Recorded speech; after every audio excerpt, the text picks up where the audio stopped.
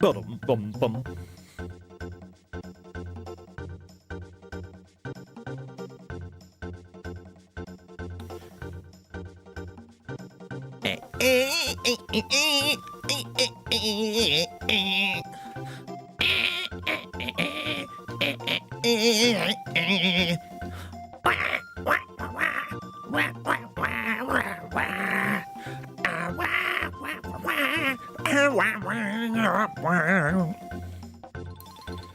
Oh my gosh, hello everybody, welcome to Kusogrande, the bad video game tournament. I am Brosentia, and I am just getting ready to bebop, boobop, boody, beep beep boo, buddy boo.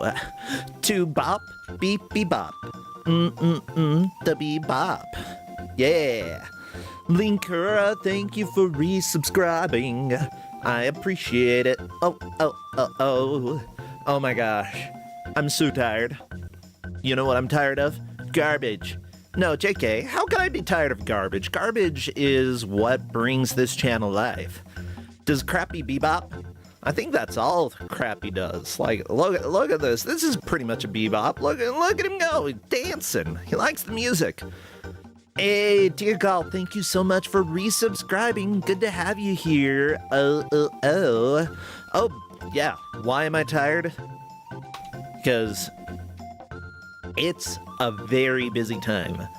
I mean, we've had 4 matches of Kusogrande yesterday. We have 4 today. I'm going to be on Arcade Pit tonight. What else? This upcoming week, we've got Kusogrande during the week because some people needed some weekday matches, so we're doing that. Oh yeah, the NES development, been busy. Actually, that's probably the main reason I'm tired. Ooh, it's been busy. Say hello to Snailzer for you. Snailzer's my boyfriend, and don't you dare flirt with him. My boyfriend. My boyfriend's back and he's gonna be a Snailzer. Hey now, my boyfriend's a snail. Yeah. What else? Yeah, the NES development is really the thing that's taken a lot of energy from me. Mind you, it's good. But some of these problems have been so frustrating because they're just built into NES Maker as problems. And I'm like, why didn't you fix them before selling it? Or in any of the updates since 2019? Here's the reason. Probably. It was originally developed for, like, top-down adventure games, sort of like Zelda or RPGs, and throwing in side-scrolling platformers, I believe, was a Kickstarter edition, so they probably had less time to work on it and probably weren't as passionate to work on it. Thus, errors and bugs exist. And so squashing some of those bugs has been my jobberoonie. Yeah. And I have Chronos. Let me tell you some of the bugs that I fixed. Jumping and hitting your head on the ceiling, causing you to stop scrolling, fixed. The weird hovering a little bit above the ground, fixed. What else? Oh, randomly getting hit by enemies because they are the same height as you, but they are, like, completely across the screen just because they happen to cross the seam between screens, fixed. That random furry that got in his way, fixed. Oh no, Final Girl, no! Oh my gosh. What other weird specific bugs? Oh, the fact that they weren't able to calculate the middle of a sprite because they subtracted instead of added, fixed. I have fixed a lot of bugs in the original NES Maker code. Yeah, it's a platformer, it's gonna work. There's probably gonna be a little bit of lag for a while, but, you know, The demo is not going to be perfect, but it's going to be coming out hopefully on the 22nd. That's my hope. Yeah. So I really, really want y'all to check it out when it comes out. And I'll probably put something up for either pre-orders, which people can just buy a digital copy. Gonna be a ROM. I don't care. Once you get it, you can distribute. I don't care. Or we're planning to make some physical copies as well. I'm trying to figure out exactly what price we want to do. It depends on how much all the hardware costs. But yes, you will give me brutal feedback, Radama. If the feedback is I love you, then please do. I don't want absolutely brutal feedback, but just like hopes. How about that? Hopes. Tell me like what you hope will be added to the game in the future. How about that? Because, you know, it's at the point where it's going to be, you know, where I know that there are some issues, but I want to, like, hear excitement and hear what you hope the game will become. How about that? Oh my gosh, I gotta do the reveal. Oh, you know the kind of feedback that I might want? Yeah, I'll make sure that I share that as well, because feedback is one of those hard things to do, because you gotta know where somebody is in the process. And you hope Crappy is in the game. Crappy is not currently in the game. However, maybe. And are we gonna have a hilarious written and illustrated manual in the physical release? If we have his physical release, absolutely. Yes. Crappy! I want to make a manual, for sure. Crappy, how about you take us over to the reveal? Come on, waddle on by. Show us. Don't get kicked in the face. Oh, no! Okay, Crappy is really good at dodging. And Kronos, do not feel bad about giving up. Because, simply put, it's not really giving up. You made a certain amount of progress, and then, you know, you probably had passion about something else. That's how it goes. I am stubborn, and I am ready to hopefully make a little bit of money on the NES game because I've spent so much freaking time on it. Oh, say hello, though, to our first GM of the day, our dear friend, Cosmic the Dolphin. Come on in. The Tale of Deltarune. The Tale of Cosmic the Dolphin. Cosmic, are you even watching? Where are you? Cosmic! Oh, Cosmic! Where's Cosmic? Cosmic! Cosmic, join! Join voice when you can. Nah, people get busy. I've got ADHD, I know life. Yeah, it's okay. Yeah, Mind Boom, the 32X. We call the silly K that runs across the screen Crappy. I don't remember why I made him. I think I was bored and I was like, what if I made a mascot? What if I made a mascot that looks really bored? Cosmic. Cosmic, where are you? I'm gonna... Here, I'll go ahead and talk to myself. Hi, I'm Cosmic. You know, I've got a really fun game for you, Bro Sancha. Oh, you do, Cosmic? Yeah, it's a... Oh, wait, no. Real Cosmic is here. Hello! Hello! Hello! How you doing? Doing much better than I was.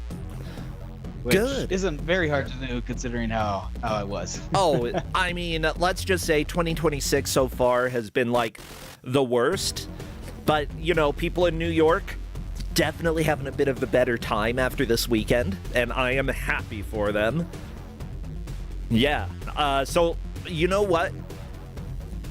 A lot of us have had a sucky time, and I know that you've had some sucky times. Let's go ahead and give a little joy out there, okay? Let's inject happiness. What happiness have you brought today?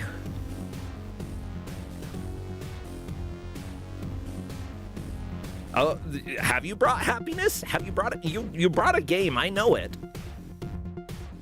Cosmic? Cosmic. I can't hear you. Oh my gosh! Why are you? Talk to me. Talk. Am I losing my brains?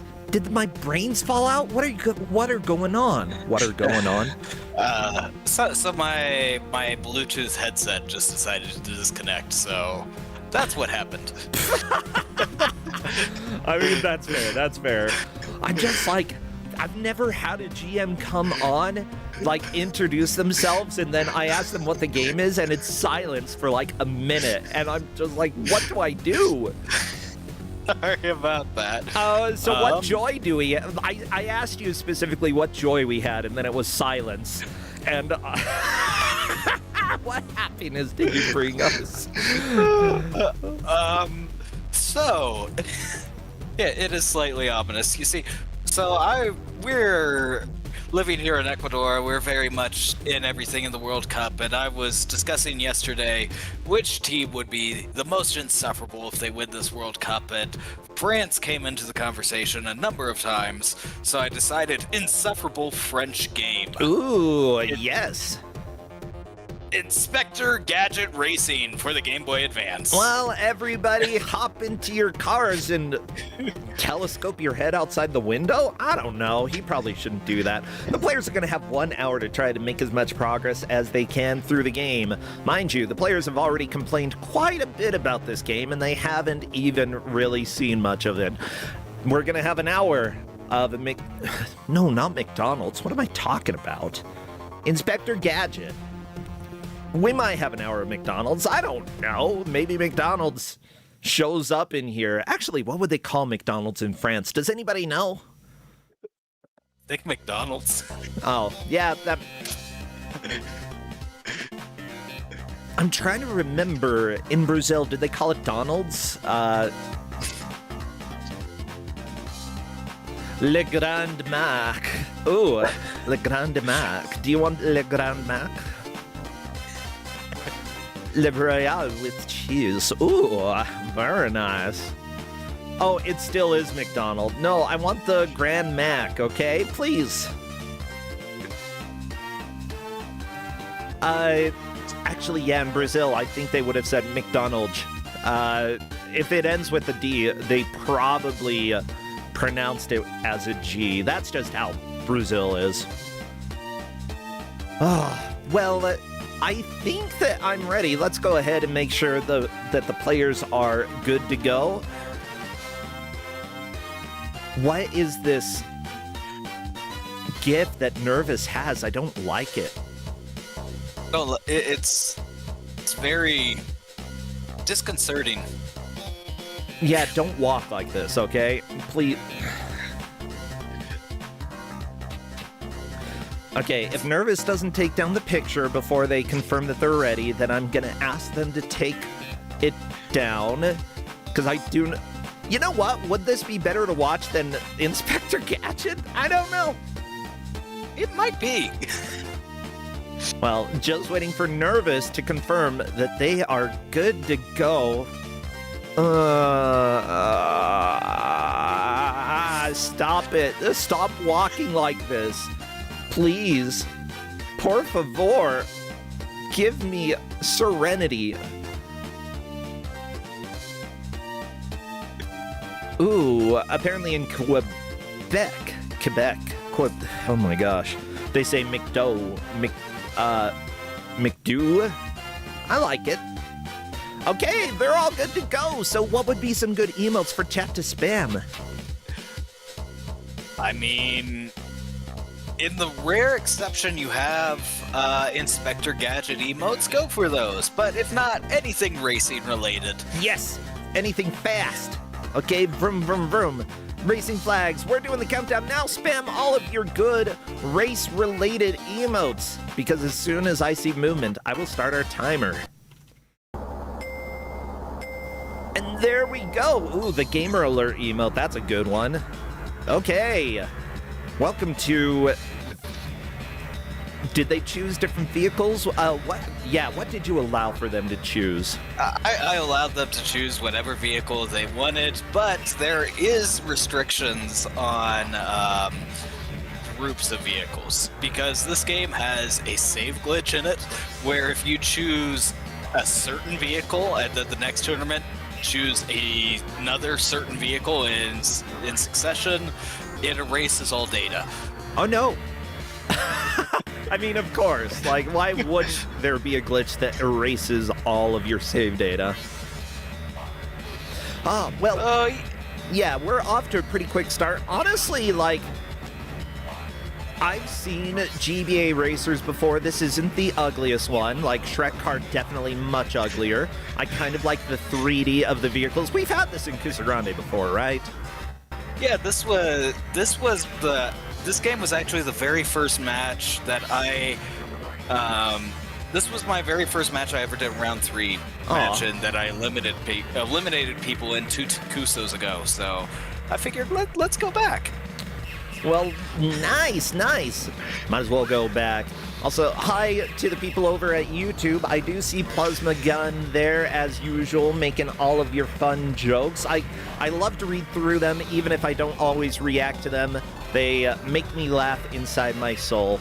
I do see, 2 players taking 3rd place. What place do you have to take in order to move on? You just need to win the tournament. So you don't need to win every race, but you need to win the tournament. Uh-oh. Okay. Yeah, MK Cyborg coming in 6th place. You have to come in first for the tournament? Yeah. Okay, what happens if somebody gets to the end and they take 2nd? Do they, like... It doesn't unlock the next tournament. Is that a mark of, like, how exactly is tracking working, I suppose? That's my question here. So our tracking is who wins the most tournaments. There are 4 tournaments in the game. Everyone is on amateur difficulty right now. Okay. If someone manages to win all 4 tournaments on amateur difficulty, then they restart the tournaments on initiate difficulty. Sweet. What about if there's a tie and 2 players make it to the same tournament? Then the highest score in the last tournament is the tiebreaker. Gotcha. Okay, cool. Well, good. All of the players are off to a pretty quick start, on race 2. Of course, this looks probably a little more difficult to control than it is, and considering this is amateur and the players, most of them are not in first place, unlike MK Cyborg, who is just kicking butt during this race. Like, what are the difficulties when playing this game? Like, obviously there are some difficulties here. It's very floaty. It will get even floatier when we get to the underwater levels. Oh yeah. It just doesn't control very well. Power-ups are very annoying to use as well. Yeah. What about turning? Is there any drifting? I know that Mario Kart often had the jumping and drifting. Does this do that at all? There is no official drift button, but you drift all over the place. Okay, so unofficial drifting. Ooh, Kefka, I like the putt-putt. Putt-putt would probably win these races, gotta be honest. So now we're in the submarine levels on MK Cyborg's side, and as you can see, this is the... Actually, everyone's in submarines now. This is the floatiest part. It's... Submarine racing is a nightmare to How control. do you control? What is this? It's been so long that, like, I have no memory of how this works, except that it doesn't. Yeah, and there's also, as you can see, an air meter on the bottom right. What? So you will stop moving if you run out of air. So the racers have to also be looking for air bubbles. Or I guess the bottom left, right? Yeah, bottom left. Sorry, yeah. It's right, left, right, up, down. Yeah. Wait, dude. Oh, I hate this music. That's right. I really... wait, we might have this on the Kusogrande playlist. That might be why I remember this. I love getting comments in the match of just what on earth. Submarine racing it's not fun. Yeah. So what happens if you run out of air? Does Inspector Gadget die? No, it's just a time penalty. You just sit there for for like 10 seconds. So it's not like the race ends, but yeah, you do want to keep your air up. So every once in a while I see somebody gets a bomb above their vehicle. What does that do? That is my favorite power-up of the game. If you're watching the game. If you're playing the game, it's very annoying. One of the power-ups is just a bomb. And if you get the power-up box and you get a bomb, then you'll just blow up in several seconds, and there's nothing you can do to avoid it. I love it. You know, oh no, game over for MK Cyborg, but that's okay. Like, simply put, everybody is going to be, like, setting a personal best when they try to get through this, and then if they don't manage to beat this tournament, back to the beginning. But still, setting a personal best and learning how the controls work is really, really important. Okay, Penny won Nervous's race. It looks like 746. Kostucha opted to go with the police vehicle. Is there a vehicle that you consider best for their choices here? Penny is a very good all-around vehicle that they have, the purple truck. Okay. It's got very nice top speed. It controls poorly, but everything in this game does control poorly. It has a very good special item, which is a shield. It is the only way in the game to block the bomb. Ooh, oh, that's really, really helpful. Yeah, so... One thing that I note, Lady Rex is actually, during this second attempt at the tournament, restarted after not having a good start, which I think is a good choice. Now that they have seen all of the races, or all of the tracks for this tournament, you know, restart if you are struggling. Yeah.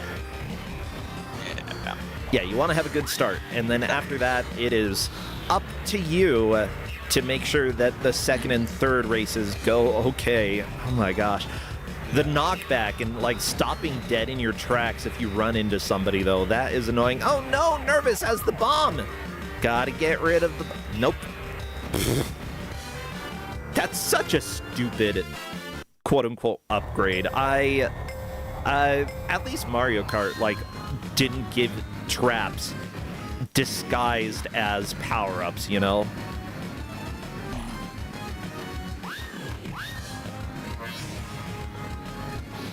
Okay, Kostucha and MK Cyborg on to race 2 here. I will be pulling up the tracking information in just a second, but yeah, Nervous is saying in Discord, I hate. And honestly, I feel hate. Yeah, there aren't a lot of good Inspector Gadget games. Like, I'd say that the best Inspector Gadget game we've also had on Kusogrande, the Super Nintendo one. Mind you, I love that game. I feel like it's got problems, but overall, it's actually got design, and I loved playing it when I was a kid, you know? So, the referees that we have for this match are Inspector Alapex. We've also got Dr. Clonk, M.A.D. or Mad, Nakarashi, and Go-Go Gadget KM. Finally, Linkura. We'll get you next time. Next time, Gadget.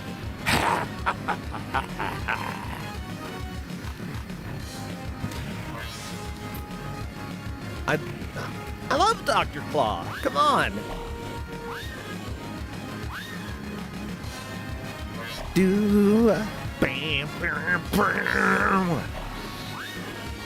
Well, yeah, for the tracking here, we do have right now, they're playing on amateur difficulty in the Gadgeto Grand Prix. There is the tiebreaker for the high score on the last completed tournament, but honestly, they're not tracking that too closely at this point, and I don't blame them, because we're gonna see people finish this first tournament. Yeah, last time this was in Kuso, we had this on normal difficulty, but we had a lot of Kuso veterans in that match. Well, not the normal difficulty, initiate difficulty. Ah. And in that match, people did win the first 2 tournaments on a higher difficulty than this. So Yeah, so I fully expect us to see progress in the next little while.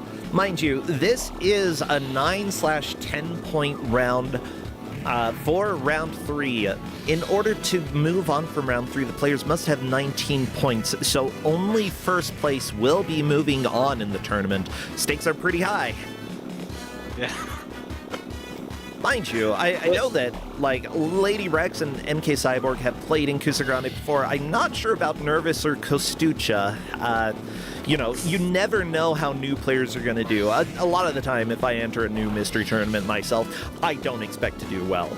And if I do any better than absolutely the worst, I'm extremely happy. And if I do the worst, then you know what? I still had fun.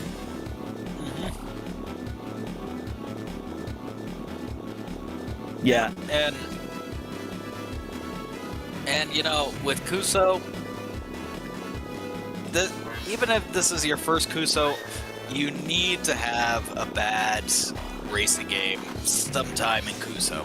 You gotta have a bad time. That's what we're all about. Yeah. If you're playing games and you're like, oh, every game that I played was the best, then maybe we missed the mark when it came to giving you games. Although here's the deal. It doesn't matter what game you have in Kusogrande, somebody is gonna like it. Wait, MK Cyborg got 2 bombs in a row while in last place? This is BS. Oh, we got someone that beat the first tournament. Ooh, Kostucha moving on to the second one. We have a very clear lead. Lady Rex might be able to do it as well. We'll see what she can do. Being in 4th place on the last lap, though, in the underwater. Oh, 2nd place. This might be enough to beat the first tournament. Let's see. Nope. 2nd place. Game over. Don't feed the octopus, kids. Don't feed him with your gadgets and gizmos aplenty. What am I oh, no, I don't know. Welcome to Word Association, everybody. My name is Brosentia, and we are going to learn that a lot of things can be associated. Is this ice physics? Yes. Why would you cover the entire racetrack with ice? Okay, whoever designed this level was wrong.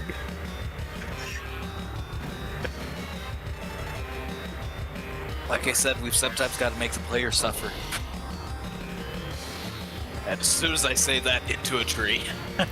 Yeah, honestly, I don't know if Penny should even be driving at her age, but to be fair, I'd still trust her more than Gadget driving. I trust her more than Brain driving. My name is Brian, and let me tell you, I've had many instances where people spelled it brain, specifically doctors. Ooh, Kostucha managed to pass the bomb. Good. That's the way you gotta roll. Give somebody else a bomb, make sure they explode today. Yeah, Kostucha's doing really well. On the ice physics, they're somehow doing okay. Oh, and Kostucha figured out, yes, Penny has the shield. And they successfully avoided a bomb by using their shield. Oh, that is a good piece of knowledge to have. Yeah. Now, mind you, this game was developed by Bit Managers SI, specifically based in Spain. Wait, you said you brought us a French game. Inspector Gadget is French, and What? Spain would be very insufferable as well if they win the World Cup. And unfortunately, Spain and France are the 2 favorites. What do you mean that Inspector Gadget is French? Okay, I've got questions here. Okay, Yeah, it's Polk is French. saying it is French. Then how Yeah, can he... Inspector Then how come he has the same voice as the Get Smart guy from Get Smart? I mean, that's the dub. Oh, yeah, that's true. Mind you, Get Smart is essentially Inspector Gadget, except live action. Get Smart's so good. Refilling the meter on the flying stage is going through turbos. Wait a second, I'm seeing connections here because Bit Managers also helped with some of the Tintin games, the Smurfs games, but those were Infogrames. Did they, like, have a relationship with Infogrames? Were they lovers? I'm gonna say yes.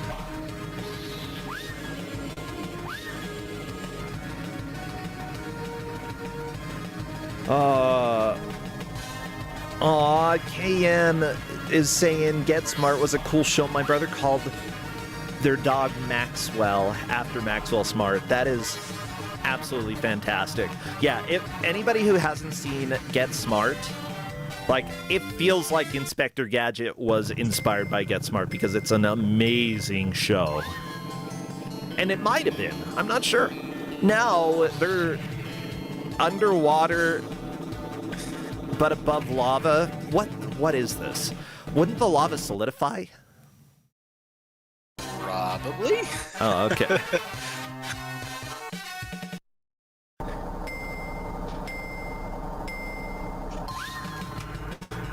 Yeah, it's been so long since I've seen Get Smart that I need to. Inspector Gadget, I have gone back and watched some, and let me tell you, especially with season 1, some of the episodes are very hit and miss. Some of them amazing, and some of them it's like, how did I think this was fun to watch as a kid?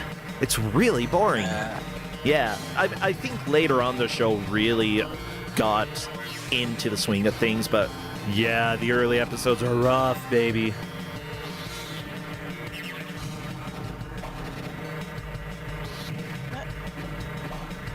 I'm in agreement, though, with White Panther that the shoe phone is a piece of art. We should bring those back. We should make those a thing. I mean, just put an iPhone in your shoe. There you go, shoe phone. Okay. I'm trying to see about the creation of the franchise, canceled projects, video games, no, music, books, other appearances, I don't care. Tell me about, okay, for the 1983 Series C Inspector Gadget. Okay, I was looking at the Inspector Gadget article on Wikipedia, but I should have been looking at the Inspector Gadget article. Here we go. Oh, wait, no, it was syndicated by Dick, so it was... Deke. Deke, yeah. Trust me, I've seen the end of enough Deke shows to know the correct pronunciation here. Yes, it was developed by Jean Chalopin. Sorry. Written by Peter Sonder and Jean Chalopin. Peter Sonder is the first person who worked on it, who is Canadian. So maybe it's a Canadian show. Well, I know a lot of the animation was done in France, but... Well, it was kind of originally produced and all- syndicated by Deke Audiovisuel and Lexington Broadcast Services Company. Maybe they were... Maybe it's a weird hybrid American-French show that, like, neither was American nor French first. It was both. Everybody, we're figuring this out. We don't have to fight France, okay? That was comma France. We also don't have to fight France, okay? That, honestly, I'm very ready to get over Americans doing stupid stuff.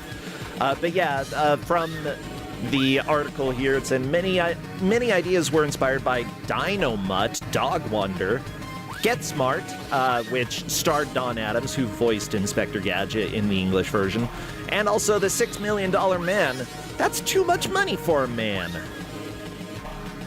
Due to concerns that the show would not appeal to girls, Penny was created for the show. You know what? Penny is probably the best character in the show. Like, usually I don't like the young Brainiac in shows, but she's so good. She saves the show. Inspector Gadget would be quite... Gadget himself would be quite a bore without... well, not a bore, quite a pain without having Penny there. Well, yeah, Inspector Gadget just does his stuff while Penny and Brain actually get stuff done, you know? According to this article... I'm sorry, this is a really funny sentence. Brain was named to convey the idea that he is smart, while Inspector Gadget is the opposite. Yeah, duh. Wow. Thank you so much, Wikipedia, for helping us understand why Brain was called Brain. The original design of Inspector Gadget was done in Paris. There we go, Paris drew Inspector Gadget. It included helicopter blades and was based on Andy Hayward and one of the directors in the series. Ooh, it was scrapped from the writer's confusion of the design. What? Oh, okay, so they got rid of that design. Production assistant Mike Maliani and Andy Hayward simplified the designs to avoid this. I don't understand what you're trying to say there. Gadget went through approximately 350 sketches before reaching his final design. He originally had a mustache, as shown in the pilot. I do remember him starting with a mustache. Yeah. Very French. Yeah. Apparently, MGM said that he looked too similar to Inspector Clouseau from Pink Panther, which, honestly, probably inspired a lot of Inspector Gadget as well, because Inspector Clouseau was a dumb inspector. Oh, so MK Cyborg has also reached the second tournament, and their first tournament score was 26. So, thank you to our wonderful refs searching all of that, being on top of things. Yeah! Good, good. I will go ahead and put the tracker up in a second, since honestly, they're doing a better job at tracking it than I ever will. Welcome to Kusogrande. That's just how it goes, you know? Dude, I'm like the Inspector Gadget of Kusogrande, you know? Thank goodness we have so many pennies. Oh, so many pennies, you know? Yeah, to be fair. Ooh, and Kostucha has moved on to the third tournament with a score of 30 in their second tournament. So. Very nice. Well, good, good.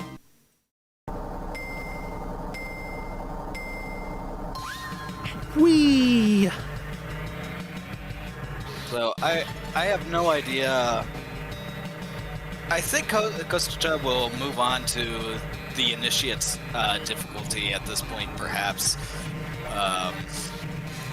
If they keep moving the way they are, and they will very quickly realize if that does happen.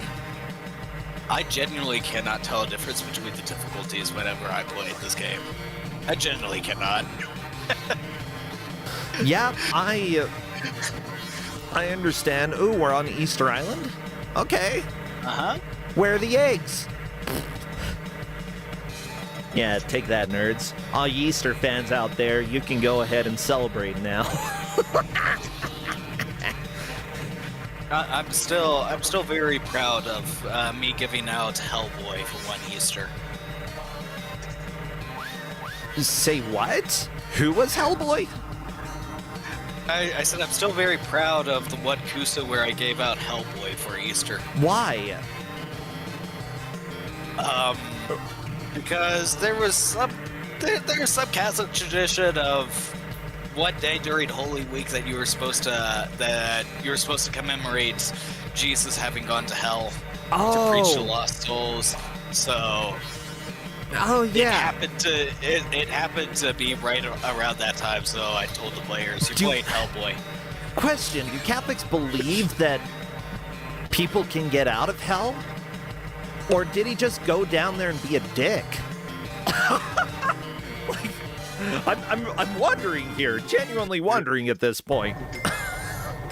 Do we have any theologians? Are there, anyone here who knows more about Catholicism? Because, like, Mormonism kind of follows that. Oh, it was a one-time offer, says Chiron. Well, sucks for everybody who died after that then, huh? So my family, my grandparents were extremely Catholic, and I specifically remember my grandfather set up his retirement funds and his life insurance to go to the Catholic Church to pray for him because his words to us were, none of you guys are going to pray for me to get out of purgatory, so I better pay someone to do it. That's fair. I mean, honestly, you gotta have a backup plan just in case your kids don't do it. I can respect that. Also, everybody I know, I am being blasphemous today. And it is Sunday. I'm not Christian. I apologize. I used to be, if you consider Mormonism Christian. But I'm not now. So know that I respect your traditions and beliefs, but also anything that I say is more for comedy purposes than necessarily criticism, okay? And so, yeah, you can go ahead and be like, wow, Placenta, you're being so evil. And I'll be like, yeah, I kind of am. I'm sorry. Well, Kostucha is the person in the lead right now, the one to be in the exotic adventure. 2 players are in around the world, Lady Rex and MK Cyborg. However, Nervous back on the first tournament. Technically doesn't matter how far you are, unless you are in first, in which case you will move on in Kusogrande. So they need to catch up and get past Kostucha. Yeah, Kostucha, they won the first race, I believe. Oh, yeah, Lady Rex is on to the third tournament as well. We're in the exotic adventure. Ooh, what is this, Atlantis? I mean, it's underwater and it's got pillars. It better be Atlantis. Lost City of Atlanto. Yeah. Oh.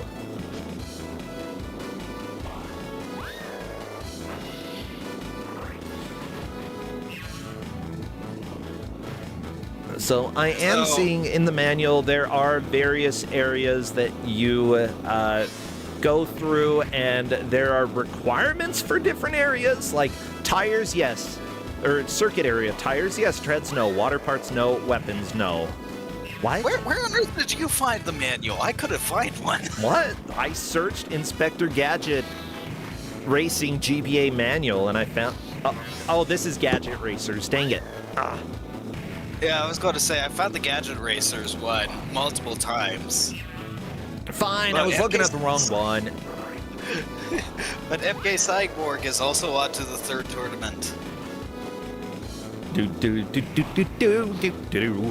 Oh, in a second.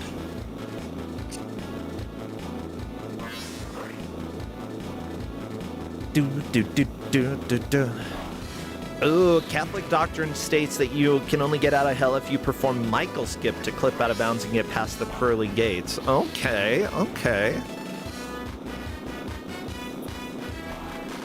Yeah, Mormonism is like,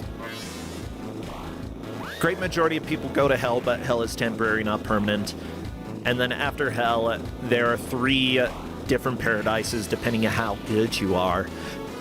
/ how bad you are. Even if you're a murderer, you go to paradise. But if you were Mormon and then left being Mormon, then you can go to outer darkness. Is that basically turbo hell? Yeah, it's the worst possible hell. Yeah, so like, sorry, being Mormon and leaving is worse than being a murderer. Yeah, mind you, they've changed sort of the language where it's no longer if you were Mormon and you left. It was in the 1800s. These days, it's like if you've seen Jesus and talked to him, and then you're like, no, Jesus is not real, then you go to outer darkness, which, I don't know. I think that, changing the definition of how to get there it's a little bit moving the goalposts. Jesus wouldn't do that, would he? Does he play soccer? I don't know.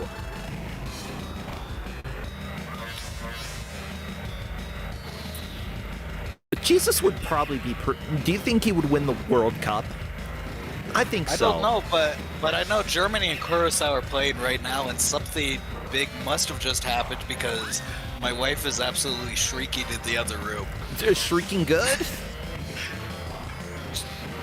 She usually shrieks very loudly at any goal, no matter who gets the goal. Ooh, because she okay. gets very happy to see any goal. So I'm just happy they're having fun. Yeah. Yep. Yeah. They're now it's 4-1. So Germany just got another goal. Okay. Ooh, Gabriel Jesus plays for Brazil. That checks out.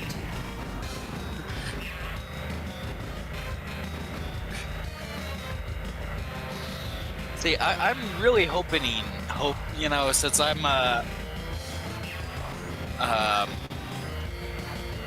since I'm in Ecuador, I'm really looking at Germany being in the same group with them, but Yeah. I feel like Ecuador should get out of their group. At which point, then I'm worried about France. And henceforth, what something insufferably French. My gosh. I'm sorry that I'm talking about Mormonism so much, but World Cup makes me think of that. Why? Because I was a missionary during the World Cup. I was in Brazil, and there were during a lot of the games, they made us go and have church meetings during it because they're like, we don't want any of the missionaries watching soccer. I'm not even kidding you.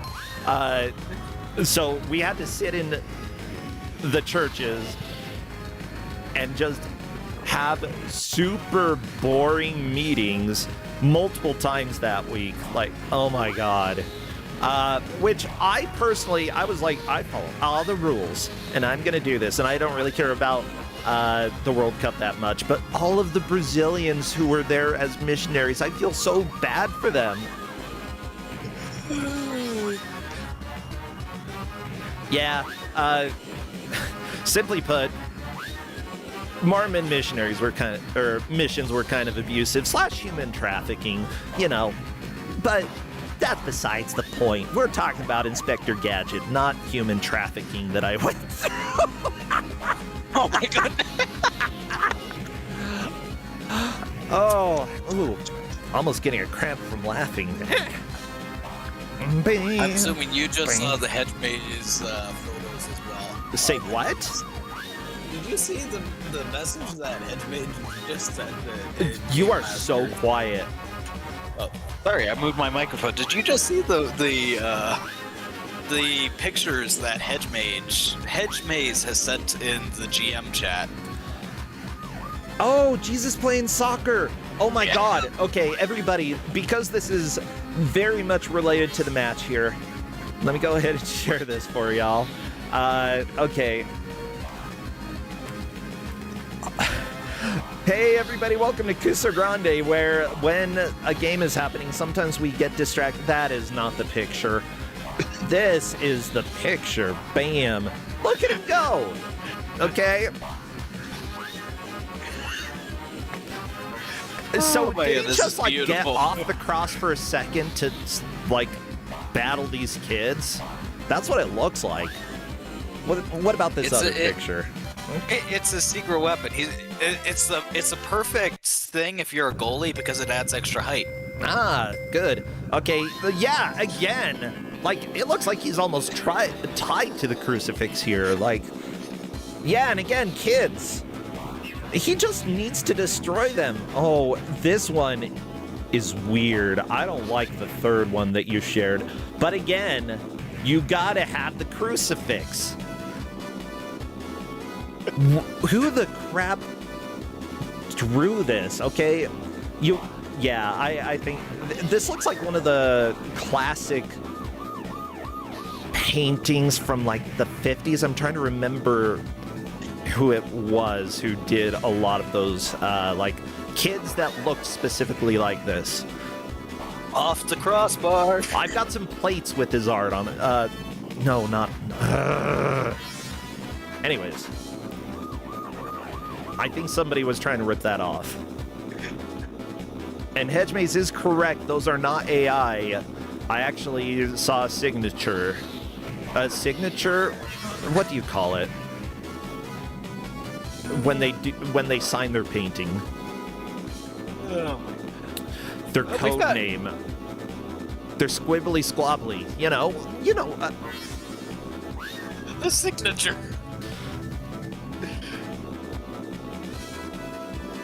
Oh boy.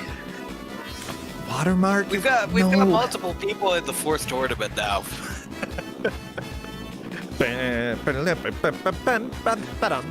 You know, Nervous has been behind for a lot of the match. Did move up to... nope, still on the Gadgeto Grand Prix. Aw, Nervous. You know what? Sometimes a game is just your Achilles heel, and in this case, it seems like Gadgeto Grand Prix kinda sucks for Nervous, and that's fine. Yeah. This is not a good game. Even by Kuso standards, this is not a good game. Yeah, the thing is, like, it looks good, it runs fine, the music is largely okay, except for this one that really bothers me for some reason. But, yeah, it's just, like, the controls don't work that well. It's very slippery underwater. Okay, what do you call an autograph? Maybe. I don't know. I don't care.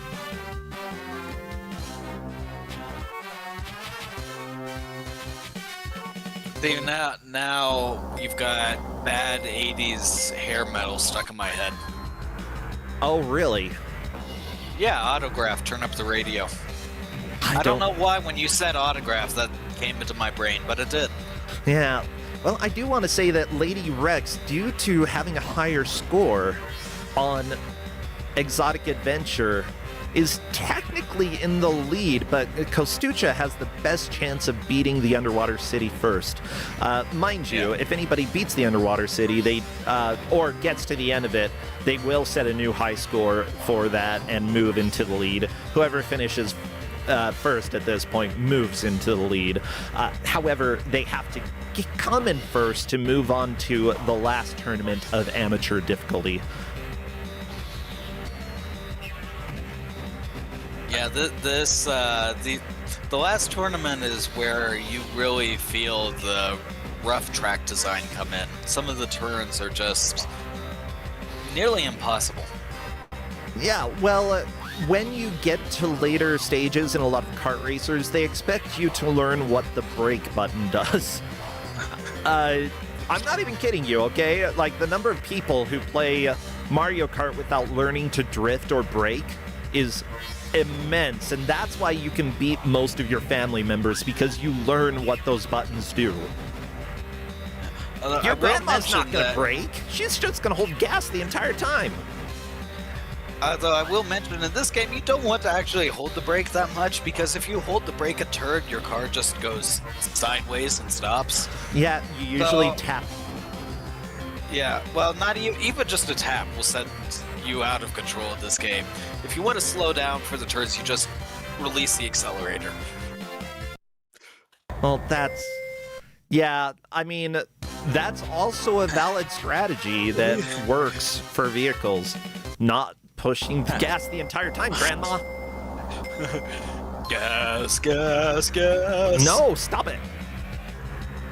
I once got in trouble at my job for sending that song to all of my coworkers. I don't know over what and over. song that is. Gas, gas, gas. Gas, glorious gas. It's It's a song from the what's it's Initial D? Okay. Initial D. Yeah, why couldn't I Gotcha. remember the name of it? Jack Initial Black. D. Yeah, and And it's gas, gas, gas. Do you like my car, my car, my car? okay, I don't know why Lady Rex like got a hit right there where she was, but for some reason she got hit and bumped up into the air. That was running out of air. She let her air meter run out. I thought that was before she ran. I don't know. Look how closely I'm paying attention to this race. I don't. Oh, Lady Rex is beaten. Lady Rex is through. Very nice. Lady Rex solidifies first place at this point. Very, very nice. MK Cyborg, though, has a chance to beat it as well. The Underwater City here is the last race of this tournament. Oh my god. What? You know what I'm saying. By the way, I'm taking a look at the credits for this game, and while it says developed by Bit Managers, it literally does not say who worked on this. It just has management here. Production team, marketing team from LSP. Because it credits the publishers, but not the people who developed it, because why wouldn't it? So, top person on the production team, Jean-Paul Marie. Jean-Paul Marie also was an outsourcing producer for Deus Ex, Mankind Divided, and Human Resolution, whatever. Do you know how much I've been talking this weekend? A lot. Baby Next Felix one, Tennis. Germany, Curacao. So, Germany sounds like they're kind of kicking butt right now. Yeah. Okay. To be Go ahead. To be fair, the Curacao was kind of the. They got a really tough group. They're the same group as Ecuador, which hasn't lost a game in the last 18 matches they've played. Oh, wow. They're with Germany, who is the best defense in Europe. And they're also the same group as Ivory Coast, who were the winners of the African championships for football, soccer. So, Well, I mean, someone's got to go in that group, right? oh yeah, poor Curacao. But just getting to the World Cup is like their own World Cup, considering the fact that Curaçao's got a population of like 50,000 people. You can find a soccer team out of 50,000 people. Okay, 158,000 people, but they're in a they to get into the team they had to play countries like 10 times their size or bigger. The people aren't 10 times that big, okay? Yeah, if they were, then maybe I'd feel bad, but no. Well, you didn't realize that the Nephilim are still wandering around today. What? Scary. We're going back into theology.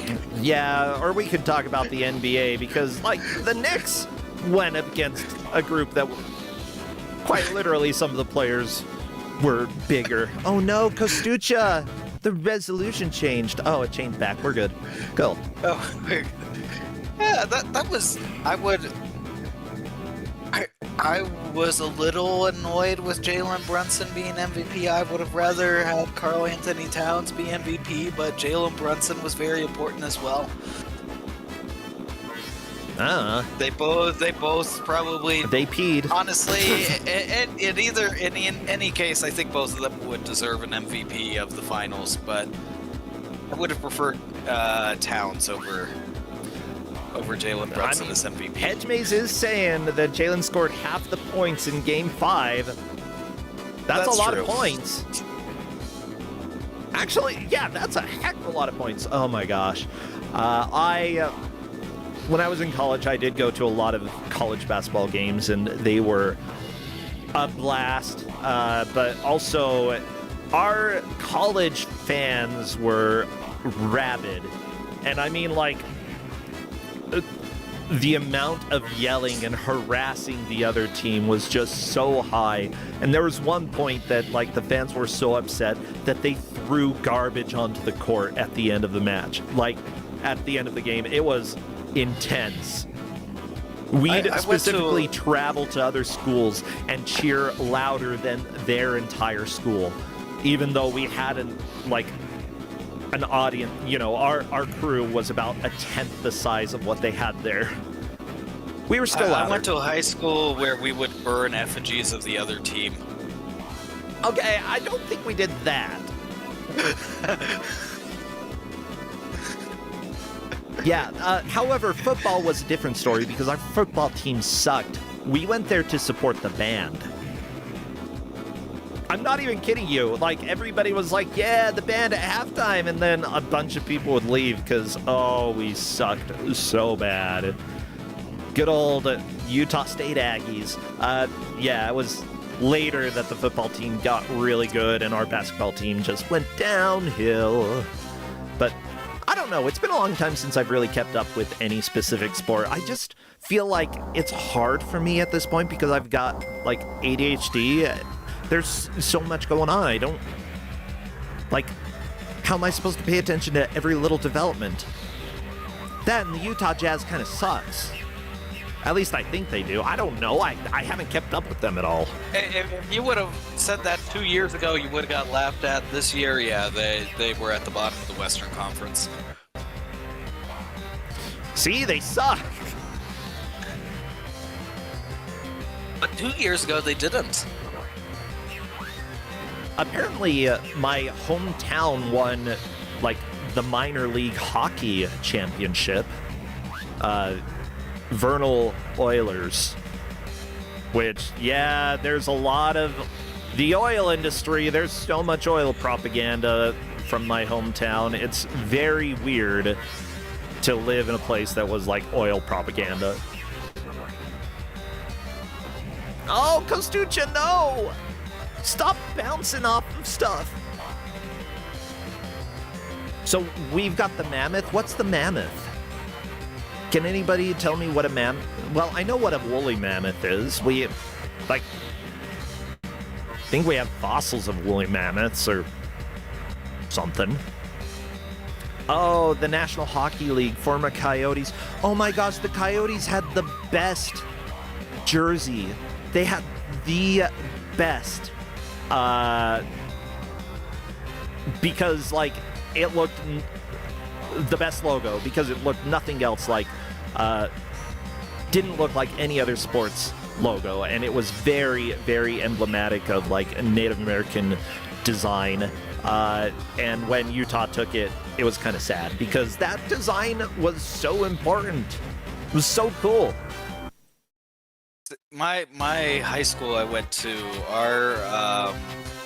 now the college I went to was just Bears as the logo, but the high school I went to, the team was the Ironmen, and that was a very old name. Like, the school had been called the Ironmen since the 1920s, long before any references to Iron Man in comics or the song by Ozzy Osbourne, because it was a city where they mined iron. But yeah, nowadays all of their games, they always play Iron Man at the start of the game, and the band always has to learn Iron Man. One weird thing, because I grew up in Vernal, Utah, and you went to high school. The mascot was we were the Utes, which is very odd to have, like, a specific Native American tribe be your mascot, you know? It's just odd, and especially since there were people who went to our school who were Utes. It's very strange, but at the same time, like, they were, I think they were proud of having that as specific. I don't know. It's weird. I don't think they saw it as a problem personally, rather that it was something that represented them, and they were happy that it represented them. I wish there were more of an acceptance of Native American culture when I grew up, because we did have times when, like, we had school assemblies to go and watch Native American performances from various students. We had, like, a world class hoop dancer in our school, and it was super impressive. And I think that, like, especially at that time, like, our school started recognizing, hey, this is actually really cool and really important, the culture of the youths. So, like, I feel conflicted, but I don't think that it was done in a mocking way, rather more of a celebration of people in the region who are part of the culture. At least I hope it was that way. That's sort of more how I interpreted it. As for, like, there are going to be problematic representations out there, and we should definitely get rid of those. Yeah, like, simply put, when one of the teams was renamed from the Redskins, that was a good thing, okay? Get rid of that. Yeah. Yeah, it was not a good name. Nope. Although I kind of wish Washington would have just stayed the name as the football team. That was beautiful. Say what? So Washington, whenever they had, like, what was it, a season, was it? Where they had a short little bit of time there. No, it was 2 seasons where they got rid of the name the Redskins, thankfully, but they didn't have any other name planned yet. Yeah. So now they're the Commanders, but for 2 seasons they were just called the Washington Football Team. I kind of like that, yeah. Yeah, I liked it. I think it would have been funny for them to just always stay Washington Football Team. It's okay. That's pretty legit. I roll with that. Go against the grain, Just have a mascot that's the shape of Washington come out and dance, And I'm going to admit something about myself as a kid. Uh-oh. I didn't even I didn't realize this until I was in my mid-20s. I thought all of the Washington pro sports teams as a kid and until my mid-20s, because I didn't actually follow that closely the cities where the stadiums are actually in. Yeah. I always thought all the Washington pro sports teams were in the state of Washington. So I was like, which city in Washington is where it is? And it's like, oh, wait, Washington, D.C., right, yeah. Yeah, that's a big city. Yeah. Wait, it is oh my god. I thought it was the state. Never mind. I'm so stupid. By the way, it looks like MK Cyborg is also onto the initiate difficulty of the Gadgeto Grand Prix and got a score of 26 for Underwater. I don't know what Lady Rex got for the score of the Underwater City, but MK Cyborg could potentially be in the lead at this point. Yeah, as Headsmaid says, yeah, it would have been Seattle, which is why I was always confused, because I remembered the Seattle Supersonics and the Washington Wizards growing up. I was like, why does Washington State need 2 different teams? And then it was like, oh, Washington, D.C., right, yeah. It would have been even better if they did call themselves the Washington States. That would so rock. And it would confuse everybody. I would love it. Well, right now it's really up to Lady Rex and MK Cyborg who is able to beat the Gadget Grand Prix. If either of them can beat this, they will set a new high score for playing through this on Initiate, and finishing this tournament, setting that score is, I think at this point, is more important than actually taking first place, you know? Yeah, because right now MK Cyborg is in the lead due to the tiebreaker rules. Yeah. Because because their last tournament that they finished, the Underwater City. No, Kostuka just moved in because they just won a tournament. They just, I think, or was that? Kostucha is moving on to the Gadget Grand Prix in Initiate. They haven't set the difficulty to Initiate. Sorry, MK Cyborg is still in the lead. Yeah. Gotcha. Yeah, they need to change the difficulty. There we go. Initiate. There is a chance for any of those three to move into first place. They just need to finish this tournament and get a high score. Like, that is what they need to do. Don't worry about taking first, just worry about finishing.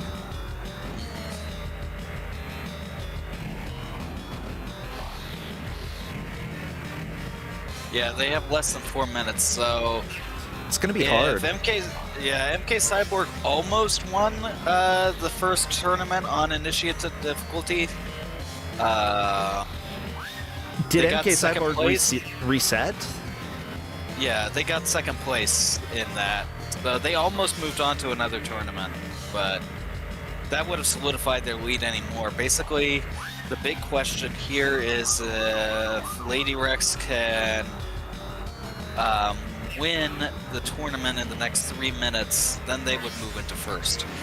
And they've got 1.5 races to go, so it's technically possible, but I don't think they're going to win this tournament.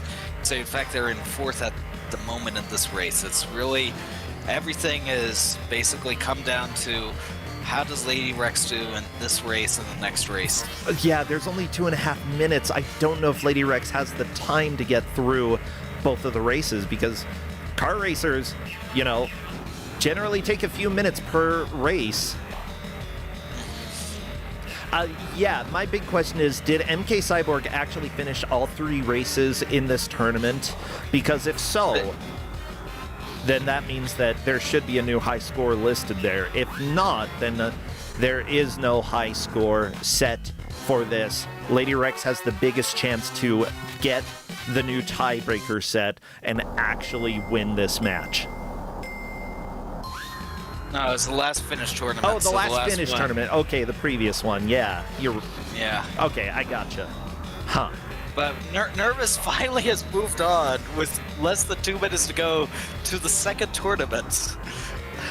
Oh, Lady Rex takes 6. That is not good. That is a game over. I think that the places are completely locked then. Yeah.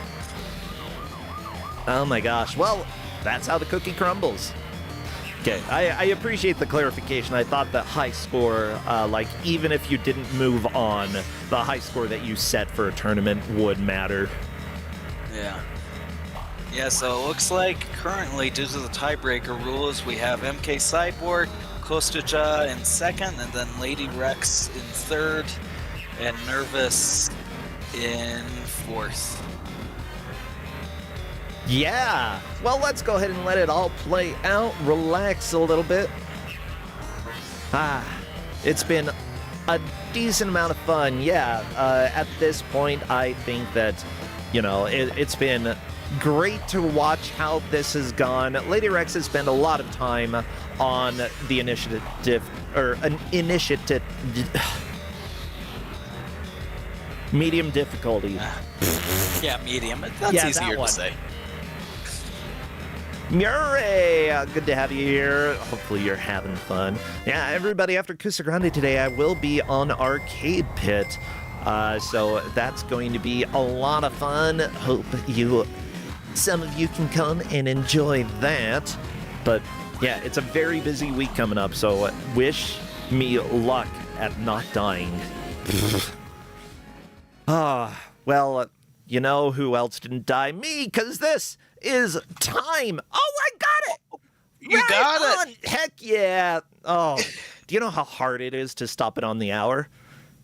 Basically I random. literally had my my hand on mouth. That one got a gasp out of me. Oh, well, good job. So I will go ahead and check the ref sheet just to make sure that we do have the official rankings set for people, but I believe it's going to be MK Cyborg in first, Kostucha second, Lady Rex third, and Nervous, unfortunately, struggling through this, taking fourth and putting up the gift that I don't like. Stop it! Why would you put that back up? You're confirming this. Perfect. Well, I will go ahead and welcome MK Cyborg in, the only person to move on from this match. Fantastic. Yeah. How do you think the players did? I think they did very well. Well, good. Good. Obviously, as people watching saw, this is not the easiest kart racer out there. Hello, MK Cyborg. Welcome and congratulations on taking the victory here. Thanks, bro. Yeah, it's definitely one of the less good racing games I've seen. Not the worst, though, but pretty jank. Yeah, there were 3 of you, by the way, who managed to make it to Initiate. Yeah, Why do it's okay. I can't say this word today. Initiate does sound like an easy mode difficulty name as well, though, to be fair. I know, amateur initiate, then professional, Yeah. I believe. So, you know, it ended up going to the tiebreaker, which is the score that you got on the Underworld City, or Underwater World, Water World, yeah. Which you had the highest score out of all of those. Fantastic job. Yeah, so Nice. You say this isn't the best kart racer that you've played out there. Yeah, like the underwater stages are definitely way more floaty and slow. The area stages were probably easiest since I think it was the easiest to just get in first and just get away from the pack so you aren't fighting over power-ups and getting shot all the time. But yeah, definitely feels a little janky for the driving. Oh, yeah. Janky with the driving. Also, like, how many things would make you just completely stop? I think that got really frustrating, especially when, like, you couldn't really control it that much because, guess what? The game's kind of butts. You run out of air, causes you to stop for some reason. You randomly get a bomb, you're stopped. Yeah, that's kind of when I went with Penny, so I could at least have some way to block some of that stuff. Yeah, I'm Especially glad that since, people like- figured that out, yeah. Yeah, since the other one, the attacking ones is only like someone who's right next to you, which is hard to tell. And I couldn't really tell what was going on with the Chiefs. I think it was a speed up, but I couldn't really tell. Do you remember what it is, Cosmic? It is a speed up. It's not a very good speed up, but it is a speed up. That's yeah, fair. I had Okay. a feeling that was it, but I wasn't sure. Yeah. So Penny definitely seemed like the right person to play, at least early on when you are first learning to play the game. So, yeah, good job figuring that out. Was there anything that you felt like this game actually did well that maybe other kart racers should do? Well, the music was pretty decent for what it was, even if there only were like 3 songs for the one for air, one for land, one for sea. Yeah, That you was know good who at did least. the music? Oh, who? Oh, I don't know. It's not listed in the credits. I was gonna ask okay. so that we could. Yeah. Yeah. No, the music definitely was enjoyable and a lot of fun. I feel like this game, like, not the worst kart racer out there, certainly not the best, but, you know, there's some joy to be had still with this game. Yeah, that's certainly true. Yeah. So what are you doing these days, MK? Anything exciting that people should know about? Anything you want to plug? Well, as usual, right now I'm working on the last episode of The Adventures of the Fox and the Fedora Season 4. That's right. I'm going to be streaming Next Fest demos this week, and next week I'm going to be raising money for the VTuber Summer Slam for Gamers Outreach. Ooh, So that's going to be fun. that's awesome. Well, good. Yeah. yeah, I wish you the best of luck with that. I know that you have been putting a lot of work into writing, and honestly, it's great to support our fellow creators, so best of luck with wrapping that up. I hope it goes well. Yeah. Yes, bro. What about you, Cosmic? Anything that you would like to plug? Nothing. Just make sure to always plug in your things correctly. Oh my and God. don't get electrocuted. Okay, very good idea. Don't electrocute yourselves, everybody. This is the professional advice here on Kusogrande today. Yeah. Thank you both so much. I'll go ahead and let you go, and we'll get ready for game number 2 coming up in just a sec. All right. Later. See you, dude. Take care. Bye. Well, everybody, this is Kusogrande, the Bad Video Game Tournament. I am glad that we have a good crew around, and thank you, everybody, for supporting, especially Lupine One. I forgot to shout you out. Thank you for resubscribing. All of that helps out. We do give out over $2,000 worth of prizes each year. Of course, another way to support is when the demo comes out for the NES game, hopefully in just a little over a week. I'm trying for June 22nd, okay? That's my goal. And if you try it out and you like it, then we may, or if you have like advice for things that you want to see, I would love to hear that as well. As long as you're like not telling me this sucks, you suck, you're a big sucky suck boy, then I would cry, okay? But if you give suggestions for things that you want to see, things that you hope, then I would love to hear that, and we may be able to start taking pre-orders or doing a Kickstarter or something. I don't know. We haven't figured that part out yet, but you know, if we start doing that, that will be a great way to support. Now, Crappy, it is that time. Do a little jig. Make a little love. Get down tonight, okay? And go say hi to Inspector Gadget for us. Woo! Honestly, I feel like Crappy... could Crappy be a villain? A cartoon villain? If so... would he be interesting? I don't think so. I don't know. Crappy, stay dancing. That should be your job for now. Well, say hello to the GM number 2 of the day, our dear friend, Neatsol. Come on in, Neatsol. Let's talk about your game. Hello there. Hello. Hey. Hello, everyone. Yeah, how are you doing today? I'm doing okay. I got a few vetoed. So yeah, we're getting something that is kind of a cartoon as well. So it's a sequel to a rather famous horror movie that Yes. became kind of like a horror comedy movie.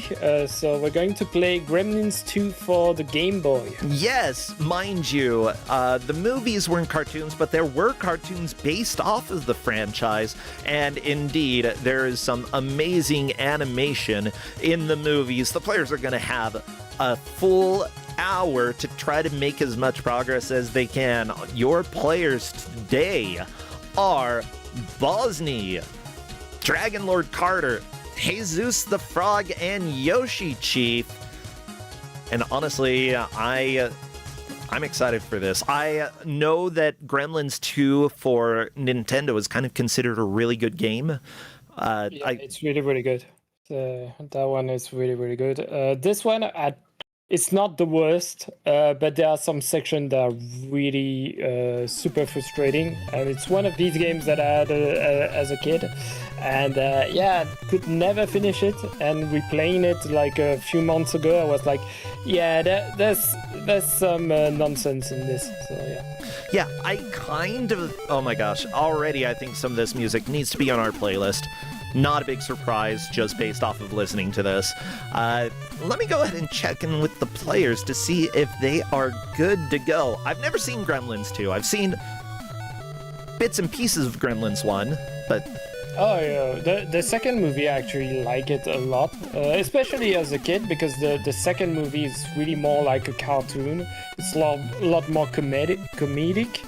And I think the second both movies are great, and the second one is really different from the first one. So I highly recommend it because, like, the puppets in it are just amazing. Yeah. Well, the players are confirming right now that they are good to go. What would be good emotes for chat to spam? Toolboxes. We're going to have a bit of that. Pencils. If you have any tools, spam those. Spiders. Anything that it's ugly, like creatures and stuff like that. The dangerous thing about telling people to spam tools or ugly things is I know that my face is one of the emotes around here. Oh my gosh.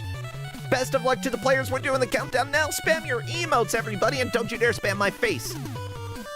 I'm not a gremlin, nor am I a tool, nor am I... How dare you, Ubi. As soon as I see movement, I will start a timer. Ooh, that's spiders.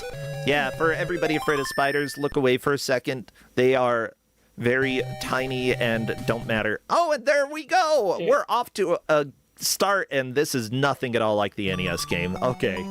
Good. Yeah, it's nothing at all like it. What's really annoying with this game is the way the collisions work.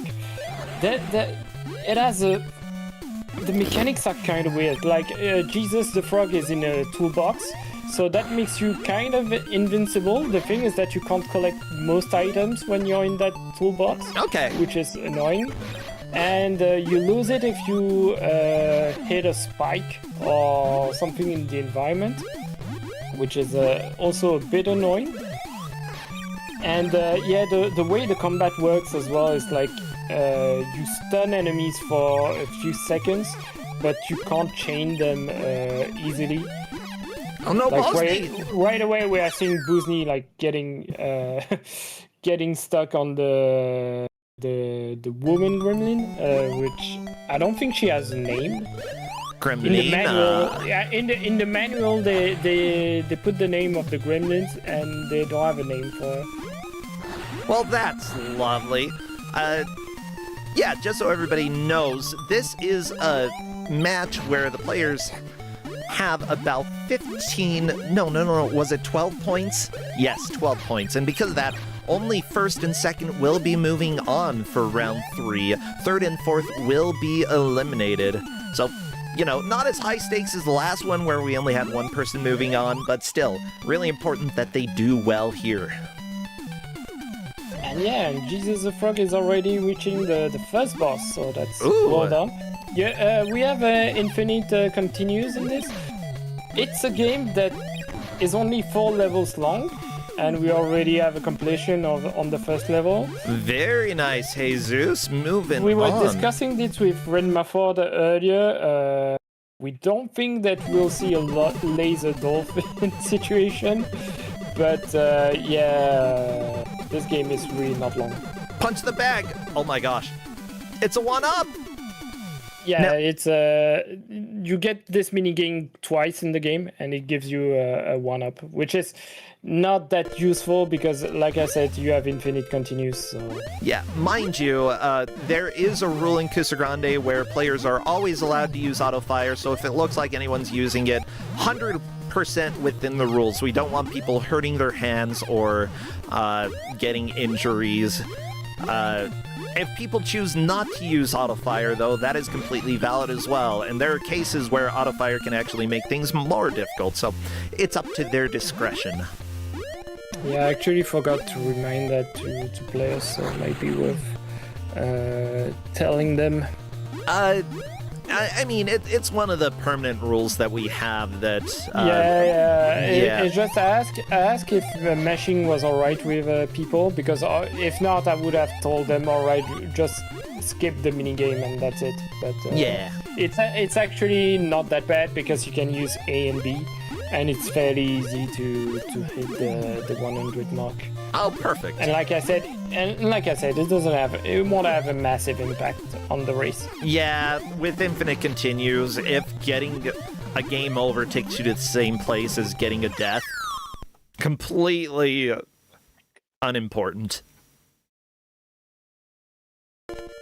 Yeah, and like Codman is saying in the chat, something that's fun with Sunsoft is that the Game Boy version of the NES game, at least games that they made on the NES, are completely different on Game Boy. Yeah. They didn't try to port them, so that's always really, really nice. It's like the Game Boy version of Batman is really, really good. I don't think it's as janky as this one, but yeah, it's always nice when a developer makes the effort to make different games completely. Yeah, I agree. Mind you, if they do a port of a game that, like, was successful on the NES, wait a little while, and they're like, here's the Game Boy version, then people are probably going to expect something similar to the good thing that they played on the NES. But if you release them at the same time, especially if it's based off of a movie, that is a very valid way to do it. Hey, Bosny, on to the bonus stage. Just gonna punch the bag and get through this. Well, very nice. Like I said, it's really not a difficult minigame, so... And everyone has cleared the first level pretty fast, I think. Yeah, everyone got it. So yeah, this is the point where the platforming gets a bit tricky, because, like I said, the behavior of the enemies, stuff like the spiders, is really annoying. The way the jumps work as well is a bit annoying, because you really have to be on the edge of platforms to be able to make a jump like the one that Jesus is trying to do there. Yeah, right Jesus there. making that very nice. It can be like super annoying just jumping over stuff. Yeah. And I think it's going to take a death there. Yeah, here we go. Yeah, not a big deal. It seems Yeah. like the biggest thing, if you make it to the boss and then you get a game over, yeah, you have to play the stage again. Otherwise, Yeah. not a huge setback. And these levels are short. Yeah, the levels are fairly short. The bosses, if you're full health, it's actually possible to really brute force them. You don't have to learn the pattern necessarily. The thing is really getting through the levels, especially once we reach stage 3. Stage 3 is going to be a massive wall, I think, in the game. Dang it, I wish I could program diagonal scrolling for my NES game. I like it. It's fine, I'll live. I don't know if it was easier to do on the Game Boy compared to the NES, because yeah, I think I remember seeing a lot of games with diagonal scrolling on the Game Boy. Yeah. I want to make my game a kid cool like? No, absolutely not, Ubi. How dare you? Hey, you could remake Kid Cool, but good. I mean, we've talked about doing a game jam that's essentially take a bad mechanic in a game or a bad game and try to make something good out of it. Yeah, that would be fun. Yeah, that would be fun. I don't know, like, after I wrap up some other projects, maybe we can do the Kusogrande game jam, you know? Yeah, that would be nice. Too many But projects yeah, right now. Oh, yeah, go ahead. Yeah, there's so many things going on at the same time. It's a bit complicated. Like right now, I'm trying to learn a few runs for Big Bad Gameathon. And, Oh crap, that's right, I gotta do that too! Yeah, Big Bad Gameathon Yeah, and I'm submissions trying to usually get- open up in July, so that's something to think about. It will be the full month of July, and I think the date has been set for like the last weekend of September. Yeah, for if the somebody event. really wants to watch me run Milk Run from yesterday, it's just $100,000. That's all. Super low price.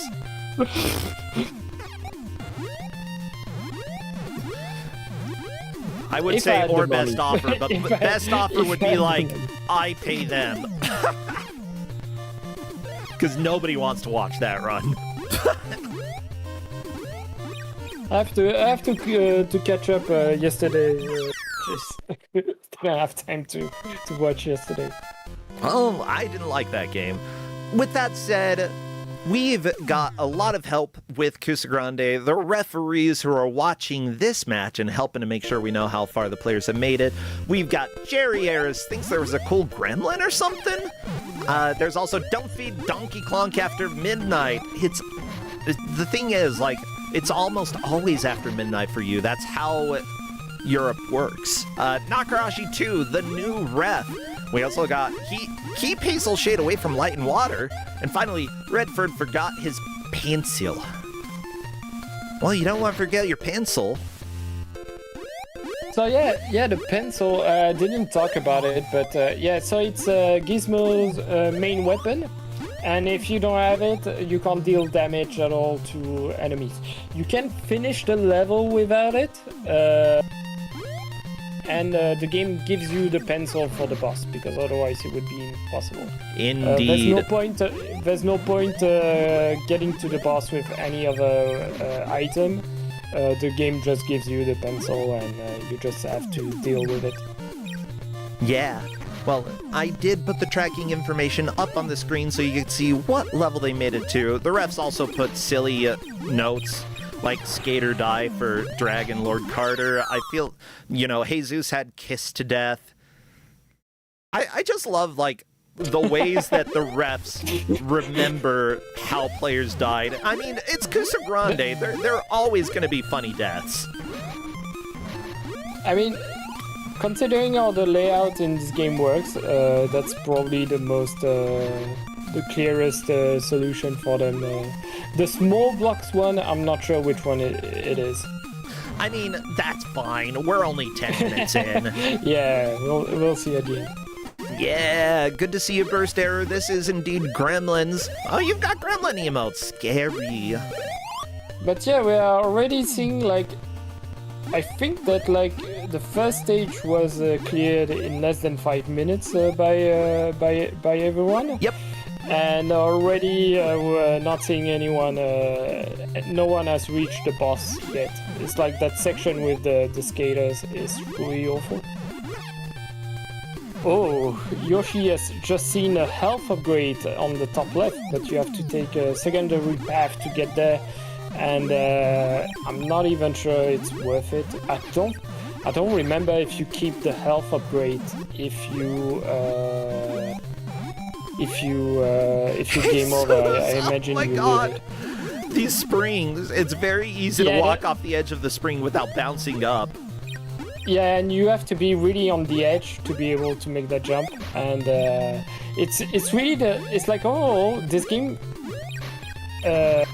controls are alright, and it's once you get to these sections where you have to use the springs, and I really hope we have someone getting into that really awful section in stage 3, that the game really becomes nonsense. I mean, I'm sure we will.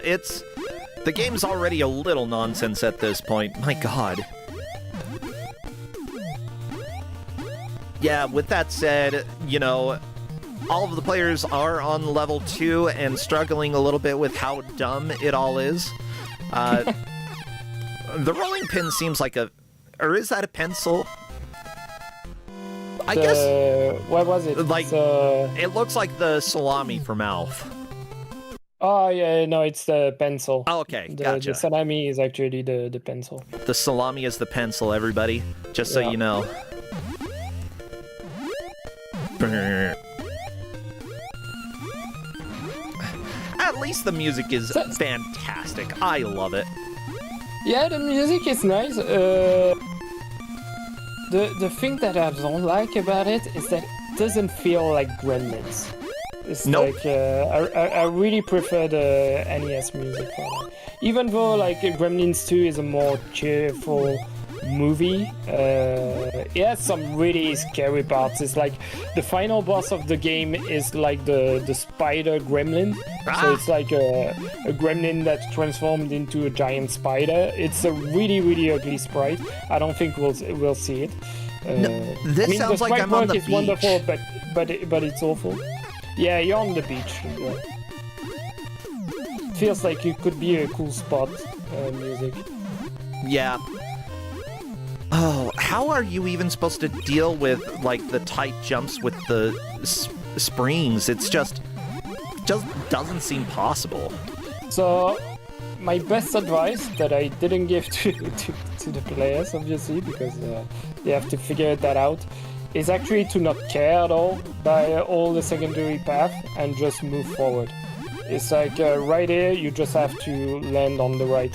Yeah, just go to the right. It's one of these games where you're going to see like some health on a secondary path, and you're going to lose more health trying to reach it, rather than just moving on. So Jesus did grab it, but unfortunately that was after taking some damage. Ooh, the smoochy gremlin. No, stop it. Stop kissing. Jesus is going to reach the boss. There we go. Jesus, moving on.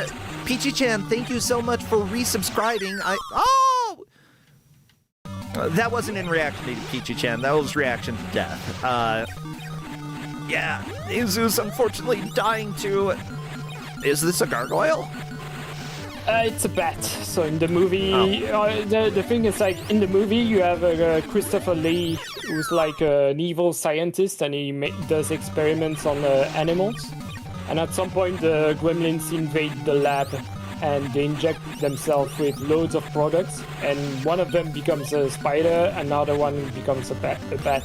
So really cool puppeteer work. Oh yeah, like honestly, the puppeteering was so impressive. Yeah, the bat is really stop motion stuff.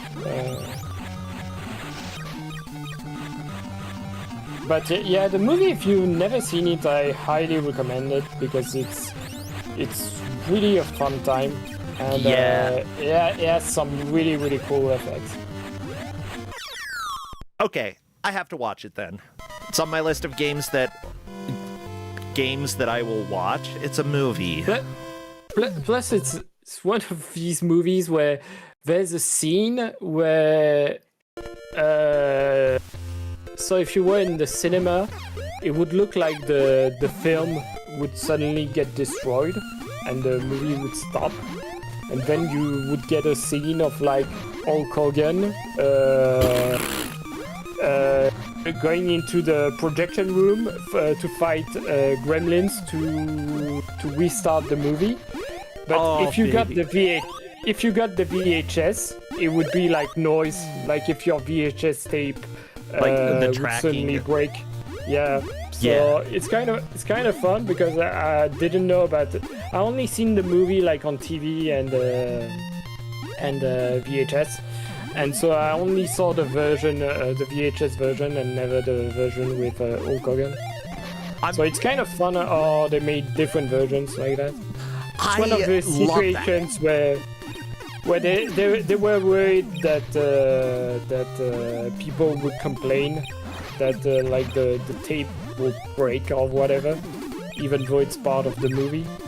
But the thing is that the director, I think at first didn't want to make the sequel, and they managed to get him back from the first movie by telling him, all right, you can do whatever you want.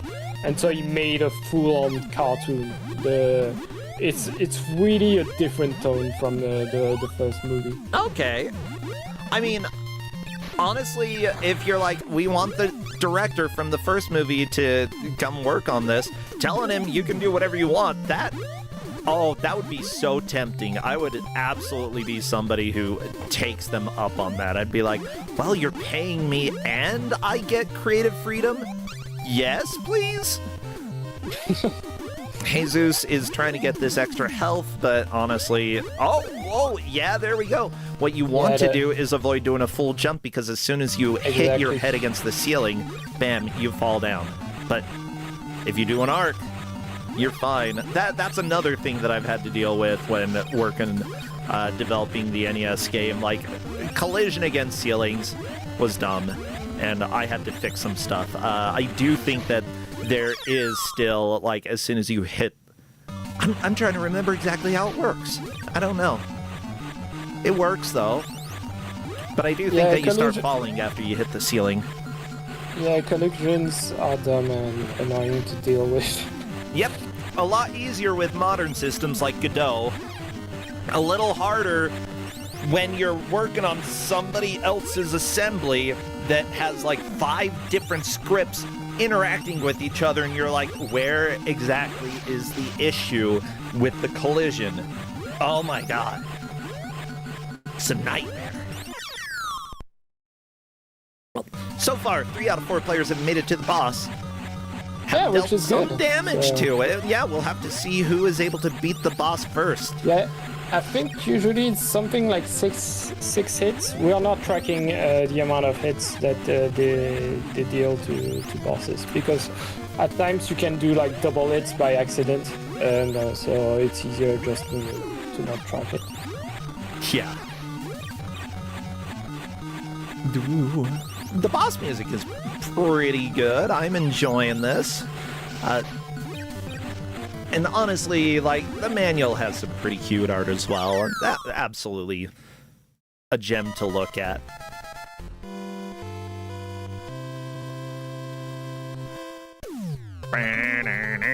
So yeah, at least everyone is learning for the boss. Didn't look at Yoshi recently. Seems to be doing pretty good. Yeah, Like, avoiding the little bats is really important. Yeah, oh, I think that's a final phase. Yeah, that might be like the last attack that he has to avoid. So yeah, he got the strat. So you have to get. Oh! Okay, you got the strat for the little bat, but not for the main gremlin. The little bat, you have to get to one corner of the screen and start running to the other side once they start coming down. Yeah. So this was made by Sunsoft, right? Yeah. Yeah. Mind you, the music is really outstanding here. Sunsoft did a lot of, like, I'd say, like, games that got mixed responses. Fester's Quest, obviously being one of them. They've made some games that are absolute classics, though. Yeah, looking at the music, though, lead person on the music is Shinichi Seiya, who also did the music for... Oh my gosh, sorry, I thought they did it for Gimmick. Nope, not Gimmick. Gremlins 2 on NES, they did Batman for TurboGrafx, Journey to Silius, Batman the video game. It looks like Super Spy Hunter on NES, Blaster Master Boy. I don't think they did the original Blaster Master. Yeah. But Blaster Master is a Sunsoft classic as well. Yeah. Then some of the other musicians, you know, one of them worked on City Hunter, again, Journey to Silius. A third musician worked on The Manhole. I don't know what that is. Super Fantasy Zone. That sounds like fun. Dual Orb and Dual Orb 2. Scary. Jigsaw World. Anyone want to go to Jigsaw World with me? Well, it's great. We get to sit down and do jigsaws. Yeah, maybe we can do something else, you know? But yeah, it seems like most of these developers in Sunsoft worked on the same games together. And, you know, because of that, pretty solid team. You know, they'd get together, probably know what all their roles are for this Gremlins game. And it would be... They already know the team dynamics, and that's probably why it ended up working out pretty well. This certainly isn't the best game in the world, considering that it's on Kusogrande and we're having some struggles. But at the same time, I kind of enjoy this. It's like compared to, it's like I had a hook for the Game Boy, which is a port of the NES version, and the NES version is really terrible. The NES version is so bad. It's so bad. I mean, they really did a wonderful job with this, because it's a different game and it still has qualities. It's just that it's like it needed maybe a little bit more time in the oven, and that's it. But overall, it's really, really good. It's like, as far as games based on movies in the 90s, this is not the worst. It could be so much worse. I completely agree. Oh, you know, there are a lot of nightmares. It's like there's a bit of RNG that can be frustrating in this. So I'm noticing that Boozney is really pushing really well through the level, like managing to get to this part without losing health. Yeah. It looks like he got the idea that all I need to do is just get back to the boss, no matter as quickly as possible. Yeah. Which is a good strat. So even if you die once, it's not a huge deal because, you know, that's how it goes. Yoshi Chief is through. GG. Yeah. Well, let's go ahead and swap audio over there. On to stage 3.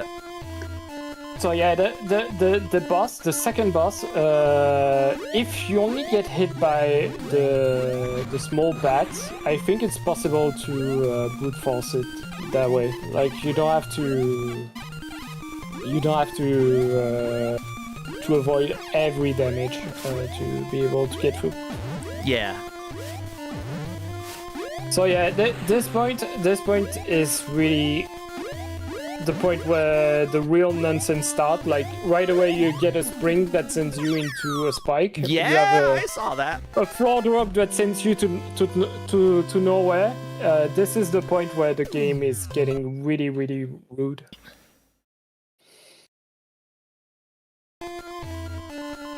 Yeah, this music makes me think of Little Mermaid on NES for some reason. Which, by the way, fantastic game. Everyone should play The Little Mermaid. It's great.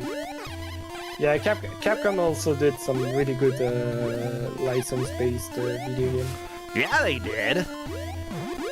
I think really the worst that you could end up with is really Ocean. I don't remember a lot of good games by Ocean. If you're licensing a property out to have a game made, Ocean is scary. Because they'll make how many versions of RoboCop? I don't know. Too many. I actually tried to give an Ocean game to these players, but they vetoed it. So yeah, they got this instead. We've got a little audio lag for Yoshi Chief. If it starts bothering me, I'm going to swap over to one of the other players since, you know, everybody's starting to make progress here. I think Jesus is pretty close to Jesus was figuring out some of this bat boss, but unfortunately this bat is annoying.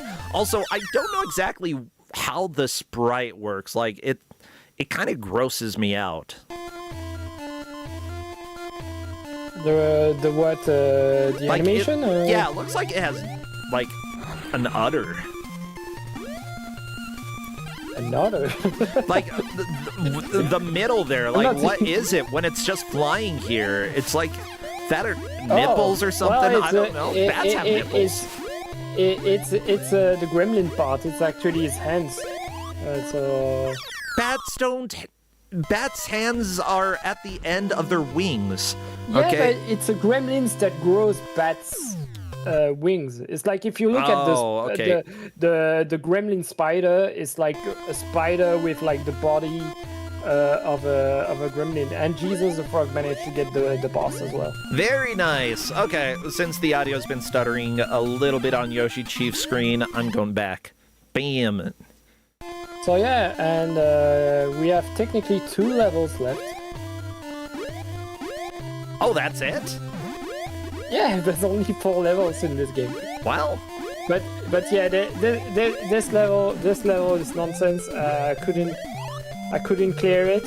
This is the point where you have to really master the spring, because otherwise you're going to mess up a lot of jumps. And there's a lot of blind jumps where you go down from a block and suddenly there's a pit below you. So okay, everybody. And also what you were saying as well earlier about the fact that if you do full jumps, you're going to hit the ceiling, and as a result, you're going to die.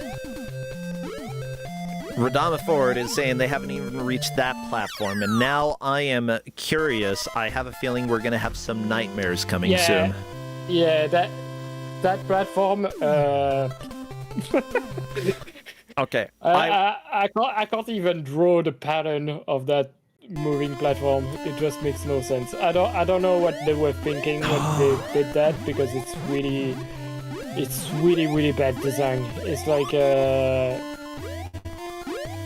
yeah, you'll see. By the way, I was going to share... We're going to see it. There's 30 minutes, we're going to see it. Yeah. I was going to share a picture of the back gremlin in order to show how I was right that the sprite doesn't make sense, but then I actually saw that it's got a couple pairs of hands, okay? Like, you've got the wing hands, right? But it's also got in the middle it's got here... additional hands. Yeah. It's got the middle hands. I didn't even... Yeah, okay, so the sprite is actually correct. It's not nipples, it's hands. See? Look at those little hands there. I like them. I don't think any gremlin has nipple. You can't find a gremlin with nipples. If I look gremlin nipples on Google Images, I Don't do that. assure you I can find one. Don't do that. Too bad! I probably won't show anything. No, that's a monkey. I don't think the girl gremlin has nipples. She has breasts, but not nipples. She does. Oh my gosh, does she have a lot of lipstick? Yeah. I think I found her. Just searching for gremlin nipples, I found her, but she doesn't have nipples for sure. Yeah. As well, aren't you a fan of like Star Trek Voyager as well? Because I need to watch Voyager. Oh wait, no, I have watched a lot of Voyager, but I haven't seen all of it. Yeah. Because the actor who plays the hologram. Hey, we got the famous moving platform section. We just saw it on Jesus the Frog Street. We'll see it again. Don't worry. But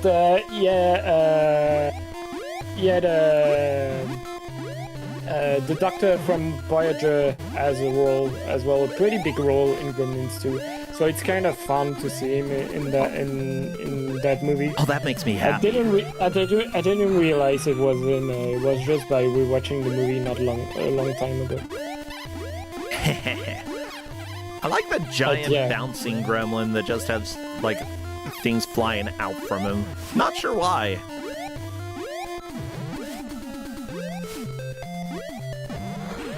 Which one? I'm not seeing the one bouncing. Oh, it was on Jesus' screen, but it's not there anymore. It's kind of trapped within a box and is just like 4 or 5 times as big as your character. Jesus is about to reach that moving platform we were talking about. What? No, nope. Dislike, thumbs down. What?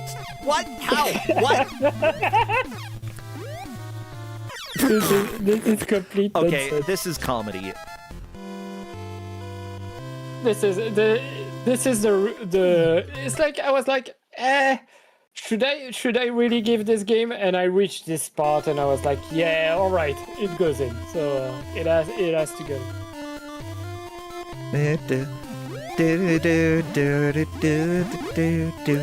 And yeah, Jesus is reacting in chat due to that, obviously, because I can't think of many games having moving platforms like that.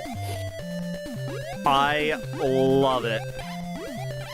What a nightmare.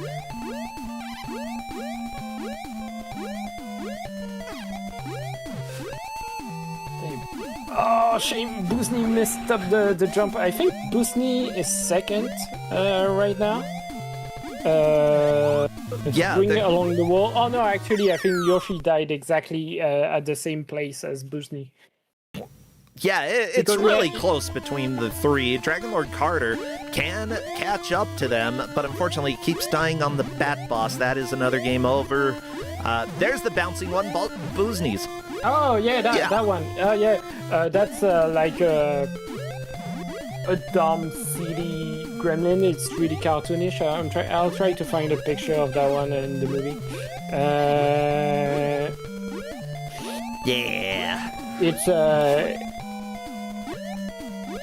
it's like one of the most unique design that you see in the movie.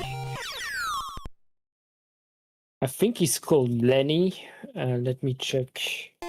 Buzney almost landed on the unfair platform, but unfortunately fell to his death before landing. I don't know if Buzney knows the nightmare. I mean, currently says most of stupid unfair platforms, so like, I think everybody on stage 3 is learning. Dragon Lord Carter saying this game is jokes and not the fun kind. Dragon Lord Carter, you don't even know the joke. Get excited. Okay, I got the picture. It is sending it. The Game Master channel. Here we go. Oh, that one. Ta!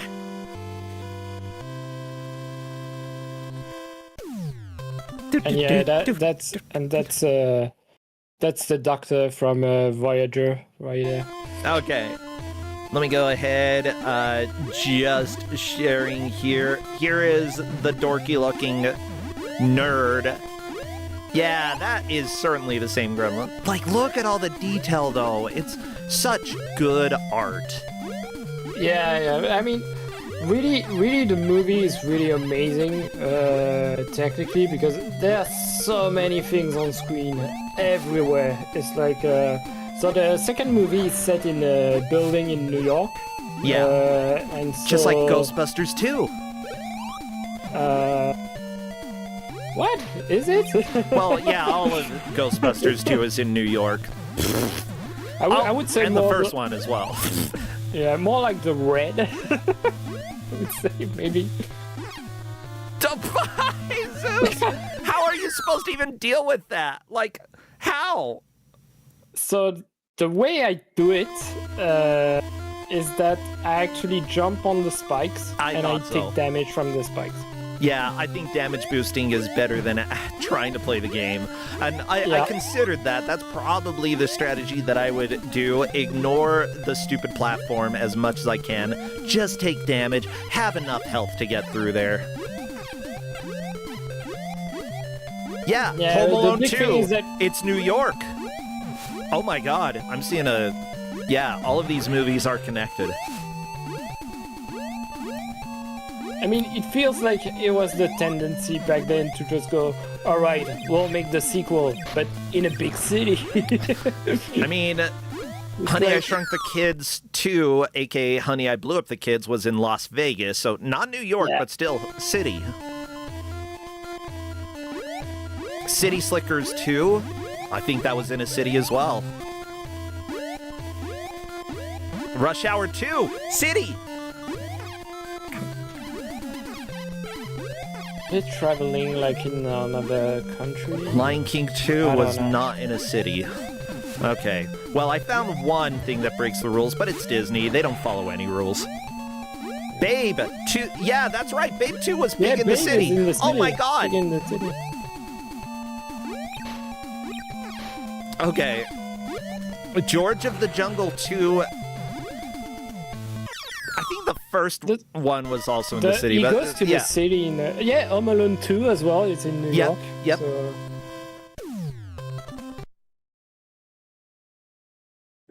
Yeah. So yeah, there we go. We figured it out. And also, thank you, OBS, for being a pile of butts. Let me go ahead and fix that. I know somebody in chat's gonna yell at me, but even when I fix it, they're gonna be like, your tracker's wrong. But no, I already fixed it, nerd.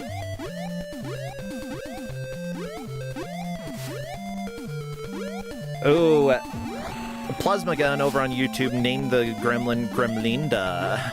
Ooh. So I think we reached the point where we have 3 out of the 4 players complaining in the players' chat. That is amazing. I would call this like a good choice as a result.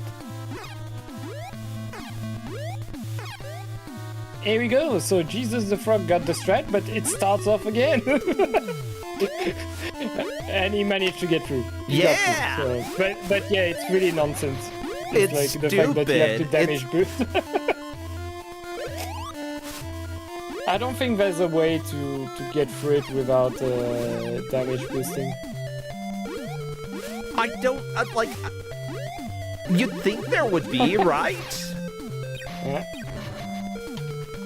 So now the challenge is to not die before reaching the end of the level, because otherwise Jesus the Frog will have to redo all of that.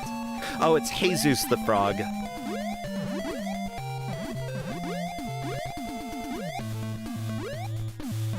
Just with the Spanish pronunciation there. Oh, okay. Yeah. Do do do do.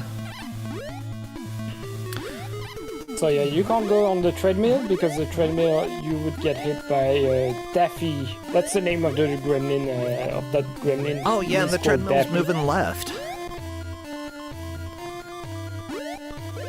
Yeah, going the top route though did let Jesus get health and then take damage, so that's cool. I think he's going to die.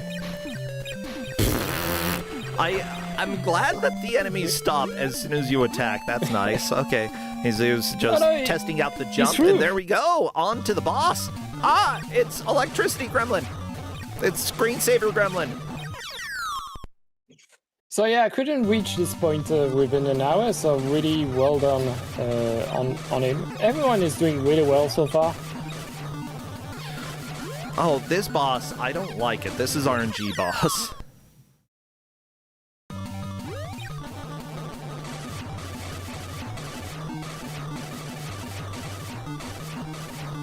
So yeah, that's another really cool idea from the movie. It's like one of the gremlins turn into electricity and goes around the plugs and all that, and he's really cool looking. Oh, almost. Jesus has the right idea. Stay in one place Yeah, until you can't.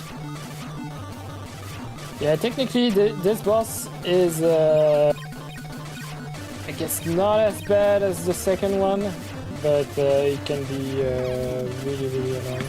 Yep, just gotta learn the safe spots to stand during this phase, and then after you damage the boss, you gotta jump over while he does his horizontal movement. If you do that, you're gonna get it figured out.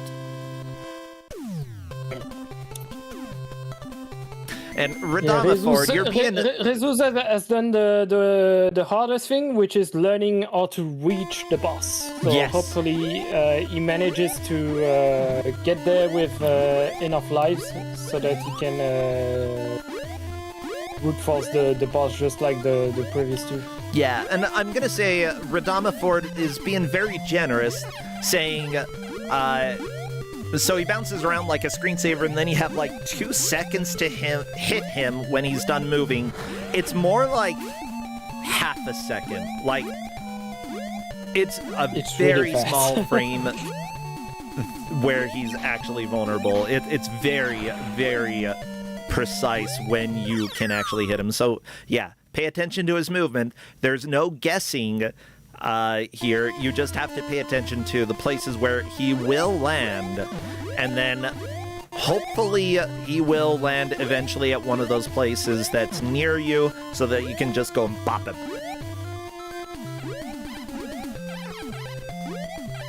Okay, Dragon Lord Carter getting some hits on Bat Boss. I think Carter can do it this time. Come on, yeah. Doing a good job of luring the bat down. You do not want to go all the way underneath the bat once it starts swooping, because it will hit you. I think Dragon Lord Carter has it with this set of lives. Maybe not this life, but Yeah, possibly, not that far. maybe. If you just get hit by the small bats here, he could make it. No! Yeah, the problem is that The he double hit. jumped. Yeah. There's something that's really annoying with that boss as well. Is like, well, the wings of the gremlin don't deal damage, so it's really hard to tell which part of the boss are going to deal damage to you or not.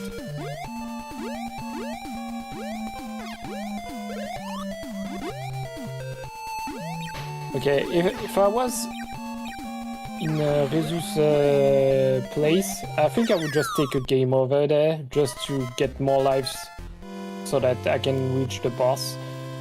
Because with 0 lives left, well, reaching the boss is going to be difficult, especially since he knows that he has to damage boost through that moving platform section. Oh yeah. Yeah, Rezus sent a message saying that he doesn't think that he can improve at this point. The thing is that he's in the lead, so he's doing way better than what he's Jesus is gonna get imagining. it. Yeah, like they're only 4 levels. Yeah, I don't think we'll see a clear because the last level is also really mean. Yeah. But the final boss is actually RNG because you get projectiles thrown on you and you have to climb onto a Very moving good job, object. Bosny. Doing damage boosting on the spikes. That's the way to do it. Shame. But at least that gives Bosny the 2nd place, I think, because he I managed think so. So well done, Bosny. Bosny was a French player, and it's actually part of the French Kuso community. He's Yeah. he's one of the staff at GPP, so like the equivalent of BBG. Yeah. I know that his taste in bad games is mostly like bad mini games collection, and not so much bad games with really bad controls. Yeah, but he's been doing pretty well with this game. Yeah. I think that, mind you, the controls aren't necessarily bad in this game. Some of the collision detection is terrible. The springs are the worst, but other than that, Yeah. like, mostly fine. The thing is that it's mostly fine, but there's nothing. I find that there's nothing really standing out to like about this game. It's like there's not an element that makes me come back to this game thinking, all right, I really like that aspect, so I'll stick up with it. So Yeah. And, like, some of the precise jumps do not need to be this precise. It's really the worst. It's like you have to make late jumps. Almost the pixel before Gizmo falls, and also make sure that you're not making like full charge jumps. It's a lot of combinations that are really annoying. Okay, I've got faith that Dragon Lord Carter beats the boss on this life. And if he doesn't... Well, I don't know. I'm not going to bet anything. I'm not going to bet, like, yeah, I'll speedrun Milk Run or anything like that. That'd be stupid. Why would I put myself at risk for that? No! See? I would have had to speedrun Milk Run if I had done that. Obviously, don't want to. Yeah, Rezus is losing patience with this game. It's like that jump, he can make it, but he just keeps rushing it.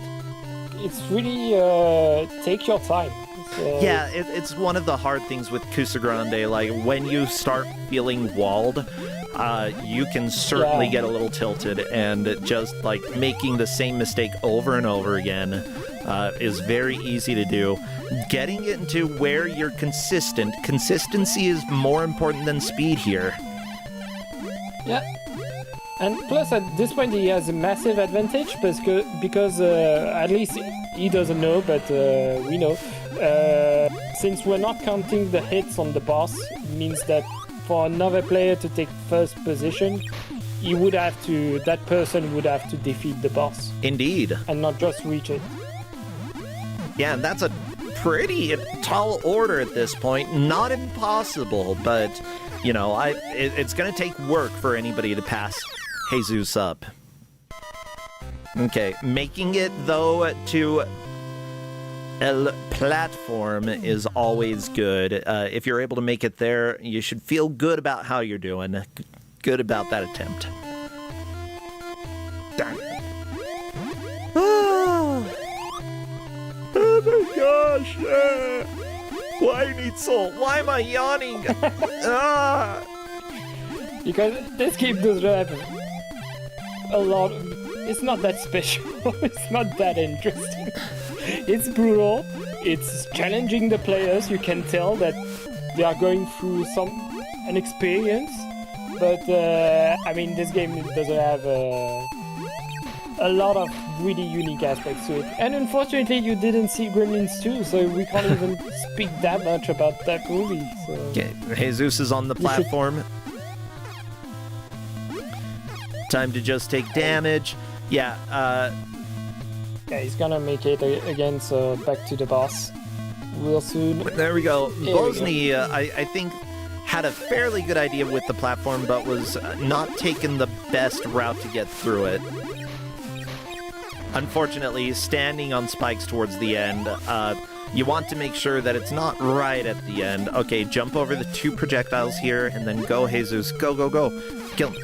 Like, you have to take damage here.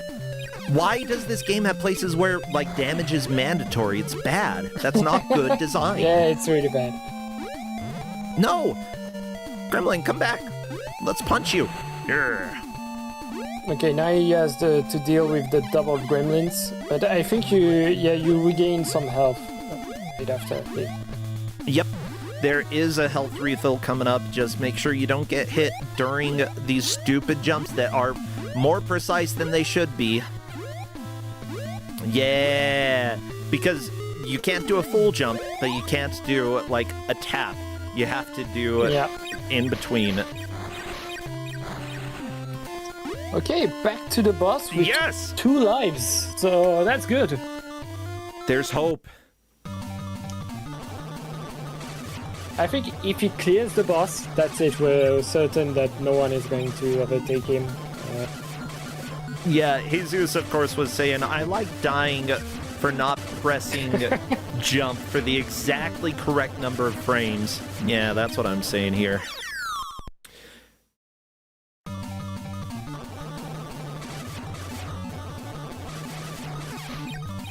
Okay, Jesus, taking a couple hits of damage, you really do not want to take contact damage.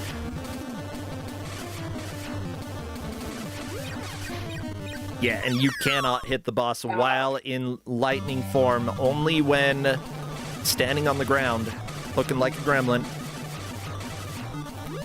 And chasing the boss, not a good idea. Don't chase the boss. Yeah, I'm not sure Jesus quite understands the attack pattern of this boss, which, honestly, it can take a little while to get, but when it comes to older games on NES and Game Boy, the bosses usually won't be too complicated. They've got to be doable on the NES, right? I haven't played the. I know that the NES version got a reputation of being really brutal as well, but I've not played it, so I don't know exactly how bad it is. It looks more interesting than this game. I think. Yeah, like I want to play the NES game. And the music is better. It's like I listen to the NES music way more often than this one. Yeah.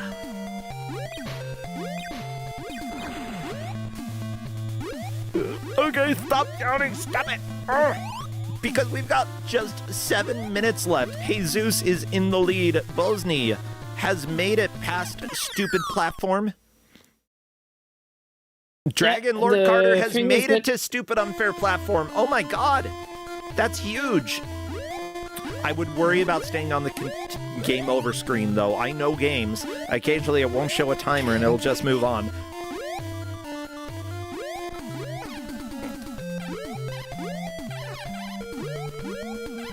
Yeah, Dragon Lord was typing stupid game and stupid frame perfect reactions of a death pit.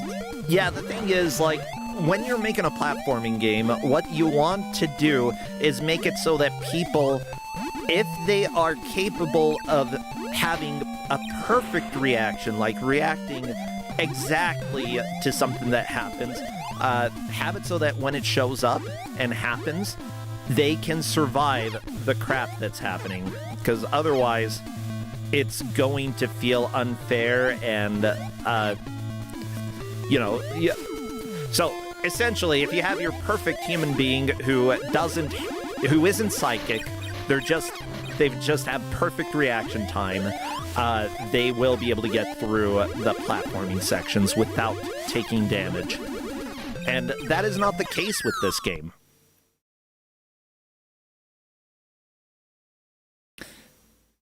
The moving platform is just too much. It's not doable with perfect reaction time. Mind you, that's not necessarily the case with every game out there, or every platformer, you know?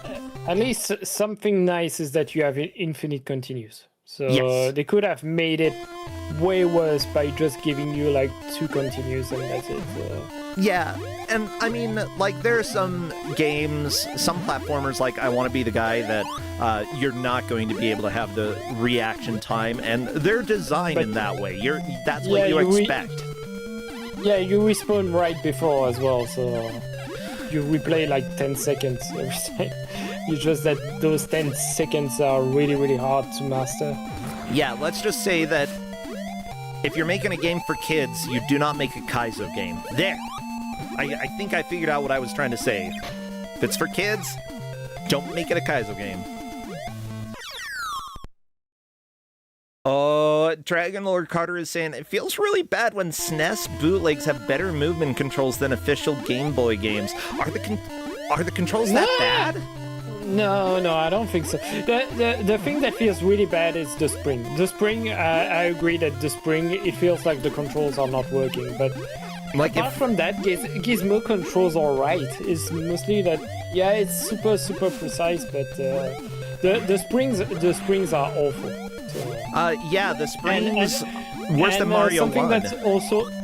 Something that's also awful is the collisions. Like I said, the bosses. It's hard to tell what's the collision box. It's hard to know which section of the boss you have to deal damage to and which section will deal damage to you. Yeah. But yeah, Gizmo is not the worst to control. It's just that the level design is really, really terrible. Oh, Jesus is dead. There's no way through. You're going to take damage there. The game is just unfair. It's stupid. Too bad. Yeah.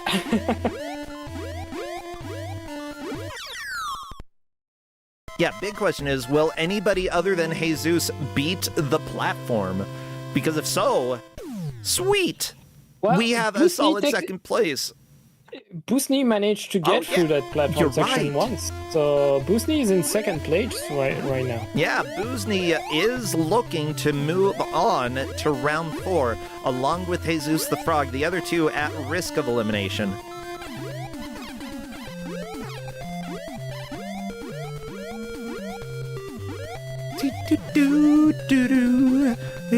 But yeah, this is round 3, so the games are gonna get maybe a bit meaner.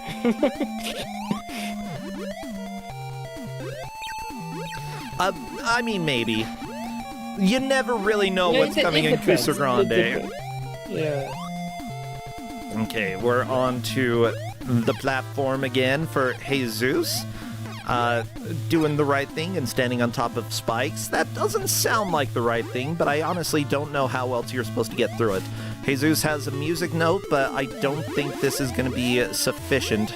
Jesus should wait at least one cycle.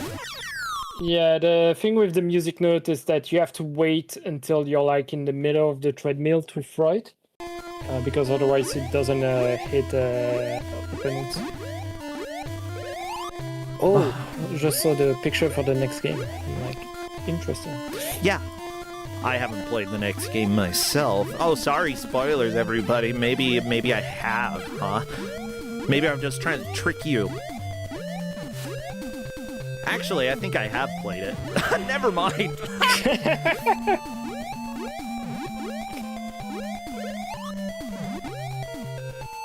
Do do do do do boo ba do boo. Yeah, the music is so good. It's better than the game, but it's also not the right music for this game. This music right not for at all. Little Mermaid. Or any other like beach type music. Like not Waterworld the movie, but like if there were a Waterworld in a game, this is great for it. I imagine there's a Waterworld Game Boy game. There better not be. It was such a big release. I can only imagine that there's a Waterworld Game Boy game. I It was don't like think the most there is. expensive movie ever, so you would imagine that they made. I mean, there's a Virtual Boy Waterworld game, so Yeah. they must have made a Game Boy version. Okay. So apparently there may be a couple Game Boy Waterworld games. My God. You mean there's several of them? Why? I know what I'm doing after this. Yeah, I'm getting ready for Arcade Pit, and I'm gonna stop trying to think of Waterworld. Oh well, this everybody is time. There we go. We are done with the match, and guess what? Jesus the Frog takes the victory, and I believe Boozney takes second place. Very good job. The other two, unfortunately, being eliminated pretty close to each other, but the stupid unfair platform did them in, which is understandable. Honestly, nobody should feel bad that they were all close to each other. Let me go ahead and welcome Jesus to come and join General Chat. There you go. You already told Jesus. So let me check the placements. So... Oh, I think we're doing the placement right now. I think so. Hello there, Jesus, and congratulations. You are the victor, the only one to make it to the boss of stage 3. Oh, so no one else had to experience that. Nope, no one else experienced the screensaver boss, that one. Yeah, someone else managed to get across the unfair platforming, no, stupid unfair platforming, as our ref called it. But yeah, you're the only one who got time to reach the boss. Yeah. Okay. Seriously, like, this game is not fair. It's not balanced. It's here to make you cry. And honestly, I think that despite all the happy music in the game, it's just kind of evil. This game only has, like, it's almost a really fun game. The main problems are that enemy hitboxes are really mysterious. Your weapon has a much bigger range than it does against normal enemies, but then bosses are much bigger than they appear too. Yeah. And the jumps occasionally, so they have a really delicate jump system where you can press. It's not like a small jump, big jump. There's like 5 different jumps you can do depending on how long you hold the button. That's some jumps lovely. require like one specific magnitude of jump. You press it too short or too long, you're dead.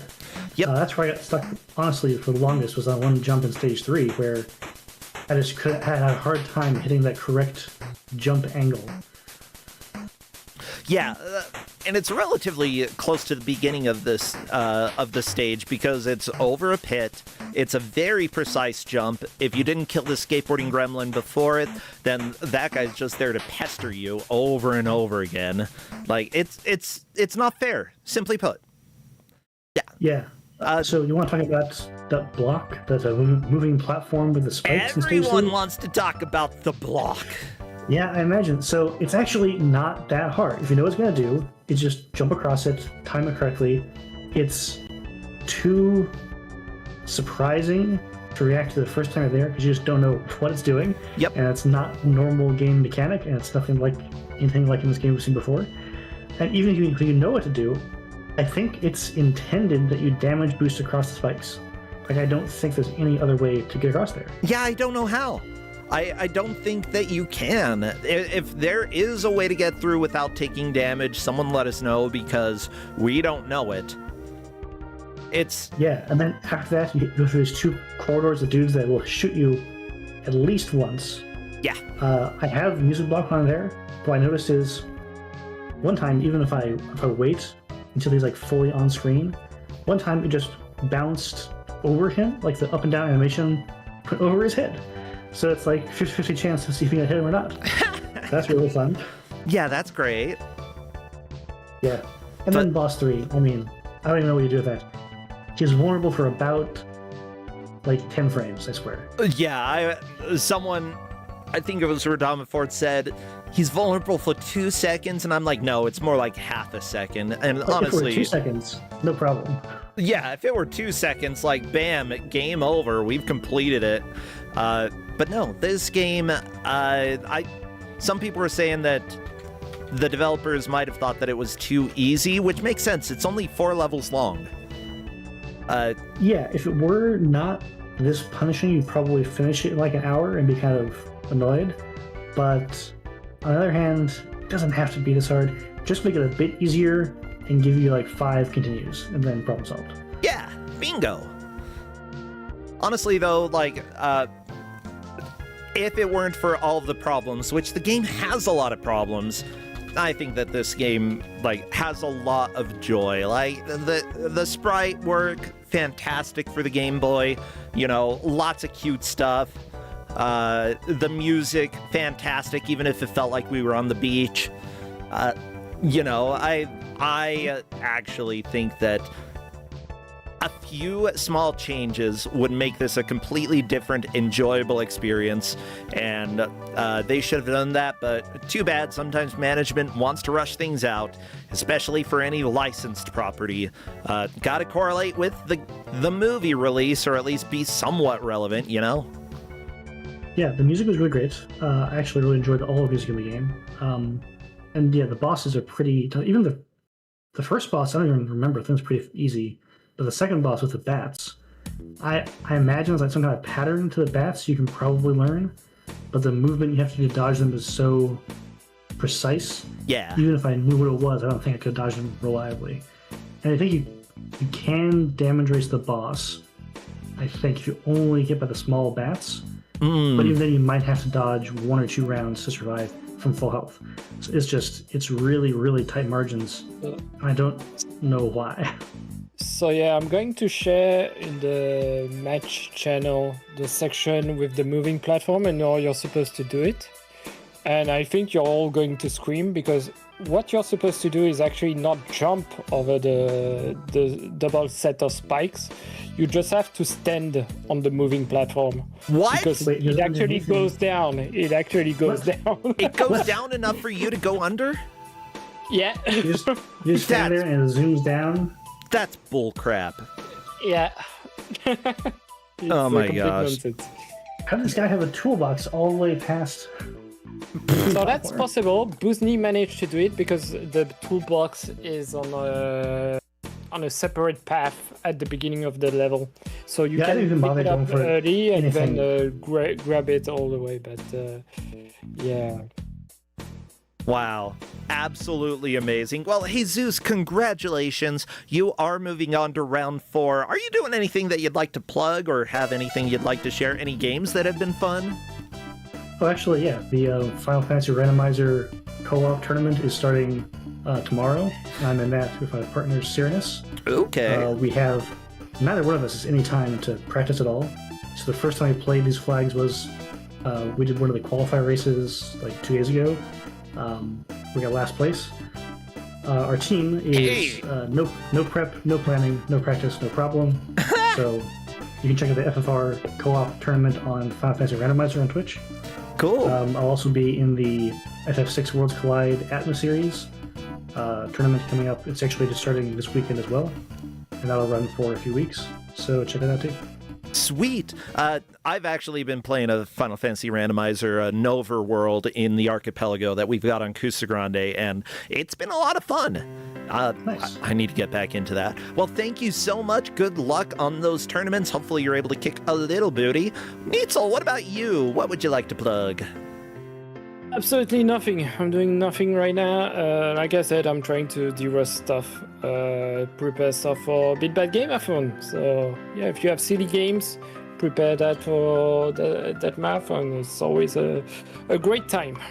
Heck yeah! Well, thank you both so much. I'll let you go and we'll get ready for the next match. See you, friends. See ya. Everybody, this is Kusogrande, the Bad Video Game Tournament. I need to run and use the restroom. Go ahead, grab some water, grab a little snack or something, and we will be back in a couple minutes. Stay tuned.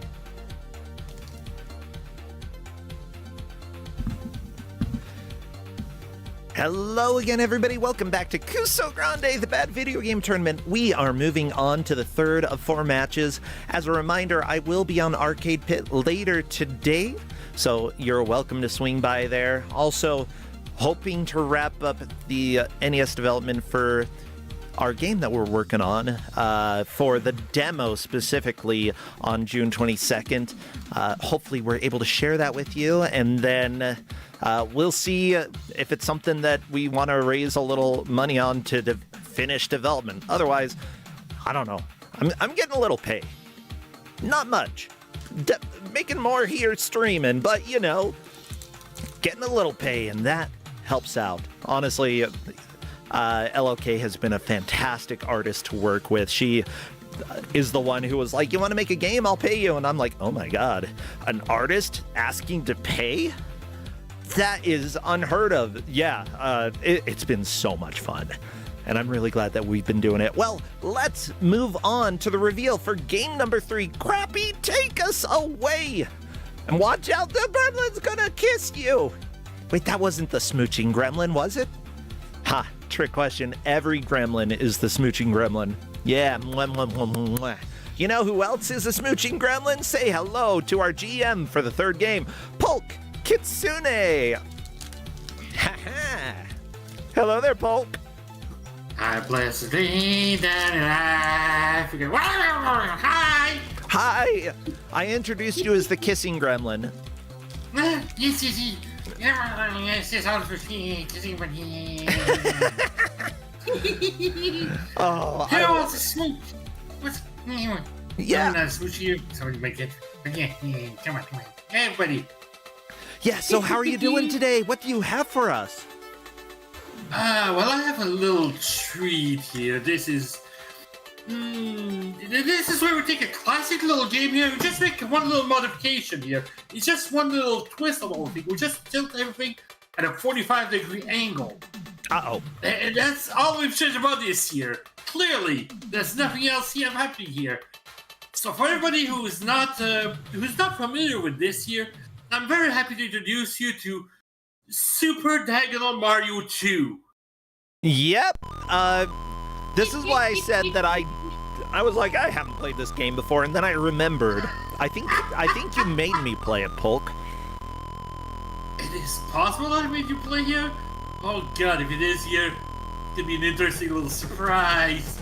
Well, the players are going to have 1 hour to try to get through as much of this diagonal Mario as they can. Whoever tilts their way to victory, of course, will get those 10 delicious points. Whoever doesn't will only get 2. And with this match, it looks like one person will be eliminated. Who's playing? We've got Ellipsis Break, Juna, Miranda Dragon, and the Crow Phoenix. Hopefully they are ready. And that they don't get too tilted. They're as ready as can be. Oh, yeah. Not ready. Let me go ahead and turn up the audio a little bit. There's no audio on the screen. This is quite a choice game for somebody to get eliminated on. Yeah, you got to deal with me now, Brasentia. Who could have guessed? It's Okami busting down the door. Hello. Yeah, how are you doing, Okami? I'm doing good. Some people might remember that I did play this for Don't Make Us Bored at one point, and oh, that's right. Maybe I didn't play it. You played it. It still hurt the same. Yeah, and now our players here get to be hurt by it as well. I'm very interested to see what their opinions are going to be on this game by the end. We're all gonna have a laugh. Oh, this could be good. Yeah. It is gonna be fantastic. Well, it looks like all the players are ready, so what would be good emotes to spam? Obviously anything Mario-like. Doritos? Mario, of course, here. Legs. Legs. High heel shoes. Oh yeah, blocks. Let's see here. Dogs also good. Do it. Yeah, spam your emotes, because as soon as I see movement, I will start our timer. Bam, bam, bam. Let's go. The important first selection, do they play as Carlos, Pedro, or Batman? Now, I think the song ran out, so we didn't get to hear it, but the title theme is just We Are Number One. Oh my god. It would be. It's beautiful. Oh, there might also be some naughty language occasionally here and there. Oh no. A little bit. Sorry, everybody, if you're sensitive to swearing like butts and fart, then we're gonna have that sometimes. Luckily, this ROM hack does have infinite lives. So, question: how does this control? It controls like Mario. Mario.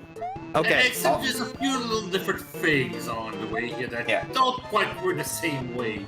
Yeah, some things behave a little differently. Most notably, the cape. Once we get to the point where our players start getting the cape. Okay. Oh yes. But I think that this first stage that they're in is kind of a good introduction to the kind of insanity we can be expecting. Oh my gosh. From this. Uh-oh. We can see it clear on the Ellipsis Break. The illusions are a great way to show difficulty in games.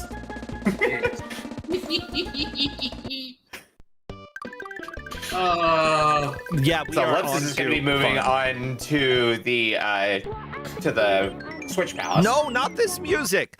I know this music and I don't remember why.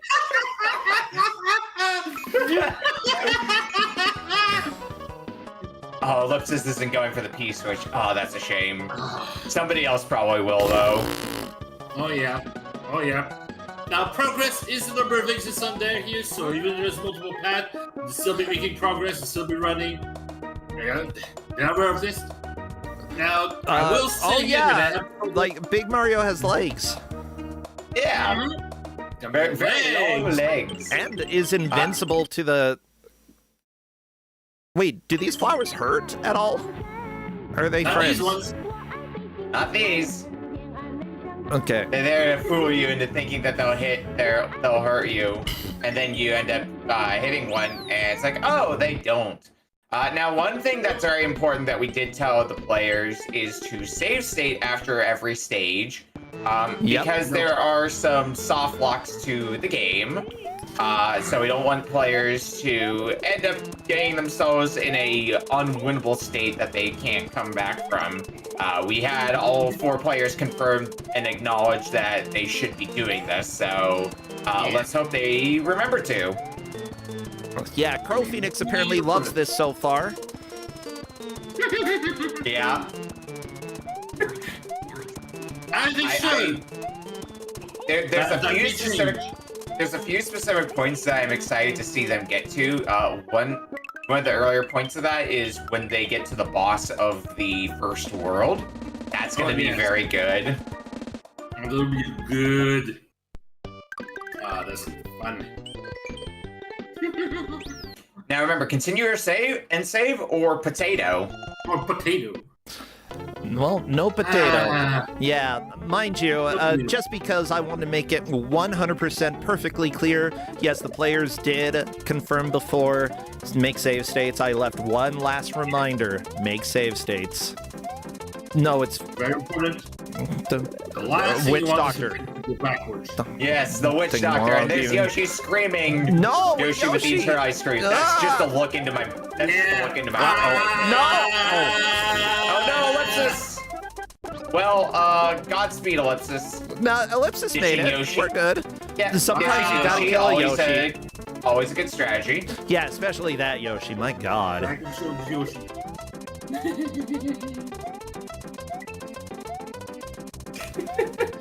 What is... No!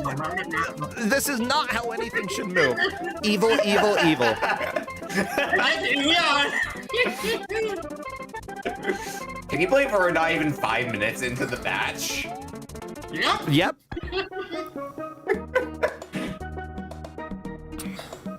So we got another clear from Ellipsis. I think I think right now Ellipsis is presently in the lead.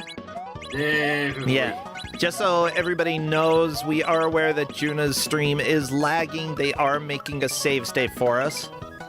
Or not a save state, a local recording, just in case we need to go and review. Thank you so much to the referees who are watching and trying to keep track of this madness. How is progress being tracked, by the way?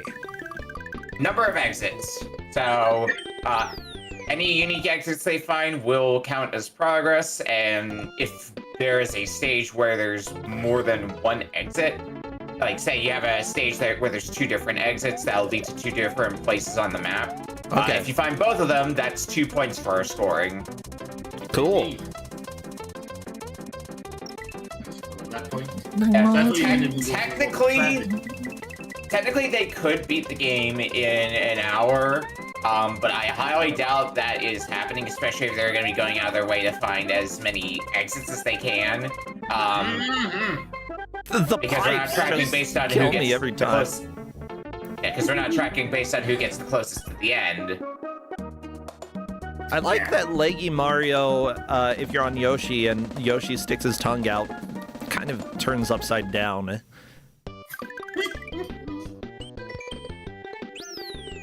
Alright, welcome to Iggy's Castle. Oh, this is gonna be a treat. Well, for one of the grates that you can climb on. Watch Ellipsis go! Okay. We've got basically Kazoo. We've got Kazoo Wily here. Or Accordion Wily, whatever. It's Woodman's theme, I believe. Yes! Woodman's theme specifically. Oh yeah, this is Woodman. Oh, it's speeding up. Don't get squished. Enjoy the boss! What?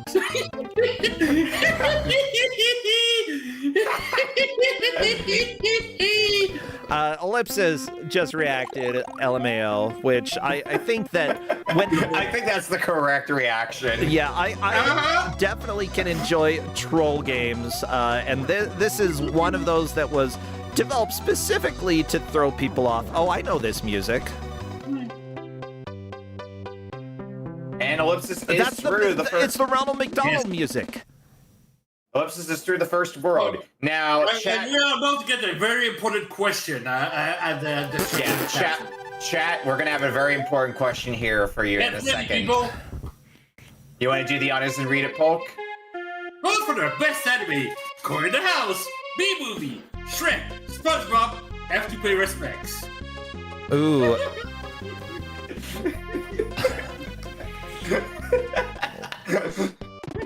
Yeah, And mostly also, yeah, at buy this Skyrim. point. Yeah. Ooh, buy Skyrim. I'm so glad that I don't remember what this music is, but I know it. I just don't like it.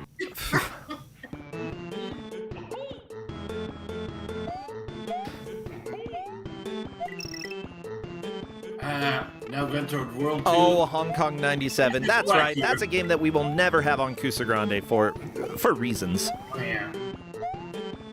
Whoa, yes. the moles! Unfortunately, the plants shoot moles out, and that's never good. Did Mario just dab on Miranda's screen? Yep. Okay, Yes, we've got a wing. Or feather. All right. When Ellipsis the cave's gonna be fun. We're gonna see it here when Ellipsis gets a whole head of steam. Look at him go! Oh my gosh! Look at him go! What? No!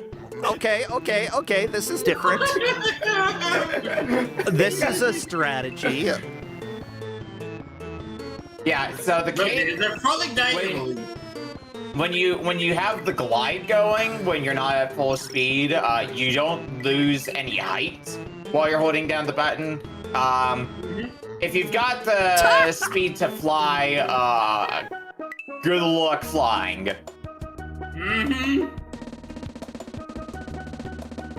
Oh, Juna, no! Death by platform. I think everybody is getting a Kusogrande experience today that they did not expect. This is a treat, everybody. Yeah, you've been trying to give this out for Kusogrande for a little bit, I believe, Paul. Oh yes, but everybody's played this little indie game known as Super Mario World, right? Nobody's played that. But then they get people that have speedrun it here, that have done this the whole existence, some people don't. You have to get everybody here just around the same kind of skill level around it. I'll note that Ellipsis is doing very good because Ellipsis, I think, got through the boss fight second try. June and Pro Phoenix are struggling a little bit more with this fight. Oh yes. Oh, those baseballs are so fast! Oh my god! Yeah. Right. Yeah, Juno was out of World 1. Yeah, very nice. Ellipsis was trying to get another exit there, but is deciding, let's move on for now. Probably a good call. This may be a mistake.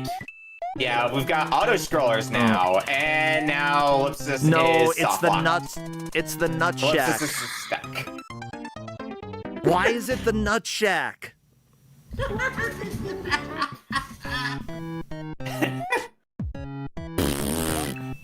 God, I love this hack.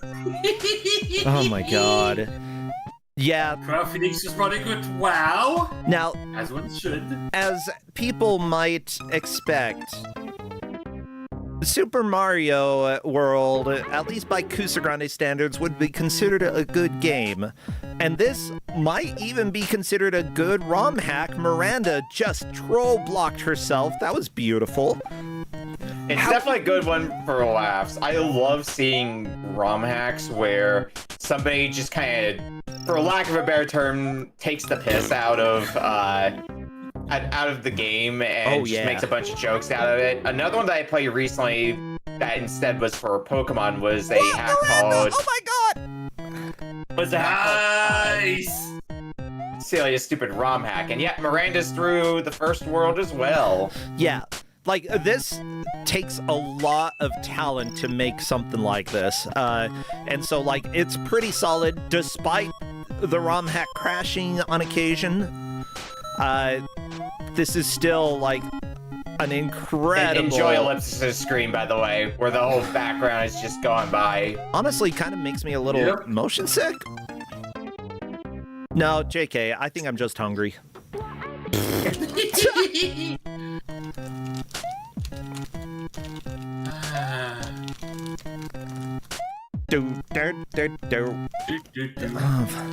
Music like this. No, the bee, the little buzzy beetle, or whatever he's called. Beetle out of nowhere. The beeble. Oh, the Crow Phoenix at the bonus stage that has fish instead of 1-ups. Yeah. Yeah, I have a feeling you don't want to play the yeah. bonus stage. You don't need 1-ups. Yeah, you don't need No. 1-ups. If you need fish, I mean, that's your own problem. Miranda trying to fly. Where is Miranda? Who knows? I don't think Miranda knows where Miranda is. There we go. That's the way to fly.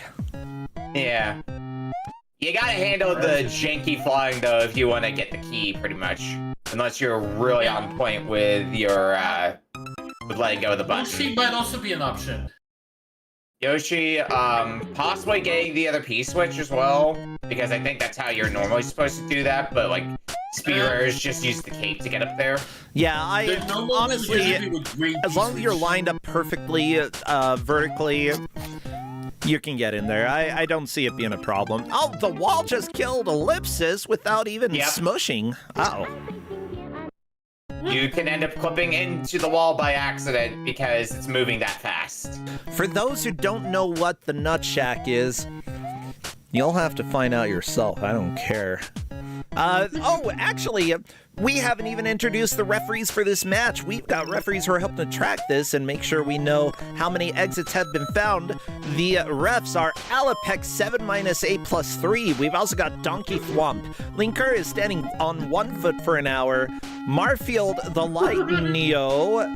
Okami got surprised when called to commentate and is in call with Bro while he's reading this. And finally, Diagonabi was called in late. Okami. It's because of you that Diagonabi was called in late, huh? I know. How could that have happened? So, I believe we're in a situation now where all 4 players are presently on the same stage, so... I think so. Oh, Crow Phoenix went down the pipe. Uh-oh. Wait, no, when the springs are thrown, Mario goes to the height of the spring? Okay, so throwing the spring up is the way that you get up, I presume. Yeah, Crow Phoenix and Ellipsis Break are both, well... What is Crow Crow's Phoenix doing? Oh, little no! bit stuck. Crow will get out, don't worry, don't worry. This is so This is stupid. not one of those soft blocks. Alright, so we've got the Donut Ghost House.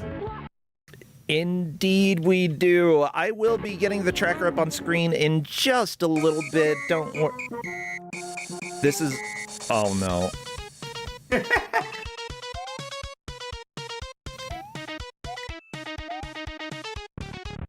So this is a stage I really enjoy. Find the right door. Yeah, welcome to Doorways Deluxe. Crow blasted through it. The joke is it's the door that's like right in front of where you start. That is what the joke is with this one. Oh, Ellipsis is through as well. There we go. Very nice.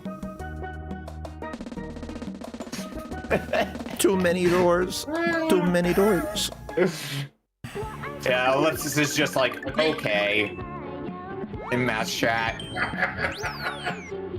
So Donut Plains 3, I think it's Donut Plains 4 where we start to have the problem of potential soft locks.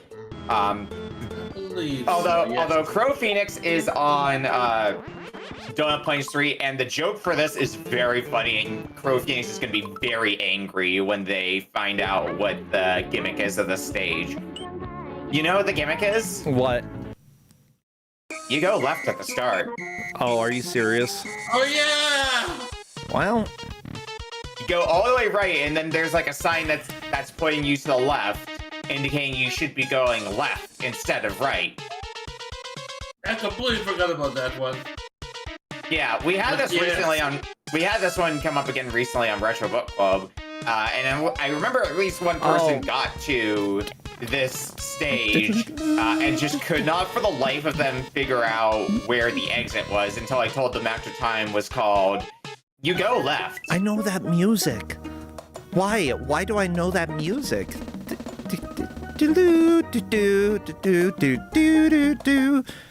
It's Undertale, right?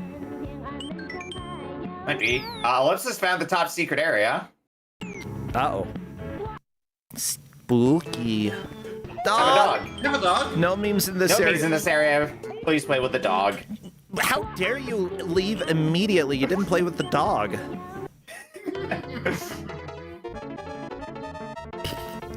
Yeah, there's very little time. 90 seconds. Of a bonus stage, wouldn't it? Yeah, this looks normal for a bonus stage, right? Normal enough.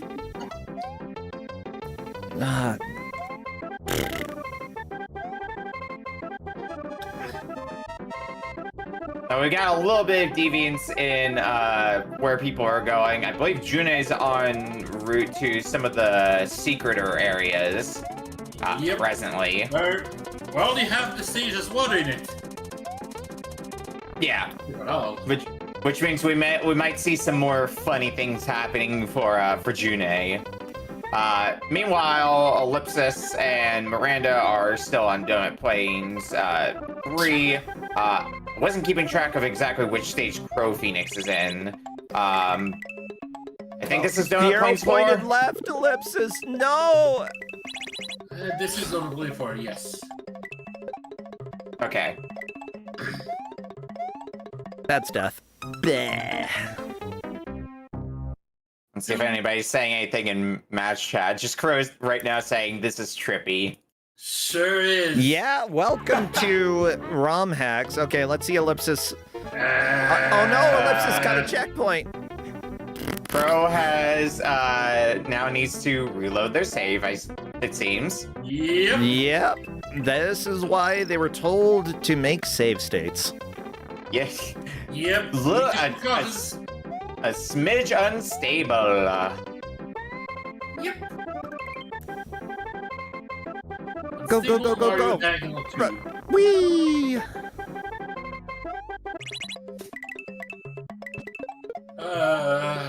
Okay, time to go left. Do you have to take the P switch? Well, enjoy where Crow is. Crow? Uh-oh.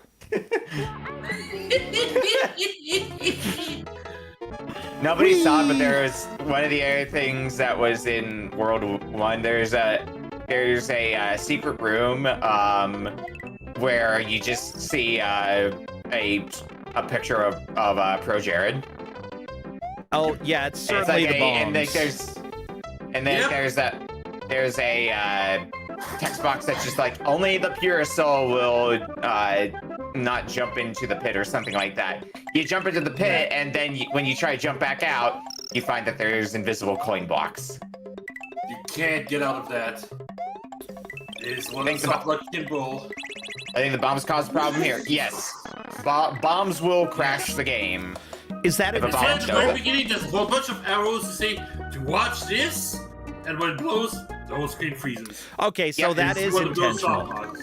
Yes. Yes. Oh my god. It is part of the reason we told them to save state. Yes. There's reasons. Watch the best explosion in your life. Oh, Ellipsis is doing it. Ellipsis, Nope. stop for Crow, go! Yep. No, Ellipsis! it! Well, I mean, at least it's something that you learn that bombs are bad. Do not let bombs explode. the soft locks are consistent. Soft Now locks it's raining will bombs. continue until morale improves. Yep. Uh-oh. Yeah, Alplex has the right idea. Cool guys don't look at explosions. It's true. You got to run You gotta away. be cool. Run away. Okay, Ellipsis really avoiding them. Good idea. Uh-oh, there are more bombs. Yeah, the idea is going to be to just keep moving and don't stop moving, so that way you just don't get to see any of them blow up. Yeah, try not to let any of them stay on screen. Get them off the screen ASAP, otherwise you may be in trouble. There we go. Ellipsis is through. Ellipsis doing a great job here. I believe Ellipsis is likely in the lead at this point. Yes. Oh my god.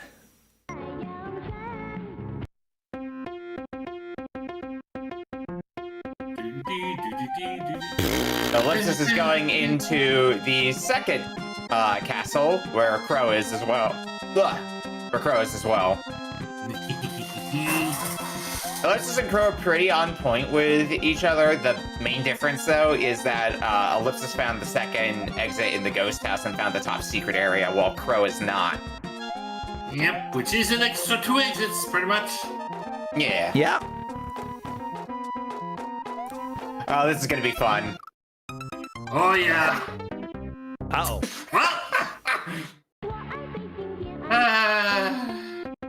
Yes, there is gonna be a fun one to watch for Ellipsis. And Crow will be there very shortly as well. This game sure has physics. It has at least one physic. One singular physic. Okay. So we can afford it. Don't move too fast. I mean, you have to move fast. That's a but- tall order, Brasentia. Well, only when you've got the mushroom. Now, the thing is, I think this is the normal layout of the stage. It Just is. there isn't usually the grate on the background that you can climb. So Ellipsis could just do the stage the normal way. But, like, why do that? No, the wall! And I think that's why. Mario's fused with the walls now. Also, the amount, like, you're gonna accidentally push up at some point. Crow Phoenix also doing the castle. Yeah. Okay. Good. Sneaking. Ooh, nope. You don't want coins. This is I the enjoy normal it. level. Thinking is a very different game.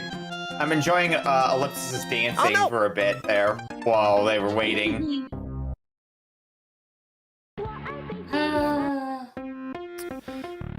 Honestly, as nightmarish as this is, it is still faster to do this than doing the normal platforming. I know, I have played through this level many times. Miranda Dragon, unfortunately, I don't think has grasped the just go left at the beginning strat of this level, considering that she's gotten the checkpoint, though. She'll get there, though, I believe. Everybody will get there. Uh-oh. Juna has found a lot of doors. Door maze! That's adorable. Which door is the right one? Not that one. It says go left. That can't be the right door. Yeah, okay, so the door maze lies. What's that? Why would the door maze not lie, huh? I mean, it just seems pretty normal. I mean, everybody else got through this pretty quickly. Crow Phoenix, we did see get to the boss for a little bit, but did die. Yep. Whee! Okay, Ellipsis, You did. at the door. There we go. June's found the way out. Yeah, so the way this boss works, goes along the wall, Jeez. drops down very fast. Okay. You gotta be running when It he is not drops the usual down. speed. Yeah, gotta run. Like, He's be at full clearly running imitating speed. Sonic. Took lessons from Sonic. Or Alright, let's see. jumping. Okay, Crow Go Phoenix fast. jump. That was a smart idea. Jumping's good. Well, the only thing is, you also have to hit the boss when he's vulnerable. Which is while the boss is moving towards the wall, not right after the boss drops down. Oh, yeah. There we go. Phoenix got hit in, but then immediately got hit and died. If you're dumb, though, something about explosions. Okay, Miranda Dragon has been moving on. Can you believe somebody's getting eliminated due to this? Yes. Yeah, Okay, yeah, it's It is. Kusogrande. I can believe it. everybody gets eliminated to something weird. Shoutouts to the first elimination match of the tournament being from a game called Pussy.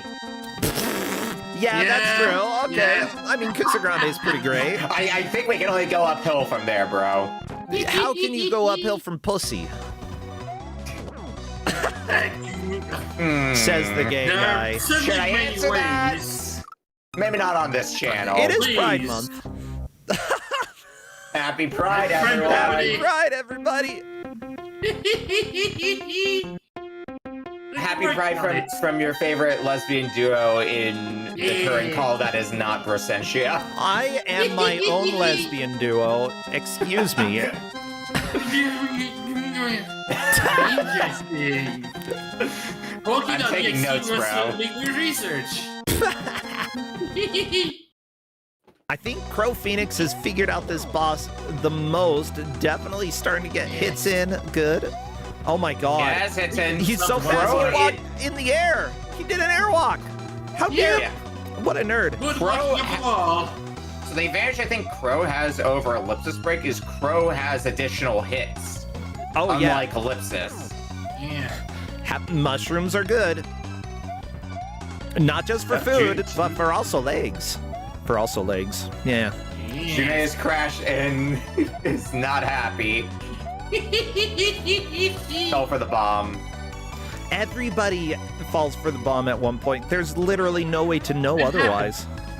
You can't. Ellipsis is through. Oh my Ellipsis gosh. beat the boss. Ellipsis, how? Nice. All right. Next message.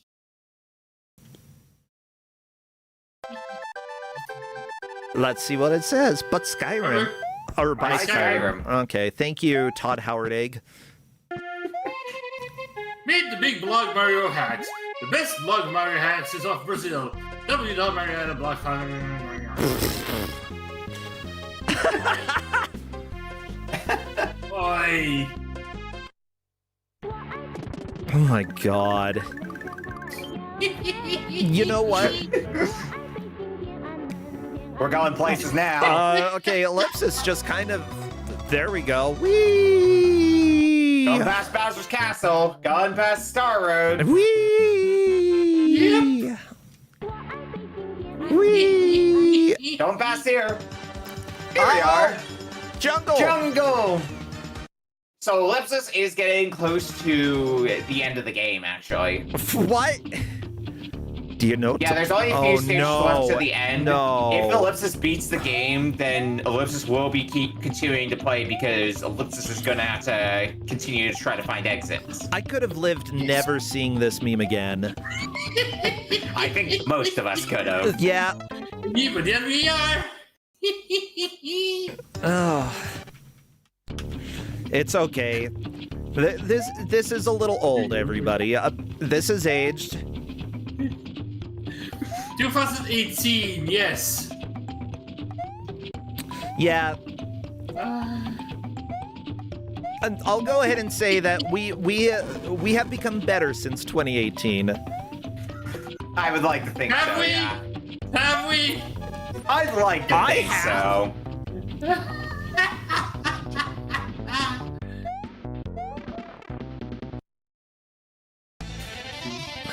Oh All no! right, Gotta gotta go go fast! fast! Woo! Uh-oh. Well, Well, happy Pride! yeah, Rainbow Road. Can you tease the rainbow? Well, at least it's a checkpoint, so Ellipsis will be getting back into this very shortly here. And Crow gets their first attempt at speed. Now, mind you, it doesn't matter if they beat the game. This is being decided based off of the number of exits found, right? Yes. Yes. Okay. Here's the Konami code. Konami code. I assume it doesn't do Look, anything. look, I look, look. look. No! No! Of Go for it, course! Ellipsis. Crow Phoenix is bringing in Knuckles. Okay.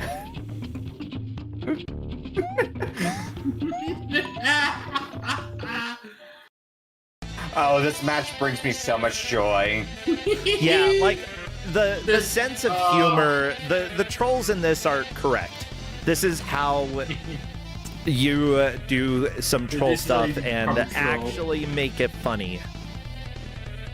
The stupid look that actually works is... Oh, And center of there's the the universe. center of the universe. Uh-oh. No key? Guess you didn't bring the How about key that? with them. Where's the key? It's little it's- Knuckles. It's Crow Knuckles? has it. Crow has the key. What? Yeah. Knuckles is a key? Yes. Yeah. Okay. Well, I should have known, you know? Ellipsis is angry. Yeah. A proper anger, yeah. Yeah, this is unhinged. No kidding. Who could have guessed?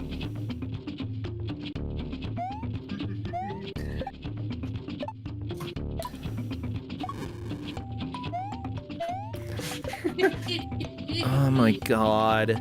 Sorry, Oh, I hate the Crow got meme. looked. What? Yeah, Crow got Crow- looked. Oh my god.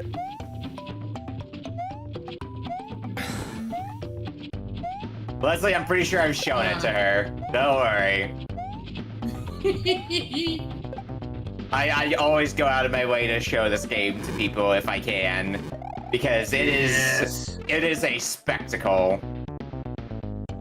Is eat shrimp. Please show me. Them's the rules. Gotta take him. All right, Crow is out. It's made to the Cent 10 of the universe. And move on to Pew Pew Pew, which I believe is the penultimate stage. Okay, okay. To go. He's having. There we go. Center of the universe. Yeah! And Ellipsis Ellipsis got got it! Mountain Dew. Probably is very angry right now.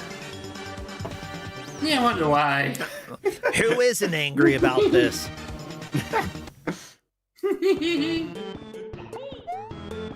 Oh no, Miranda walked Yeah, into the wall. enjoy this this hail of bullet bills and other issues that are happening. Yeah, Yep.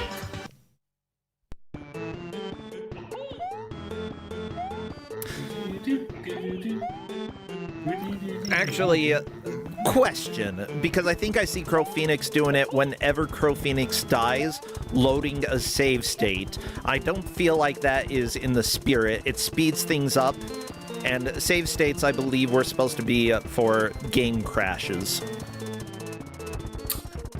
I will admit I did not specify in game crashes. I did say it could be used, and you said- only be done save states once they've completed the stage. Not the middle of it, not the other part here. Just at the after a stage has been completed. Okay.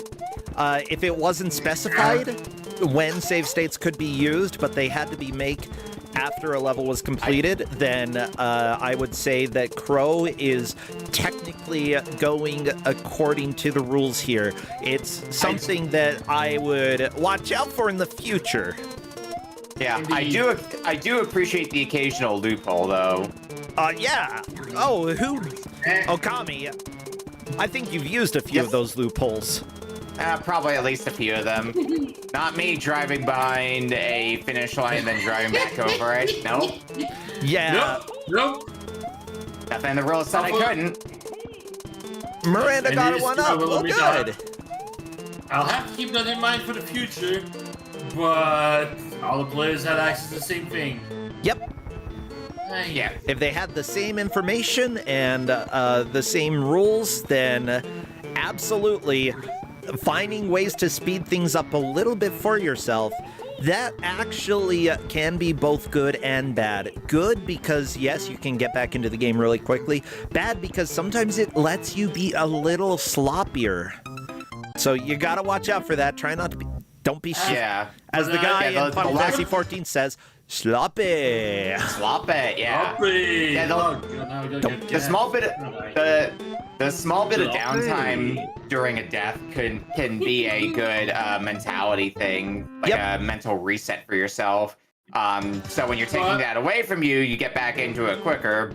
But that does have the drawback of you might be playing a little bit more feisty than you would be otherwise, and just not taking a pause to breathe and recalibrate yourself, basically.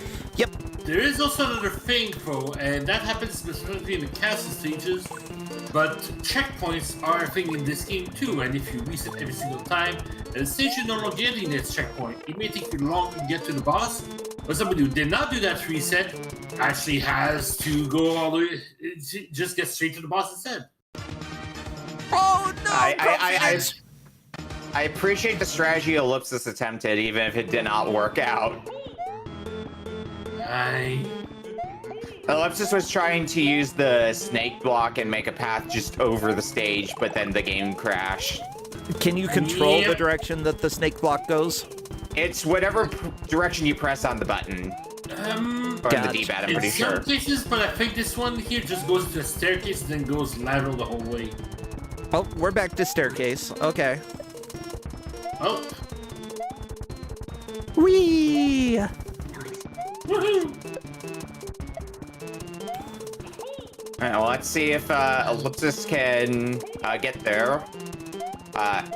June has made it to the Centen of the universe as well. So June is catching up pretty well, in which case... Ellipsis? Excuse me? Oh no! Was that normal game behavior? I think everything is normal game behavior for Diagonal Mario. Okay. Yep. It's a little hard to predict. Juna is happy that their country got mentioned, it appears. Not sure which country Brazil, that is. Because that's the only country I think I was mentioned. Yeah, Brazil was brought up, so... Shouts to everybody from Brazil. Yeah, this is the case, by the way, that Juna may be in the lead, but unfortunately due to some internet issues, it's a little bit hard to tell per our ref. So luckily, Juna is making a local recording. Also, if the start game screen shows percentage for the save files, which I'm not sure this does, but if it does... Yeah. It does. It does, but like regular Mario, it's only happening after you get a save, so that's why I would not recommend doing a reset at that point if you got a good score, because it might not be accurate. I just may have to pay more attention. June did go on a little bit longer of an alternate path compared to the other players. Like, I think the only other alternate path I remembered seeing so far was Ellipsis in the ghost house, but June went into like the donut secrets. Yeah, like in the water stage. Yeah. So that could also make a difference, even though it might seem like they're behind. The score might still a different system. That said, this stage has been a bit of a struggle for Ellipsis, June, and Crow Phoenix all. Understandably. Yeah. Miranda Dragon's struggling a little bit more understandably with the second castle, and you know that makes sense. It is not easy. Boss moves stupid fast. Yeah, I mean, especially Miranda has not been here as long as the other players had. Miranda getting into the boss, though, with only 1 HP, it's gonna be a little bit rough, though. Yeah, the first hit isn't too bad because the boss moves kind of slowly, but the hits following that, the boss speeds up tremendously, especially for this last hit. But has figured out that she can jump through the boss to avoid getting hit. Yeah. I like the strategy Miranda's got going on right here. Oh, that was so close. Probably just like... It may not have panned out, but I think Miranda does have the right idea to get through here. Correct. Yeah, Miranda should be able to do it next time. Ooh, but she did not use a blood. There is a shortcut in there that the others have been using that gives them 2 mushrooms if they go there. Yeah. She did not use it. Yeah, Crow used it. I don't know if Ellipsis ever caught on to it. I don't think Ellipsis did, no. And I didn't see if June found it. Sometimes games gives you some very obvious clues, and sometimes they're trap, sometimes they're right, and you need to find out. I hate how ugly Yoshi is. I gotta be honest. I hate it. Oh, You want that Yoshi tongue, bro? No, it's gross. Yeah. Second hit from Miranda. Oh, it's gonna be so hard to land this last hit, though. I believe, though. No, Ellipsis, so close. No, Ellipsis! No!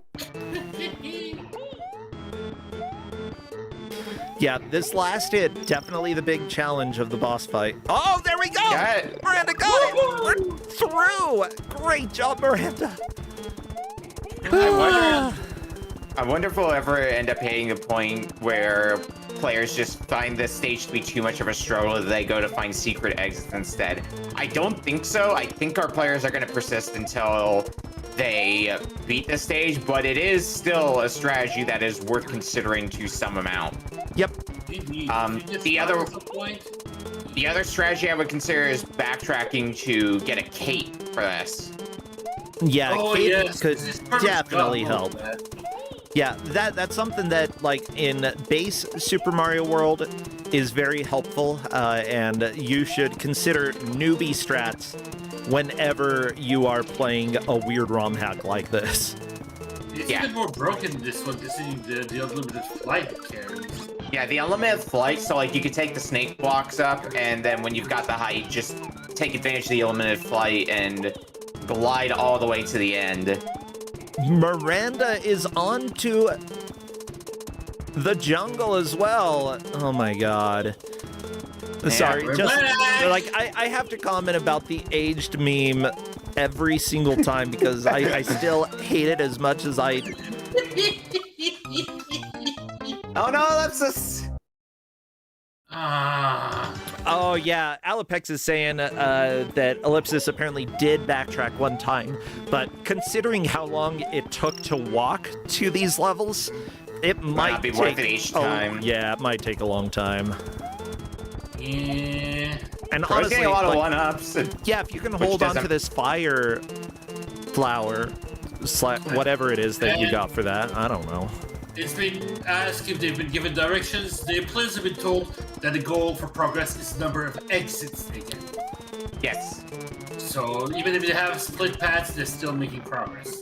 Even if you have split paths, even if somebody hypothetically beats the game, which is still possible, it is still going to be judged based on number of exits ultimately. So beating the game does not guarantee you first. Yeah. Alright, Crow's making some progress here. Has a Yoshi. Never mind. Never mind. Yeah. Jumped off the Yoshi, took a bullet for the Yoshi. Yoshi decided this time you get sacrificed. Miranda just playing it safe, waiting to kill Knuckles. Probably a good idea. Oh, apparently it's the Mountain Dew that gives you fire flower power. Yes. Yes. I honestly couldn't tell. They give you that early on, which means you do at least have some hits to get through the stage. Unlike a fire flower in Super Mario World, though, it only gives you one extra HP. Fire flower normally is like a mushroom plus the fire upgrade. Lose the fire upgrade, still have the mushroom. Lose the mushroom, you go small. Yeah, you all know how Super Mario World works. This isn't as fair. We got 2 players with the Yoshi currently, so they gotta be in the back half of the world now. Well, one lost it. And hammer. One lost their life too. Oh, Crow Phoenix is making progress here, though. This could be maybe. All eyes on Crow Phoenix now.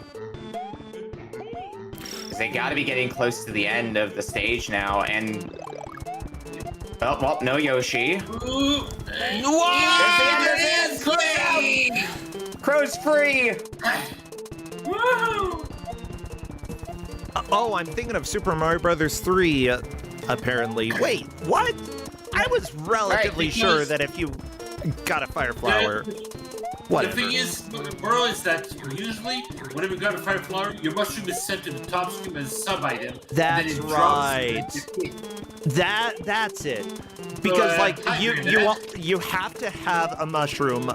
The majority of cases that you get a fire flower, and the mushroom is set upstairs. Yeah, but in this game, it doesn't give you the mushroom upstairs. Crow's like, I did it! Personal victory! Not realizing that everybody else is stuck on the same stage that Crow just cleared. What? Oh my gosh. Okay. Anyway, say hi to Reznor. Hi, Reznor. Bye, Reznor. We're swapping audio real quick.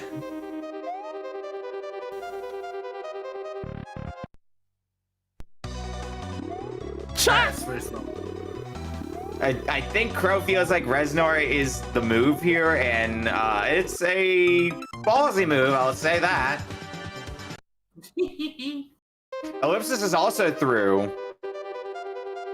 And I was also saying I'm going to lose because of that level shake in my head. Not knowing that he's currently in the lead. Oh, Reznor's down. Or actually, no, sorry. Because June has had a exit over Ellipsis before finishing this. Yep. And Ellipsis also had the bonus room at the ghost house with Dogo. We're to egg? Oval? Oh, Yeah, so that's a fake exit, as it turns out. Because this is supposed to be the final stage. Yeah. So for refs, ooh, I don't think we ever established whether or not that counts, Polk, as progress. We never did, I have to admit. 'Cause I forgot that was the thing that was in here. I think it's a stage clear, so I think I'm going to say it does. I would say that It is makes exit, sense. but It is an exit. It's just you have to do the game again. Or you have to do the level again. Yeah. Which happens with a lot of... What the Since crap it says even stage is clear, that this? can definitely give players the impression that they count as an exit. So I think it's best if we count it as an exit. I don't understand But a lot if of you- this game. But if refs disagree, feel free to let me know, refs.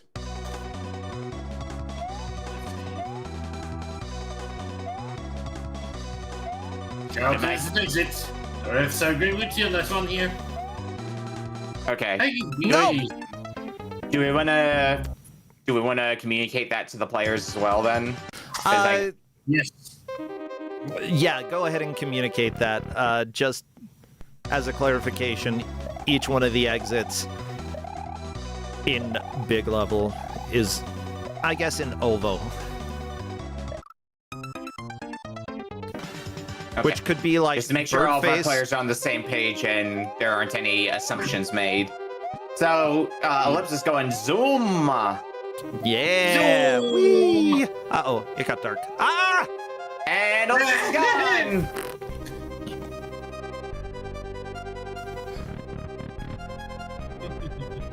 Okay, Juna is through. I'm not exactly sure how Juno cleared that, but that's cool.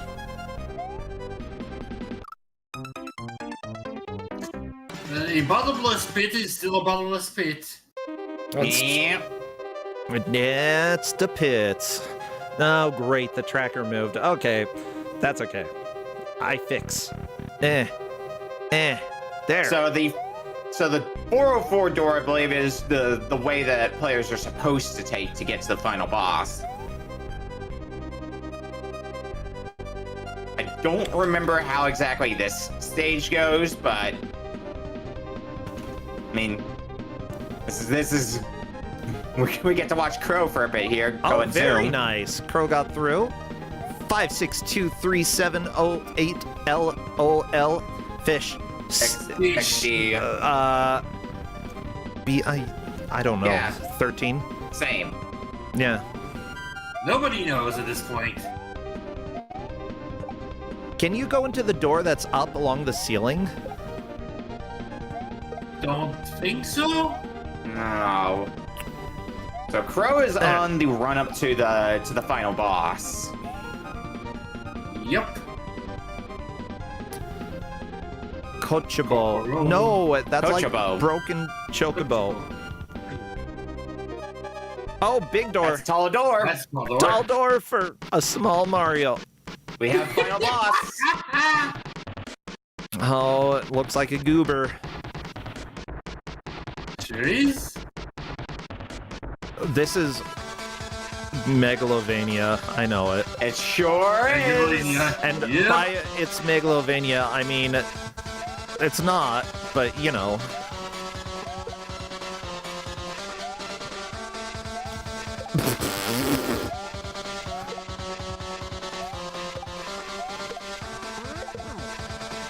Oh, there's the A hit. I believe it is the same rules as standard Mario World, where the boss takes 6 hits to beat. which 2 hits usually chases phases. Yep. And here we go.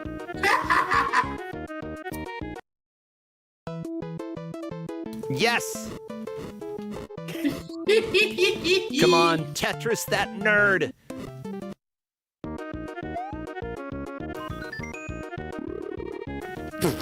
And now the boss is slanted.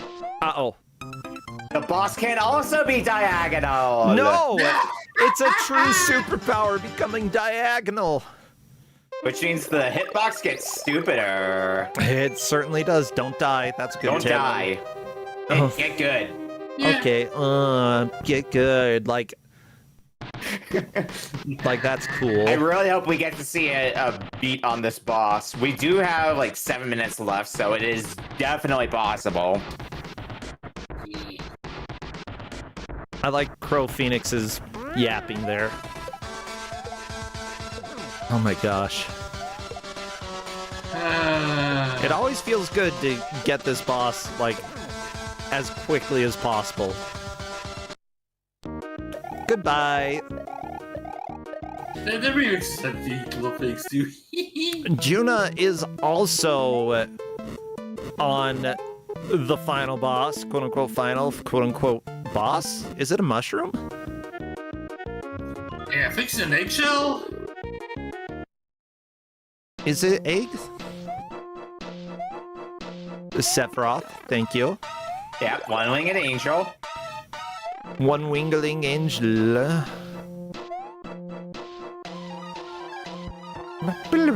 Oh, it's bowling ball time. Time to go bowling. Yep, yep.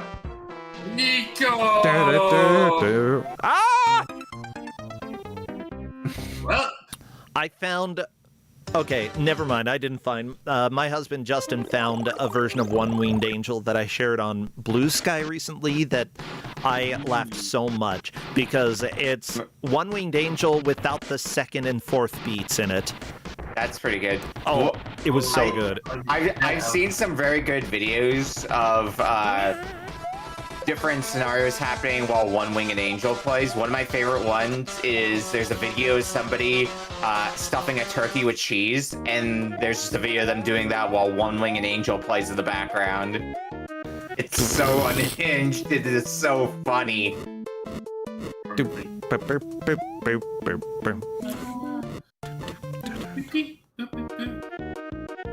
it's fire Tetris. Yeah, Trombone Champ was fantastic as well. Okay. So this is a race that might end up getting decided by who clears the final boss first between June and Ellipsis, because they both appear to be on the same number of exits.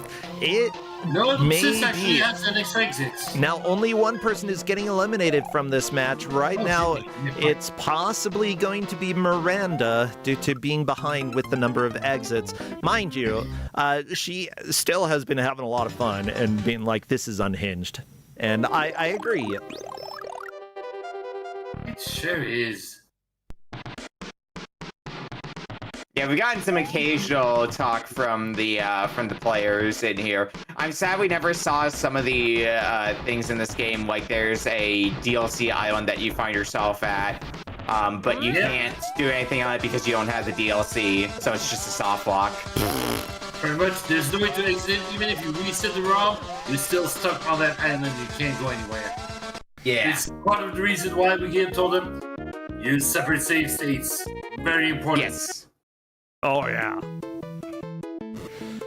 People are asking if that is Cursor Chan on Crow Phoenix's screen. Indeed, we've got mousetraps.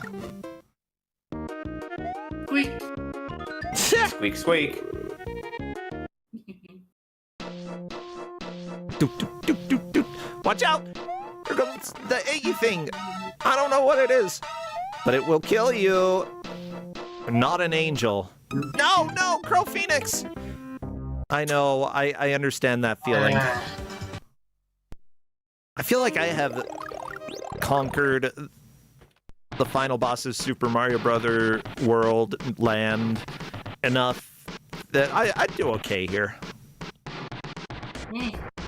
I'd test out the spin jump and see if that is able to bounce on his head. Oh my gosh. Oh, a good under hit. Actually hard to do that. Crow Phoenix. Gonna have two of these nerds run around on screen. That means that got a spare one for the next phase. Which can actually help out quite a bit. Indeed. Not if that happens, though. Don't want to take damage from... A random toy. Yeah, why is he murdering you with toys? How? Everybody's using AI, I'm afraid, here. Yeah. Even I'm Bowser not. these times. I'm making a video game, no AI, because it's on the Good, NES, good. and it is assembly, and yeah. I remember somebody doing, like, making something a while back, which is like a thing you could slap on your video game of, like, no AI seal of approval or something like that. Possibly. Although I do have to wonder if the people who made the engine for the game used any AI, or for NES Maker, because I don't know, but it's possible. And if they did, I don't know if there's any way for me to know. But, you know, I haven't used any. Ooh. Ellipsis went back to Donut 1. I think they might be looking for this instead. I agree with Ellipsis' choice here because this is a long boss fight, so if you're going to squeeze out another exit, This your is a best good off going to exit. one that you know you can do. This is Yeah, a this is very gonna- fast one. Quick one.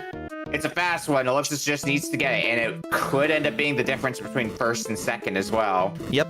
Yes. Oh my gosh. The fact that Ellipsis thought about this as a possible way to get one last exit, brilliant thinking. And it is the last minute. Oh no! Unfortunately, Okay, not well, quite up there. Yeah, Not hosed quite yet. Can definitely just get the head of steam to try to fly up there.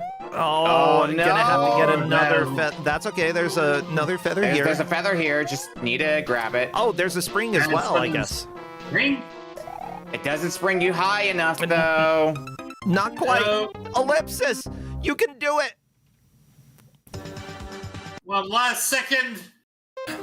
Oh. Oh. There we go. Oh. Oh, Ellipsis, Oh, go no, back. no, no, Go no, back. no, no, no, no, no. Down. It's right there, Ellipsis. Ellipsis, I believe. There we go. Oh, You're no, there. No. You're there. You're Yes. there. You No. got the exit. Come on. You got Go, the go. exit. Yeah. What the crap? Oh my god. And that is time right on the hour again. Holy guacamole. That was Holy a match. moly. What the crap? Wow. Oh my god, that has to be the best. Because June, going by the ref sheet here, June, I believe, was in the lead over Ellipsis up until that happened, Yeah. if I'm not mistaken. I am not 100% sure. Of course, the refs are going to join. Or, not join. They're The going refs to are gonna- issue a yeah. decision. Everybody's gonna be doing. But yeah, Oh, within the last 10 seconds, we had a lead Yeah. change, which is Yeah. amazing. That is beautiful. My God. Wow. Yeah, waiting for Ellipsis right now. Miranda, your hand hurts. I do not blame you. This is certainly a game, and great job. You know, the refs will confirm all the placements. Ellipsis, what the crap?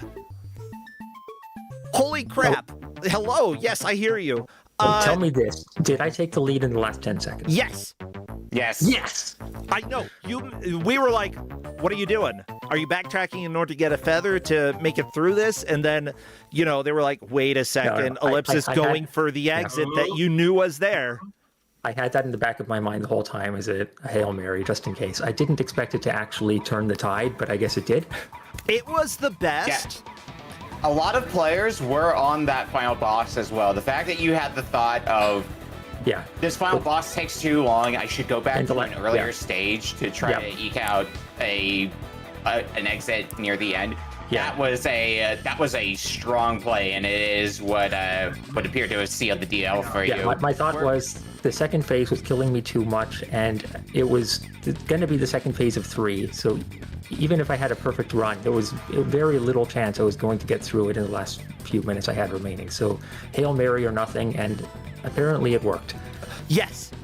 Honestly, this was one of the best endings that we've had for a Kusogrande match in a long time. Awesome. Was thrilled, especially when you were trying to descend in order to get to the key. We're just like, go! Yes. That is such a heartbreaker if you finally got it after time was called. Yeah, that would have been such a heartbreaker. That was shocking when that happened. I knew the physics were weird, but until I tried to land there, I didn't understand how weird that they were. Yeah. I don't to this moment I still don't actually know how I managed to move downward. But it just something worked eventually. I don't know, but you got it. You're probably trying to hold down your flight button, trying to float down. But if you do that, you're still going horizontal. I thought I was trying everything, but it just everything kept sending me higher. Whatever. I got it somehow. You certainly did. Crow Phoenix, thank you for all those gift subs. You did fantastic as well. Like, I know that the refs are going to make sure that everything is confirmed. Just taking a look really quickly. Nope. We're double checking all the placements to make sure we didn't miss anything for sure. I think that it's Juna 2nd, Crow Phoenix 3rd, Miranda 4th. Not 100% sure. Honestly, nobody should feel bad about any of the placements here because this was such a wild game. That level before the last castle, the one with all the bullet bills. Did other players struggle there? Yes, everybody did. I am glad to hear that it wasn't just me, because I was not happy with some of my gameplay today. I had a lot of really stupid deaths that really shouldn't have happened, and it was just completely my fault. But probably not just me then. Nope, it certainly wasn't. And don't feel bad about your deaths. You did fantastic. It happens. It happens in a lot of matches where I feel like I'm probably a good distance behind, and then it turns out that I'm somehow in the lead. Yep. I mean, that's Kusogrande in a nutshell right there. Well, what do you think of the hack as a whole then? You think you're going to explore this later to see what some of the other silly things are in the sound? I imagine that there isn't much left, so I'll probably go through and do the rest of it. There are some secret exits. June went on a different path from you and did some of the more secret areas. And there's some very silly tricks in there. Like there's a island that you find yourself to, which is just the soft lock island, which is exactly why we told you to specifically to make states in separate save slots. I thought you were talking about the bombs, but save the game, and if you do, you're locked there even if you reset. Save states only to get back.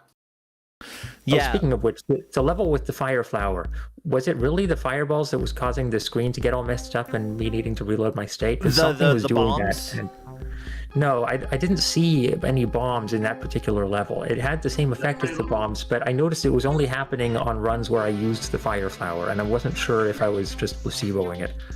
I'm not sure if it was a fire flower or the fireballs themselves around you, the hoppers. Yeah, I had a suspicion at one point that the fireballs actually colliding with something or maybe killing an enemy or something was causing the break. So I started just getting the fire flower, but then never letting go of the run button ever again to make sure that wouldn't happen. I'm not 100% sure that was true, but that was what I was going with, and it never glitched again after I started doing that. I mean, that's fair. I have no idea, but you may be correct. I don't know. That's just life. Sometimes you have no idea what happened. Yeah. When mechanics are made as a prank, you can't trust anything. Oh, yeah. What was going through your head when you got to the boss of the first castle? First 5 seconds were, okay, this is going to be a normal boss because hacking assembly in this game is really difficult, so it's going to be default. And then that happened. And then I think that's when I typed Lamau in the chat. Yeah. I mean, the spinning platform was so good. That was really funny. It's not what I expected. The first great reaction of our players here, really. Like, Yeah. what the heck happened? Was I the only one who got the secret exit in the ghost house? Yes. Yes. Yeah. You were doing when we got to the top secret area. You got to see the dog. I was hoping for that because that's a really easy You did free not play exit. with the dog, for which probably was a good thing in the end. Yeah. So, I mean, go and I ahead. gotta ask you, what is your favorite anime in the end? Favorite enemy? Yeah, there was the question at the end of the Yes, first that's the castle. Yeah, is it Oh, Cory in animes, the house? Is it... I forget what Shrek. the other are. Shrek. There was Shrek. Shrek. Yes, Was yes, there SpongeBob? Yes, SpongeBob was there. F to pay respects. F was pay respects, and there was one other one that I don't remember.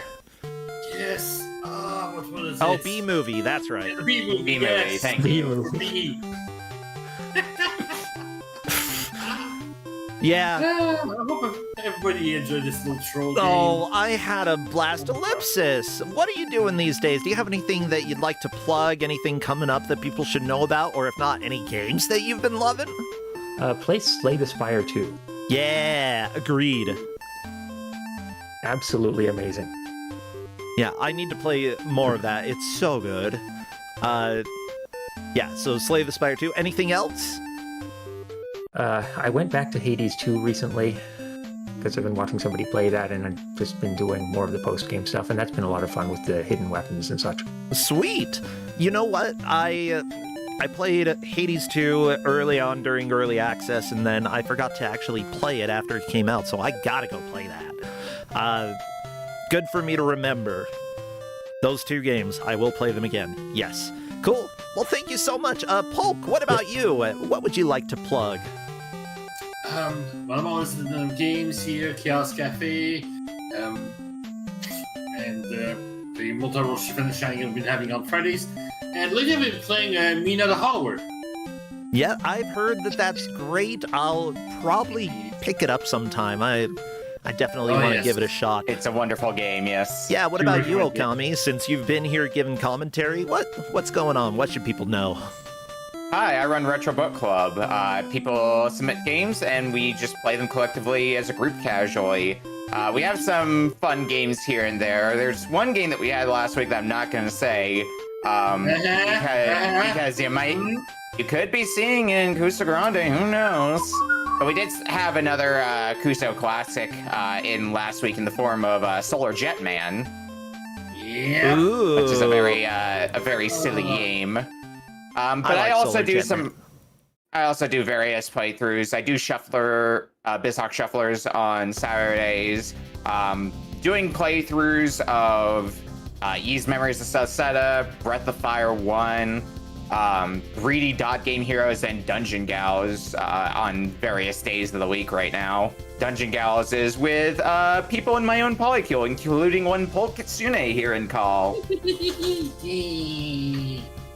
That is awesome. Well, Okami, that's great to hear. Yeah, hopefully we get to see that mystery game in the future.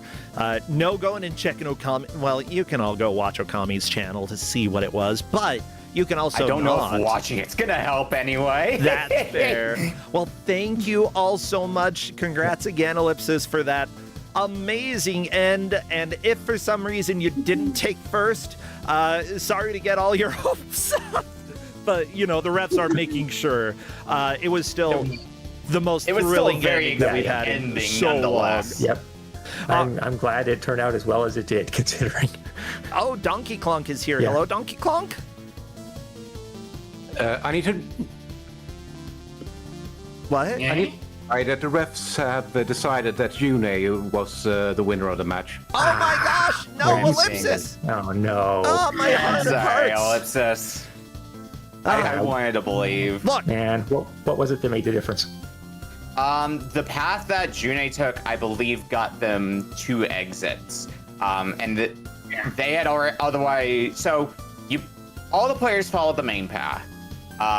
Your 2 exits came outside of that from top secret area, and the one that you cleared right at the end.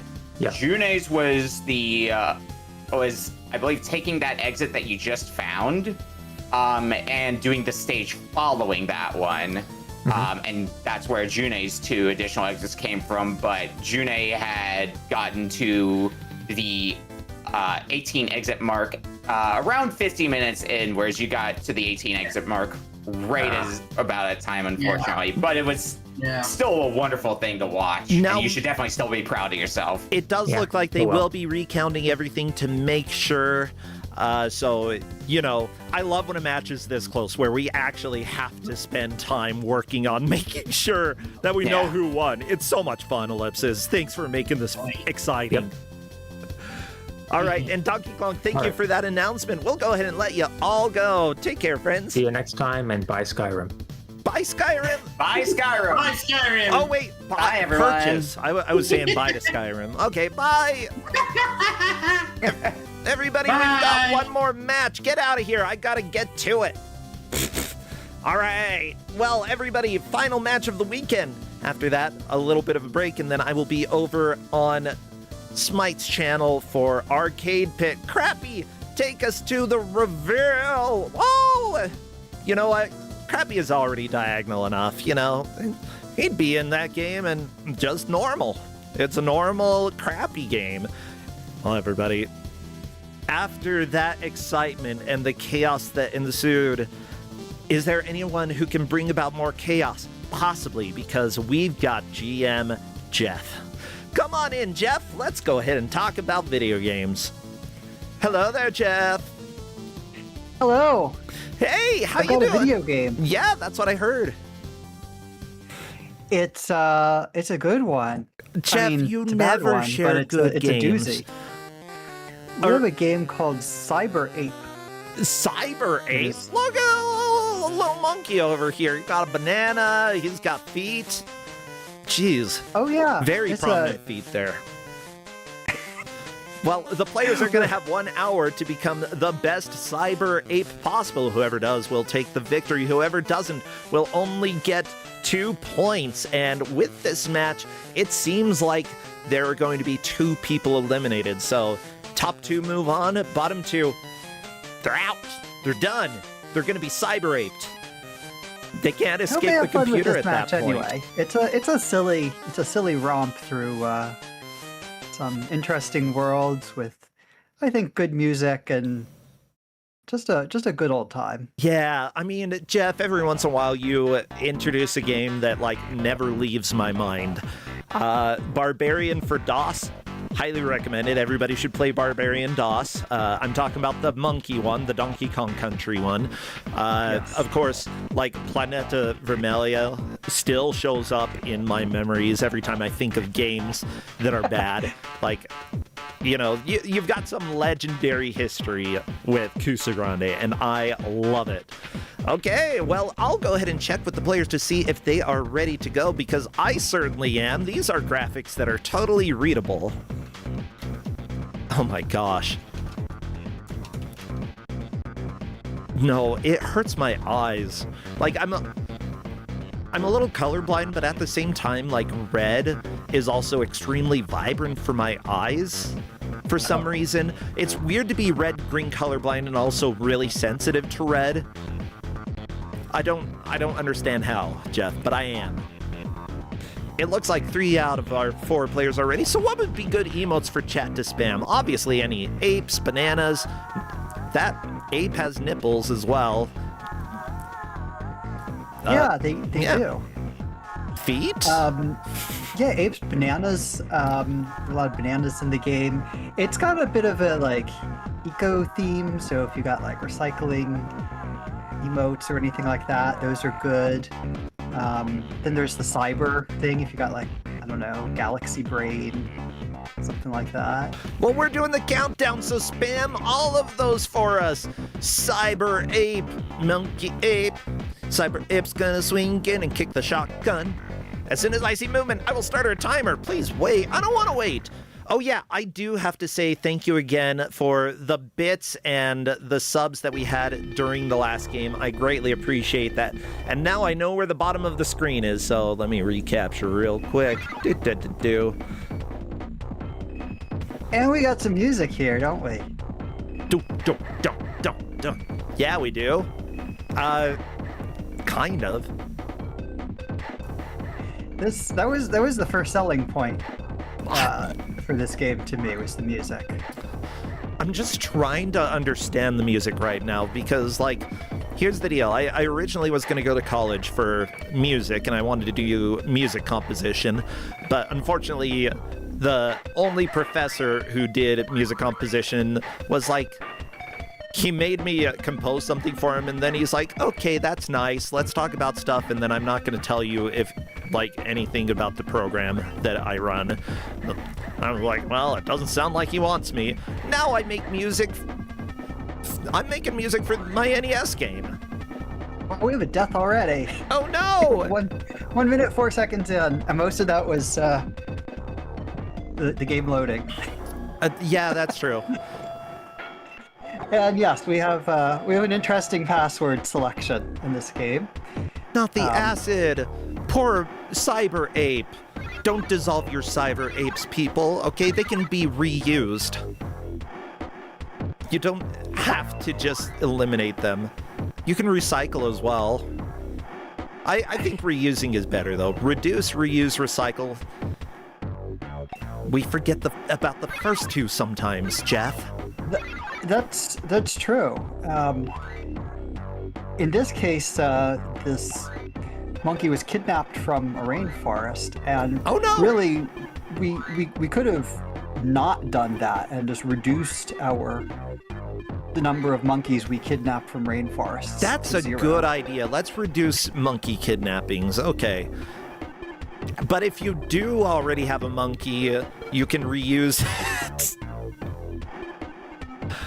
Well, I imagine we're going to see, like, some erratic progress in this game. It doesn't seem like the levels are long. It's just a little bit hard. I'm assuming that this is a UK game, or maybe not UK, but at least Europe. Yeah, this is a UK game, as is many Acorn Archimedes games are. And this one, well, I like it. I mean, the controls are bad. It's got a lot of problems, but there's a lot to like about it, and I guess we'll get into some of that as we go through this game. But let me sort of lay out what's going on here, because we got it's not very self-explanatory. Like, we have a HUD with 4 bars that don't tell you what they do. Okay. So red is health. Okay, pretty straightforward. Yes. Yellow is time. Yellow is time. So you have a certain amount of time to finish the level. Okay. Okay, green is bonus time. So it ticks away at the same level as yellow, and you get bonus points when you finish the level. Gotcha. And blue is ammo, and your ammo in this is bananas. Okay, I haven't seen anyone using banana. Well, I guess Bright Shadow has used bananas a little bit. Yeah, so they don't actually give you, depending on what level you're on, you get more or less bananas. Bright Shadow clipped into the wall. That seems like a fun strat. So the bananas don't actually kill enemies. They only stun them. And then you can walk past them. They have iframes at that point. Gotcha. If you want to kill an enemy, you jump on it instead. Okay, you gotta Mario it. Yeah, but you can't kill an enemy when it's stunned. But this game considers it to be a bad thing to kill an enemy. So they actually take away energy. That is, like, your timer is what they call energy if you kill an enemy. So I think that's a really interesting mechanic. Like, on the one hand, they frame it in the manual as being like a moral thing. Like, if you kill them, then that makes you a bad person and you get penalized by losing your energy. Okay. And you're just like a fun-loving ape, and you can just get through these levels just fine throwing bananas at them. Chat asking for Nut Shack back. No, we are not going back to Nut Shack. Okay. See, we've got different music on this level. It's fine. Also, Thank you, phone, for reminding me that it's time to stream. I appreciate that. We are 5 minutes into this match. We've got a lot of progress on Bright Shadow's screen. It looks like 8-Bit Sword is starting to make some progress here. Good. We've got referees who are tracking the match to make sure that we know how far the players have made it. And the referees for this match are Jerry Harris in front of an eye-searing sky. Ooh, yeah. Linker is getting Cyberjet. Blastinus, the Cyber Bear, Cyber Hazel, and finally, Redford has a full stock of Cyber Bananas. You know what? I wish I had some Cyber Bananas. Yeah. I mean, real bananas are good too. Hey, you know what? If you want a Cyber Banana, I think there are probably some emotes. Do people have those? Have an emoji? Yeah, emojis. Like, it's a Cyber Banana. Yeah. We could do ASCII banana. Can I find an ASCII banana? ASCII banana. So this game is basically a collect-a-thon, but one thing that's a little bit frustrating is that they don't put on the screen how many items you've gotten and how many remain. You can go to a map and see what you still have left to do, but it does seem like an obvious thing that's missing from the HUD. And it's particularly frustrating because not all of the collectibles are the same. So you'll remember, like, on the first level, they were kind of like green vertical key cards, and now they are things that look more like credit cards. They're like horizontal and flip around. Okay. And then later on, they have lots of different icons, and you need to collect all of the different types of things to exit the level. Maybe it's commentary on capitalism. Get the credit cards in order to survive. I mean, it might be. You'll see there are quite a lot of different things that they want you to collect, which are... Why can you climb the slime waterfall? You know, this also does change a lot of tropes. Like, you can climb things that are surprising, and then, like, the pipes that shoot gas out of them don't do any damage to you. What? The gas doesn't damage you. Right. You'd think that those look like, okay, that's an obvious, like, okay, some sort of acid gas. But no, it's just for decoration. Yeah. By the way, this game was developed by TBA Software. One of the developers, only one of them worked on a second game, and that was specifically the Acorn Archimedes version of James Pond. Yeah, the original one. Yeah. Which is kind of cool. So this is a password system, and they were all told multiple times, including in capital letters, and then they had to also respond with a reaction in Discord that they understood that their passwords to be used. So I think everybody learned that lesson. Good. I mean, we have had password bosses many times in Kusogrande. Yes, a general thing to assume is that if there are passwords and the GMs do not say anything about it, you are allowed to use them. Here's a problem with this game, though, is that when you start a level, it gives you the password, but it doesn't wait for you to hit a button before it moves on to the level. Oh. And so you just have to be looking really there there for very long. Yeah. Right? It's only there for a couple seconds. You need to, like, memorize it and write it down really fast, or screenshot it, or whatever you're gonna do. True.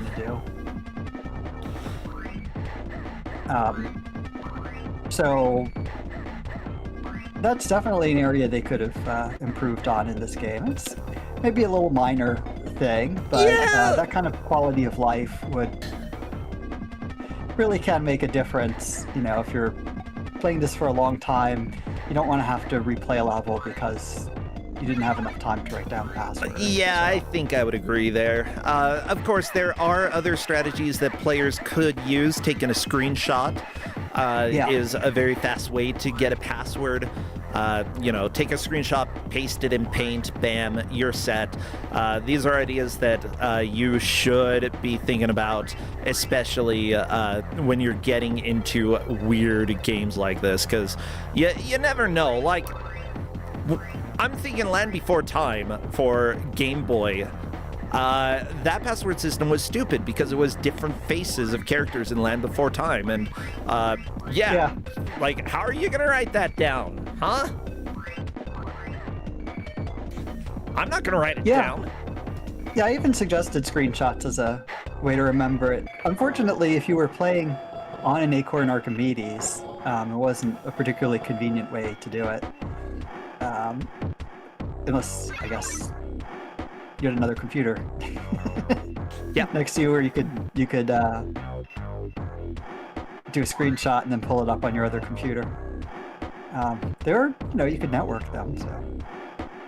But at any rate, it's got some problems. The hitboxes are like way off. Particularly, I found it difficult with some of the, and they're not consistently off. They seem to be, like, for some types of objects, they seem to be to the left or right in strange ways. So like a lot of things that you think you should be able to grab because they look like they're at ground level are a little bit too high. So you need to jump to get them, but then they're not at the right height or offset that you think. And some of the items I found are not even grabbable at all. Like, they're too far off to the right, and so you'd have to actually go through a wall to be able to get them. Oh, well, that's lovely. So that part might have benefited from a little bit more playtesting, but the game was basically just a programmer, a graphics person, and a music person. So I'm not sure, with 40 levels, it's probably a limited amount of time for doing playtesting on everything.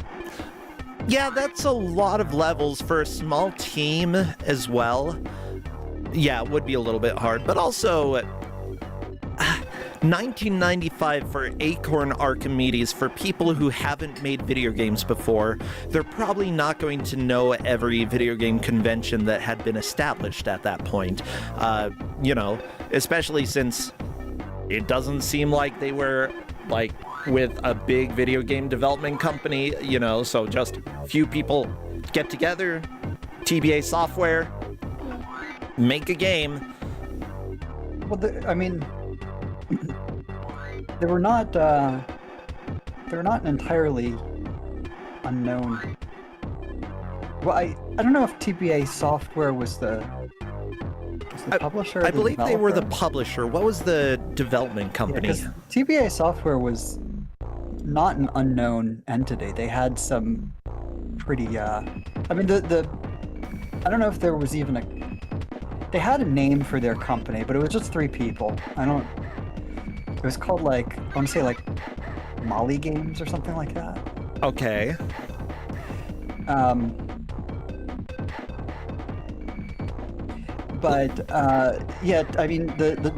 The publisher was well known. This was a commercial release. And actually, the reason we have it is because the developers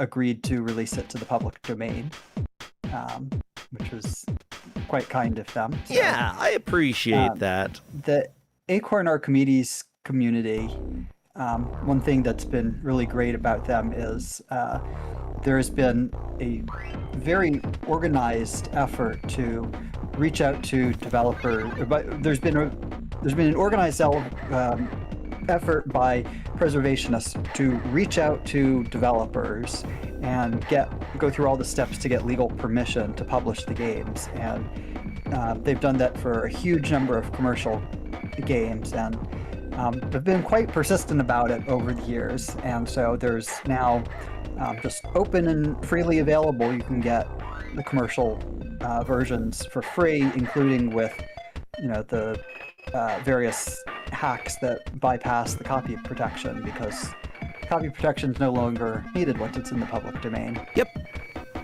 Yeah, and I really appreciate, like, it takes a lot of work to get through, or sometimes it's just hard to find developers and such, because a lot of them who worked on 1 or 2 games, they moved on to different careers, did completely different things with their lives, which is understandable. Oh, Jeff, I actually want to read the back of the box because this makes me laugh.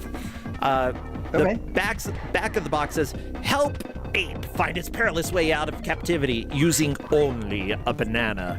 50 FPS parallax scrolling, 40 levels of platform action, no offensive weaponry, no blood, requires 1 megabyte, and RISC OS2, not suitable for chimps under the age of 3.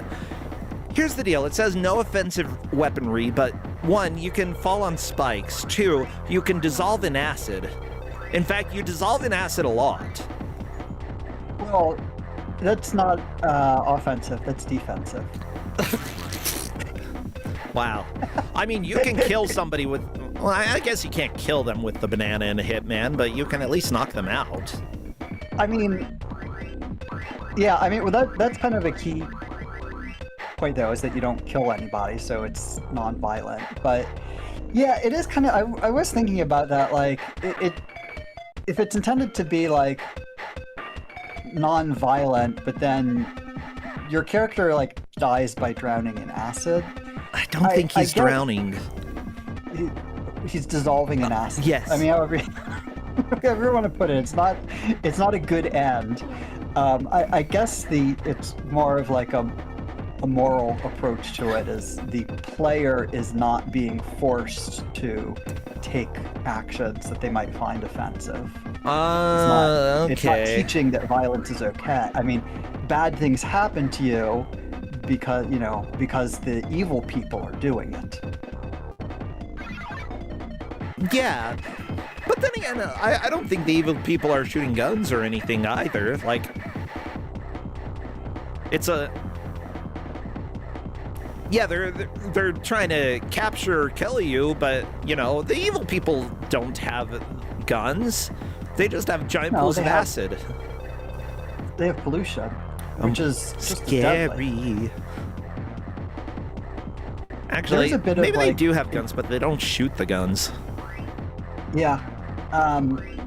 There is a bit of like an eco theme to this. Like at different points in the game, you can pick up trash, and yeah, trash. And it's implied that you like just dispose of it, and you get points for doing that.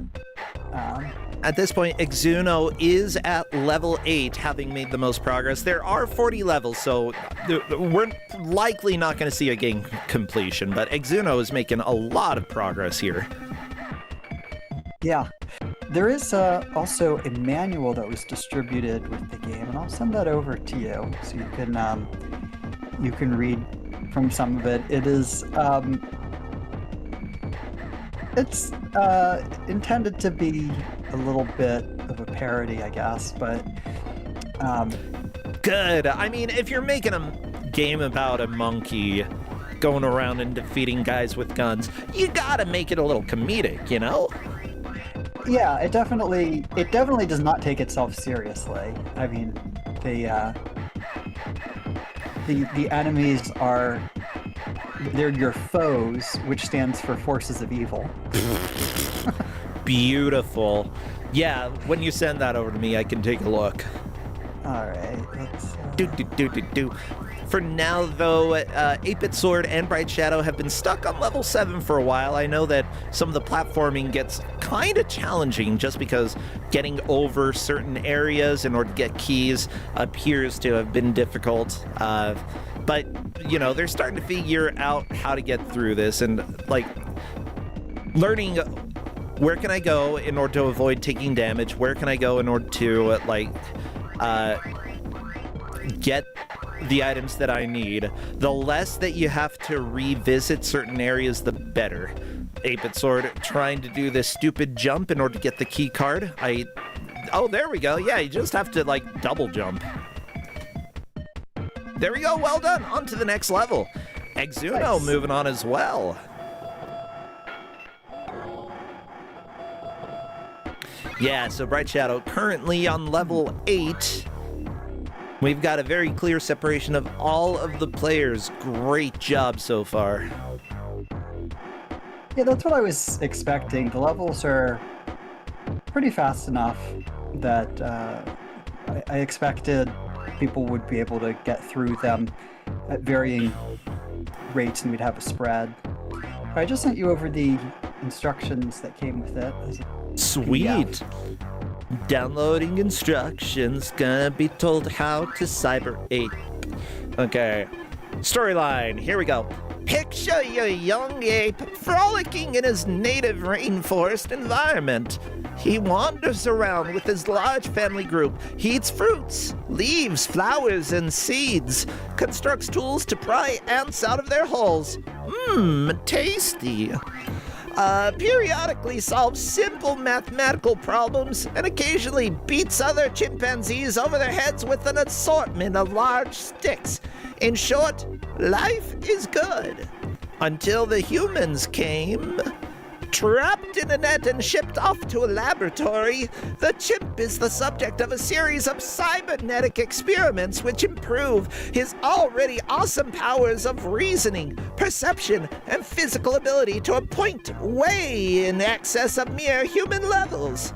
Designed to be a new breed of soldier, he now has the power to leap great chasms, climb mighty buildings, run faster than a speeding moped, and all manner of essential soldiering type things. But he's not happy. One morning he packs his little blue backpack, pries open the bars of his cage with his mighty strength, and sets off on his search for home. However, the forces of evil are never far behind. What the hell does that all mean? You must guide the Cyber 8 through 40 levels split between 4 areas. Okay, yeah. So we got the story. Yeah, remember, game is non-violent. Hitting other apes across the head with a stick, that's just monkey business. I think you might want to skip down to the help section. Help? I need somebody. Okay, minions, hints and tips. Help! If you experience any difficulties, the game's too hard. Keep trying. Nothing's worth doing is ever easy. The game keeps asking for the original Disc 1. If you're running the game from a hard drive, you need the original Disc 1 in Drive 0.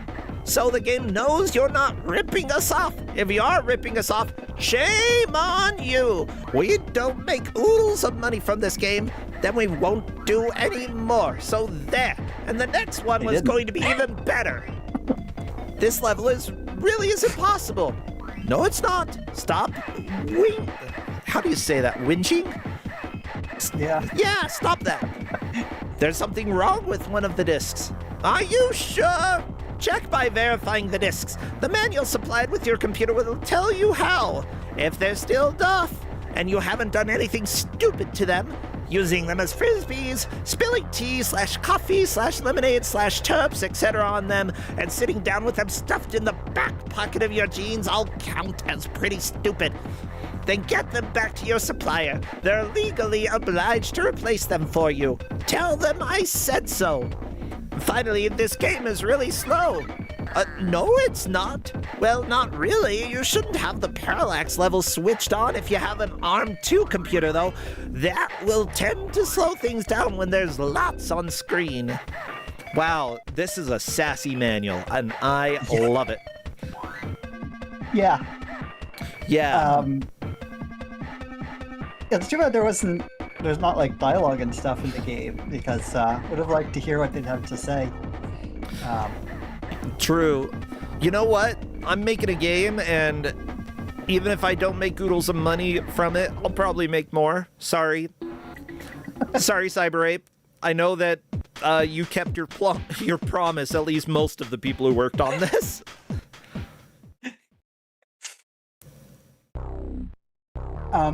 So yeah, I mean, there's like a lot of the difficulty with this is the platforming, right? Which is not gonna.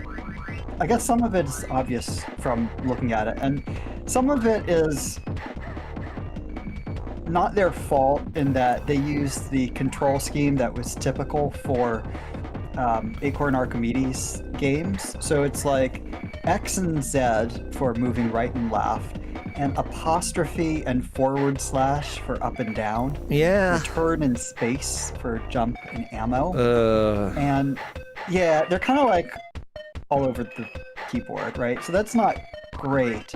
But the problem is that they are a little clunky, right? So yeah, it's hard to actually get on the right pixel to climb. And so what they recommend in the manual is that you just hold down the up button. So that when you come across a ladder, you just automatically climb it instead of having to find the right pixel. Honestly, probably a good idea. Fair. I mean, it's a thing, you know. You tell people in the manual. So I passed that along to the players because I figured if that's what developers wanted them to know, then I guess they should know it. And one thing I also don't like is with the jumping, and you know, this is, I guess, not completely atypical, but standing jump does not allow you to move midair.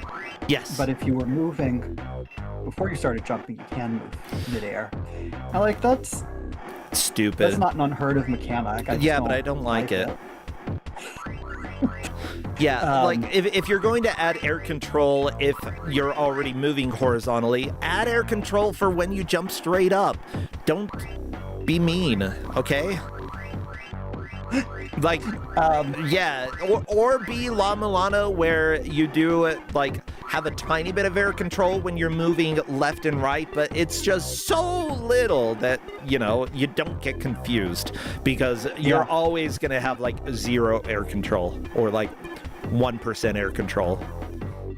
So those things are like, I don't know, I can excuse them as being, like, sort of not too atypical of the time. True.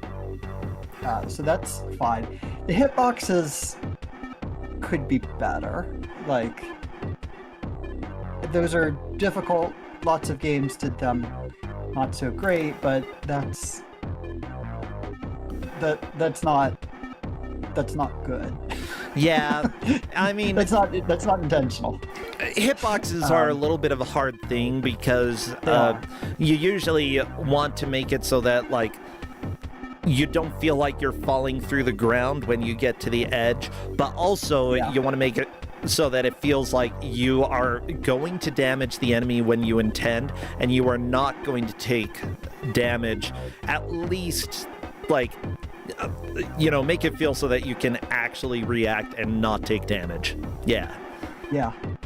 And so, since, you know, one of the things is, like, jumping on them as a mechanic, and the hitboxes are Question, weird. Just for 8-bit sword, is it supposed to take this long to load?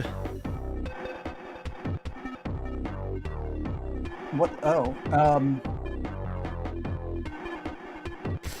not sure which level this is. They just be level 10.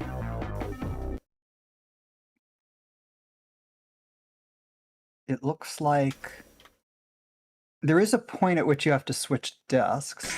I'm not sure what's going on their screen now. They restarted the emulator. They restarted? Yes. Okay.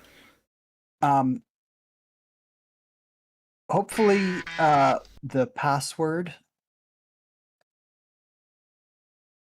will work, and they'll be able to get back to where they were. Yeah. Do you know, do they have to change the disc at the end of level 10? There's a point where you need to change the disc, but it comes up on screen and says you need to change the disc.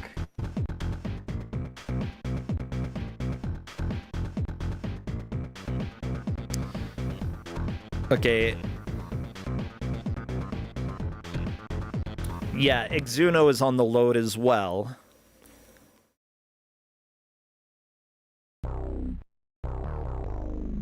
This level 9. Wait, so they finished 9 and then they finished 10. Were they finished? When you finish 9, it should then load level 10. Yeah, it did load level 10. Both 8-Bit Sword and Beat It, or 8-Bit Sword and Exuno beat level 10, and then it went to loading, but it doesn't show the password for level 11 until after the load, I believe. Okay, so they have a password for level 10, but they don't have a password for level 11. Okay, let's see if they tried switching disks. Yeah, I sent that recommendation over. Try to switch discs. We are, for those who are not dealing with this issue, they can go ahead and keep playing, which they are still playing. Exuno is on the loading screen and is trying a few things out. There we go, Area 2, Level 1. Indeed. Exuno appears to have been able to move on. It might have just been a really long load. Control-Shift F2. There we go. Okay. I guess for some reason it's not showing the text that says insert disk 2.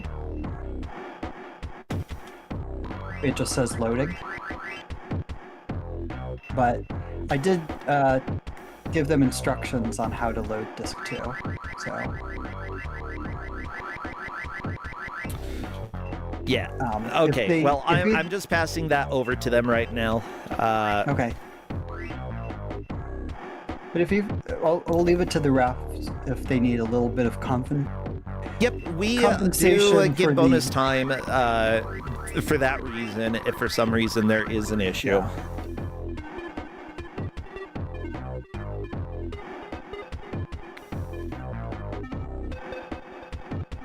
Okay, when you need and there we go. When it says loading after level 10, load the next disk. That is what they should do. And I have let them know. I'm going to go ahead and pin that message. Okay.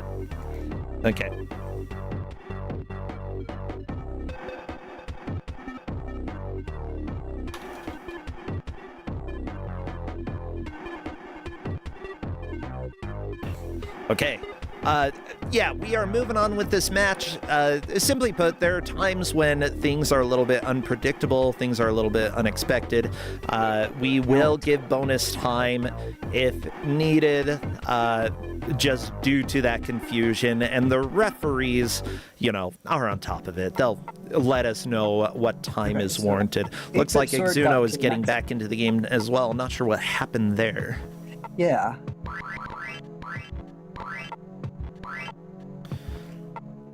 Ooh, we get new music though. I like it. So you need to actually boot the game up from disk 1, and then once you get into it, switch to disk 2. Yeah, if Exuno has any question about what they're trying to do, they can go ahead and reach out to us and let us know. I'm not completely sure. There might have been a crash. It looks like Kazuya is saying Exuno's game was a black screen for a while there. Mind you, we can give bonus time to multiple players, not just one. So if they are able to get back in and there aren't additional issues, then we probably will be good to go. If there are additional issues, though, we can go ahead and figure that out. 8-Bit Sword out of time. Exuno trying the password none. Unfortunately, password none doesn't work.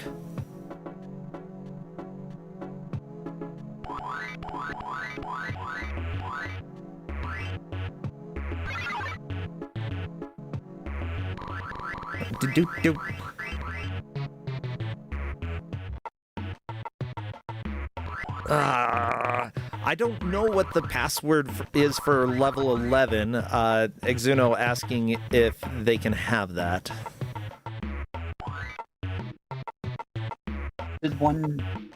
Was there one? I mean, there is as soon as you hop in there. Overture is what I think that is fair to pass that along. The refs gave it to us. Yeah.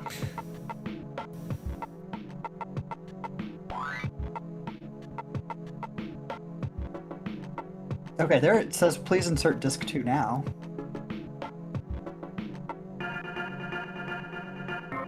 Okay, Bright Shadow is on to the next disc, I believe. Perhaps. Wait, what happened with Bright Shadow? Okay. Nope, none is not a valid password. Why did Bright Shadow go to the title screen?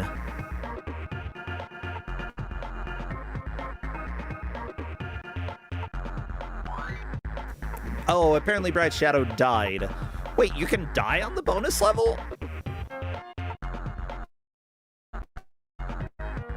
I guess. Okay, well, you learn something new every day.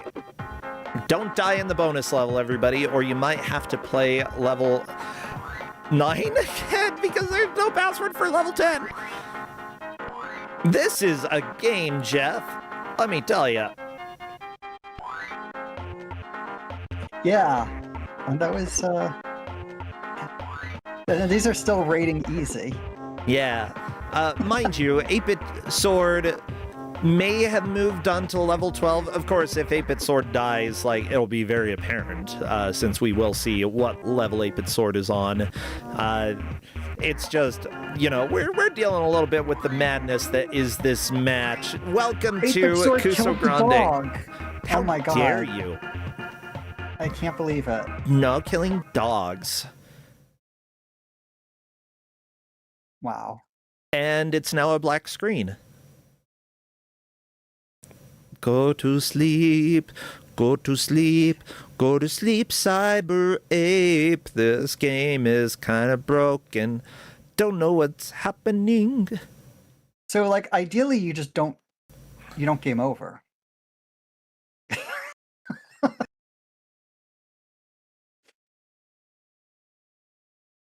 Because then you don't have to reset the whole game.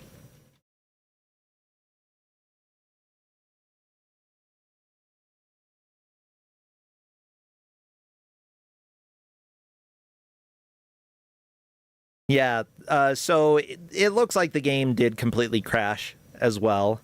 8-Bit Sword.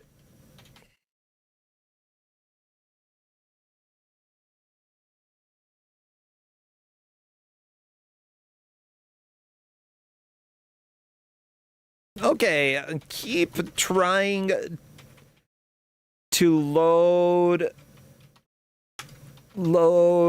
the game. If it goes to, like, if it crashes, may need to restart emulator.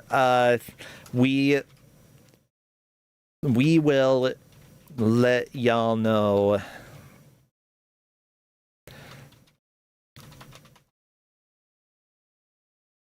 So other than basically needing to restart the emulator every time they game over, yeah, they can keep playing.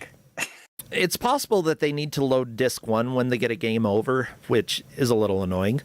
Yeah. Okay.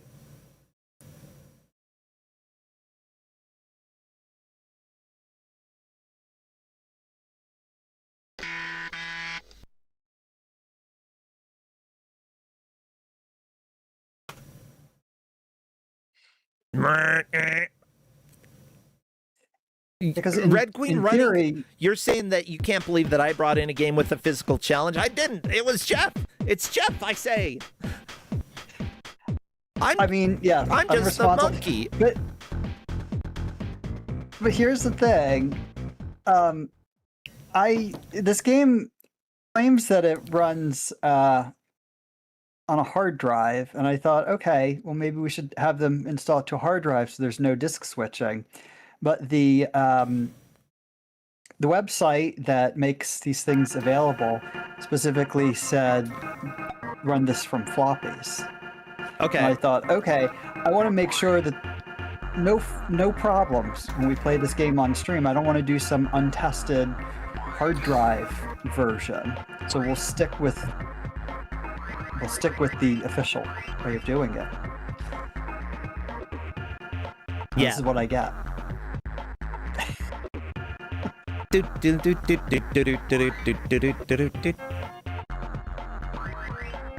Yeah, so we'll go ahead and see what happens. The referees are discussing whether or not this match will continue, so we will see. Sometimes that's just how Kusogrande goes, you know? Despite all the testing that we do, sometimes players do a lot better than the testers and make more progress than we ever did. So, like, getting to Disc 2, glad to see it. Definitely caused problems that we didn't foresee here.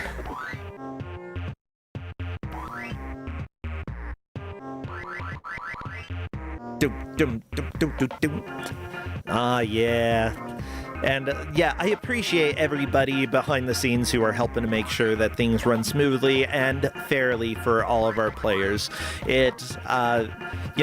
Kusogrande, we bring bad games, and sometimes the games are bad. Sometimes it's the emulation that causes problems. It wouldn't be the first time that we have a weird issue happen with a game, and it certainly won't be the last.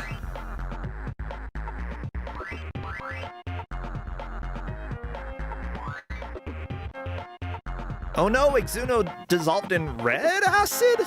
I don't like that. Exuno onto...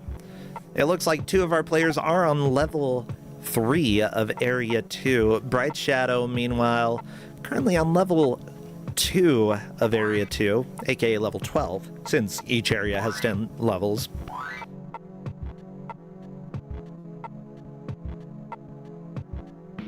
Yeah, the levels themselves don't actually take that long to get through. This is something that, like, I've been thinking about when it comes to development, because hey, spoilers, I'm working on an NES game, and yeah, level design, there's limited space in what you're able to actually make, and because of that, it's a little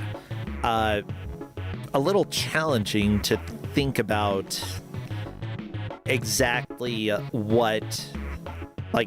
how long a level should be and what to do, you know? And, increasing difficulty is kind of important in order to add longevity to the game. This game actually has some pretty big sprawling areas, though. Like, I'm not exactly sure what the technology was for the Acorn Archimedes, but, there's a lot going on in here. Well, it had a pretty long run, the computer system. This one was made in '95, but it was compatible with some of their really early systems. Okay. So.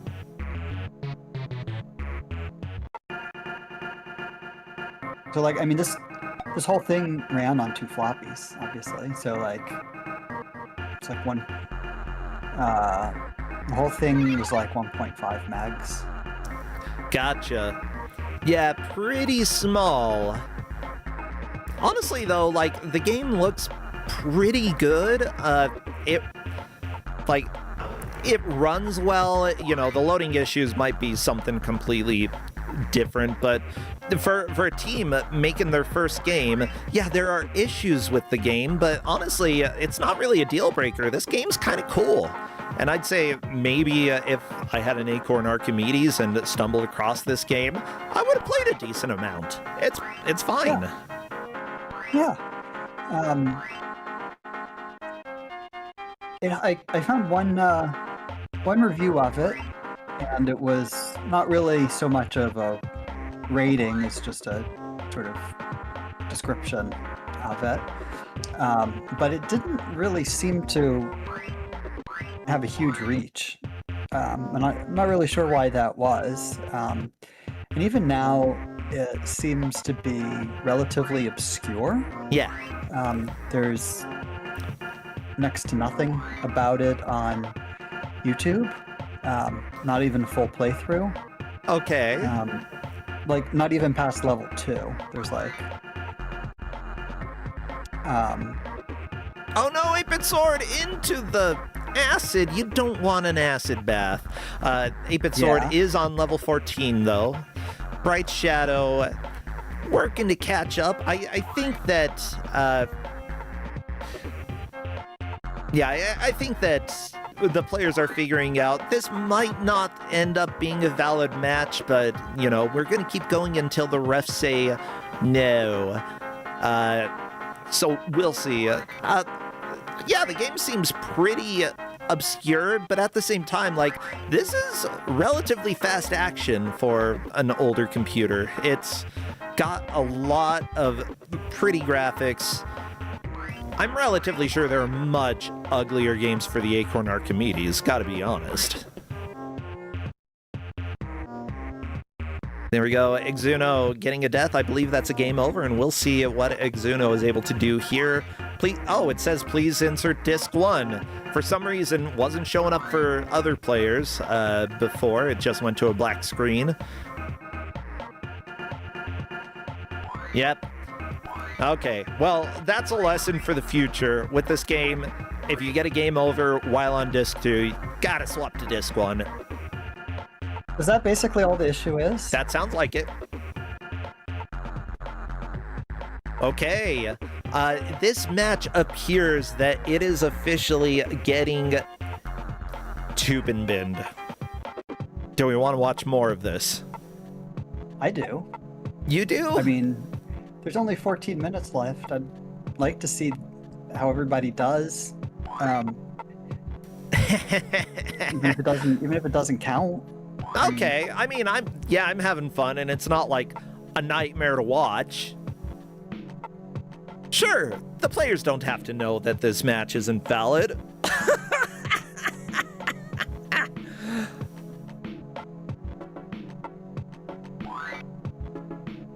I mean, so it seems like basically the entire thing that's wrong is that for some players, it's saying insert disc 2. I think for some players, it's not. I think when you had been playing on disc 1 and then moved to disc 2, it doesn't display the message. But if you started playing on disc 2 because you restarted the game and the first level that you play on is on disc 2, it seems like the messages are displaying properly, if I'm not mistaken. I'm evil? Kusogrande is all about making people suffer. Of course I'm evil. There doesn't seem to be an inherent problem with the game. It's just displaying a message problem. Yep. Right. So this game could be seen again. That's what I'm saying. Yeah, now that we know what the issues are, it gets dunked in the tube and bin today, Gets a nice little visit. It's like, and then it goes into probation. Tube and bin? Well, I mean, it's like, you just stayed in jail overnight because, you needed a safe place to stay. That's what the tube and bin is for this game. A little drunk could possibly get hurt if you just stay outside. Go, sleep in the slammer overnight and then, go on your merry way. That's how we're dealing with this game.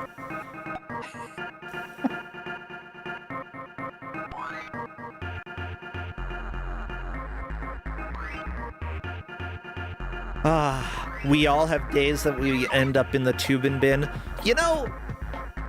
I'd be curious about ending up in jail for a night. That would be interesting. I've never had it happen. But I'm curious what it would be like.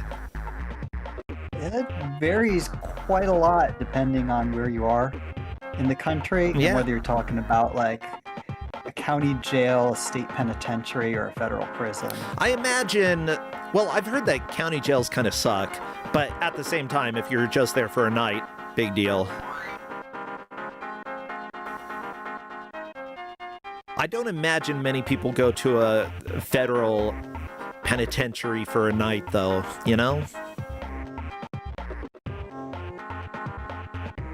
But I would spend a night in one. Absolutely. I'm trying to think if I've ever had a client that's been there for a night. I don't know that that's even possible. I don't think they can process you that fast. In one day. Gotcha. Hey, 8-Bit Sword through another level. On You're to seeing so level much of this 7 game. of Area 2. We are. So we've gone from easy to fair. And We're on what this the game fair considers difficulty. fair.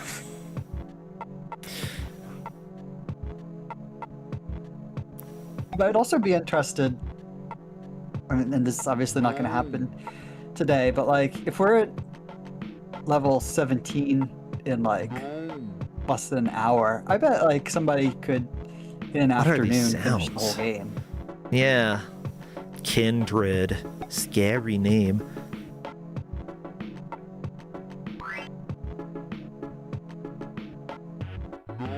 Oh my gosh, the death sound for the guards. Bro. It's not a death sound. Nobody dies. He flew off the screen. Yeah. Let me see. Let me see what the box art says. I don't think it says no death. It says no violent weapons. I mean, considering that you dissolve in acid, I'm pretty sure that's a death. No blood, no offensive weaponry. Still plenty of death. Yeah, you could potentially explode, and as long as there's no blood, then it still counts. It's just comic mischief. Yeah. Yeah, like Bugs Bunny, he explodes sometimes. That nerd.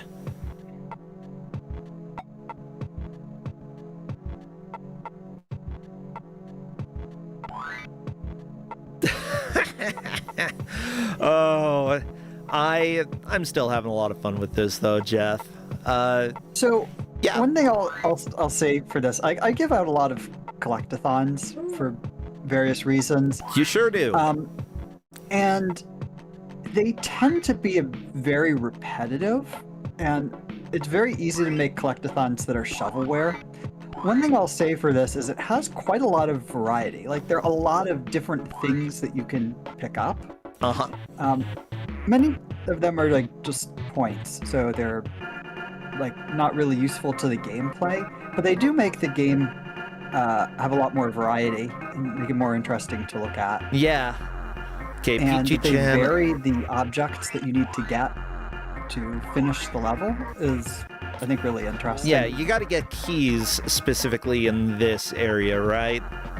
There's keys, there's the little like credit card things, there's access cards, and then in later levels there's bunnies. You got to collect bunnies? Oh Yeah. my gosh. I was hoping we'd get to bunnies, but This is like Gordo 101. Sometimes you got to get the bunnies. yeah.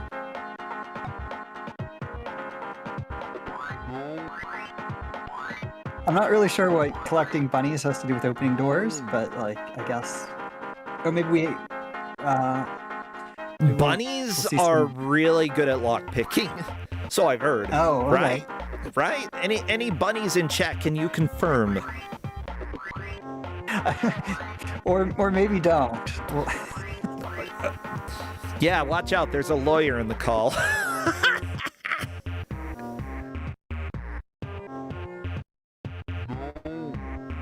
Okay, the one bunny in chat is shrugging. The one that I know. The lockpicking lawyer, this isn't... I don't think you're the lockpicking lawyer, although you could be, and I just wouldn't know. I don't think he shows his face.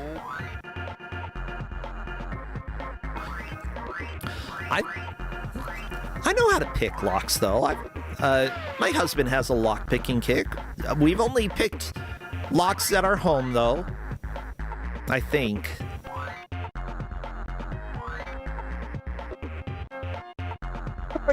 you think it's your home, or you think that's where you picked? You know what? I'm not gonna ask. Yeah, good.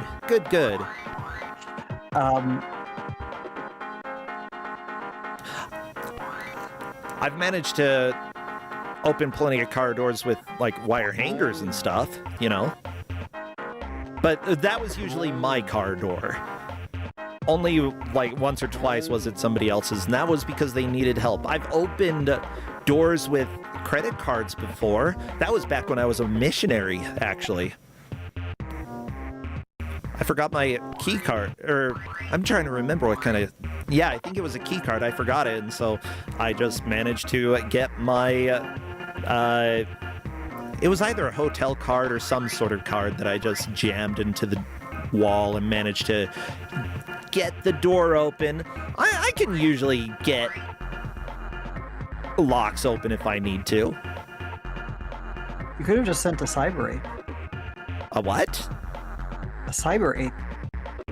Oh, I could have. He's got the keys, he's got the bunnies, he's got everything you need to open a door. Exactly. Maybe that's why they stole him from the rainforest. Yeah. They needed his ability. Okay, the most So impressive... Oh, go ahead. Everybody's stuck on level 18 now, so I don't know if... I mean, it does look like it's getting a little frantic with so many enemies on screen. I mean, sorry, foes. Forces of evil. You can say enemy, okay? Enemy isn't inherently violent. It's fine. No, it's not that. It's that I want to use the lore term. The lore term. Okay, that's The right. lore term. Foe. Yeah. Oh, yeah. The most impressive lock opening thing that I have seen was my husband Justin opening a car door with a cardboard box. Yeah, Nice. the window was just slightly open. Here's the deal. We were living with somebody who was trying to date this guy very obviously like just wanted to have like a one-night stand and get away, but our friend was oblivious to that, and the guy was like, "Oh no, I locked my keys in my car. I guess I'm gonna have to stay here tonight." And my husband saw that the window was slightly cracked open, just barely, and he managed to get a cardboard box through that window down to the unlock button and unlocked the car, and he's like, "Look, you can go home now." And the guy was pissed. It was the best way to get the guy to go away and to be like, "Yeah, you're not getting that one-night stand, boy. Nope."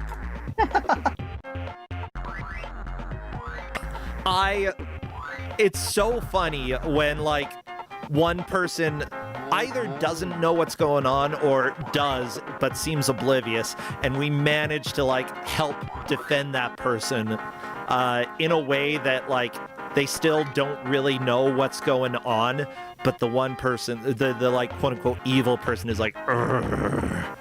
I don't know, one-night stands are fine, like, as long as y'all are cool with it, but, yeah. Considering he was looking for a relationship, we're like, no, we're not gonna let this happen to our friend. Then the guy faked having cancer. Oh. Yeah, like I said, didn't like that guy. We called him Cancer Boy after that. But it's because he was lying, okay? He said he was gonna have to move to California and be away. Yeah, let's just say after he quote-unquote moved to California, first off, he never did get the one-night stand, and second, we saw him a couple weeks later working at the mall.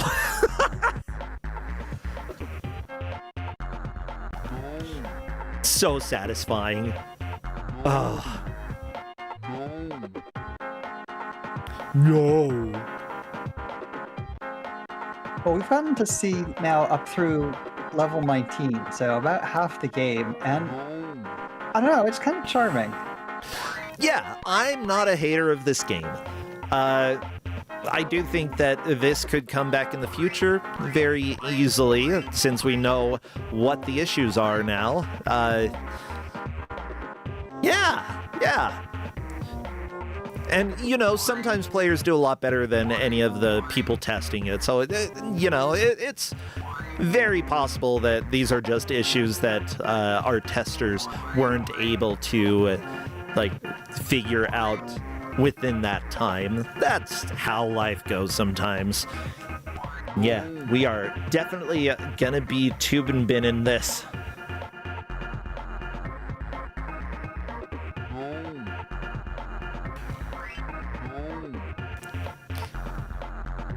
And you know, we have a fun tradition when a game takes a little dip in the tube and bin, Jeff.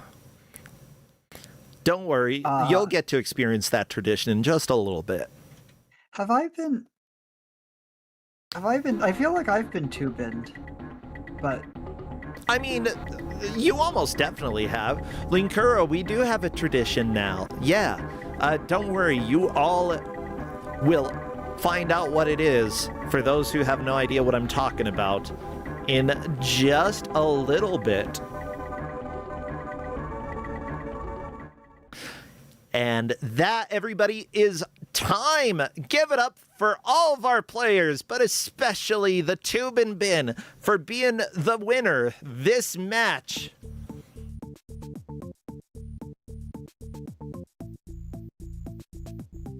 Ah, well, technically, Exuno did make the most progress, but because of all the issues, that's not going to matter. You are all welcome to join General Voice. You get Tubin Binned. And there we go. They are all getting Tubin Binned. All of them can come and chat and yell at you. Let's see if they do. Yeah, as it turns out, there are no winners in this match, except maybe for the Cyber Ape. He looks like a winner. Like, look at him, just strutting around, looking all cool. Hey, maybe this is my 4th Tubin Bin game. I don't have a good track record. 5th, maybe? Yeah. No, I 4th. mean, hello, 8-Bit Sword. Welcome. And congrats, you got Tubin Binned. Again. Oh, no. Is this your second one this tournament? Yeah, I got it the first round when I was doing backflips through the Power Rangers walls or whatever. Oh, that's right. That's right. That was fantastic. And I got sealed in the boss room and couldn't get out. Yeah. Hello, Exuno. Welcome. I hope you are thrilled about being Tubin Binned because of this game. And it looks like we've got I'll deal with it. All of our players are here. Welcome. Hello. Yeah. So, Jeff, it's time for you to face all of our players here for their suffering. How was the game, everybody? It was a game. Okay. Yeah. Honestly, if this wasn't bugged in how it felt like it controlled, I felt like it would be fine. A couple of levels were rude with having to precisely do every input perfectly or you would run out of time, but honestly, the level design isn't that bad overall for like this style of game, and having a map was pretty nice. Yeah, I think couldn't figure out what gave you more time. Nothing. I think legitimately, yeah, I struggled the most with just like the jumping and like jumping off of climbable objects. Oh yeah, that was I was really struggling. Like the fact that if you jump straight up, you have no air control, but you do if you jump left or right. Yeah, you can totally just turn around. It just means jumping up directly is a trap, and you should never ever do it. But basically, you could just have control while you did a neutral jump. The game would be so much smoother, especially with all of the ladders and things. Yeah, I jumping couldn't felt figure okay out. to me, but I think that's mostly just because I played way too much Long. That's fair. I couldn't figure out what the timer, or if it even showed a timer. I think it was the yellow bar. Did, It's a yellow bar. Okay. I thought the yellow was ammo. I thought that was bananas Blue too. is, I mean, that would bananas make for some sense reason. to have yellow the as color bananas. I don't know. The reason I It's didn't- British. It didn't actually mention in the manual what any of the things on the HUD were, what any of those bars were.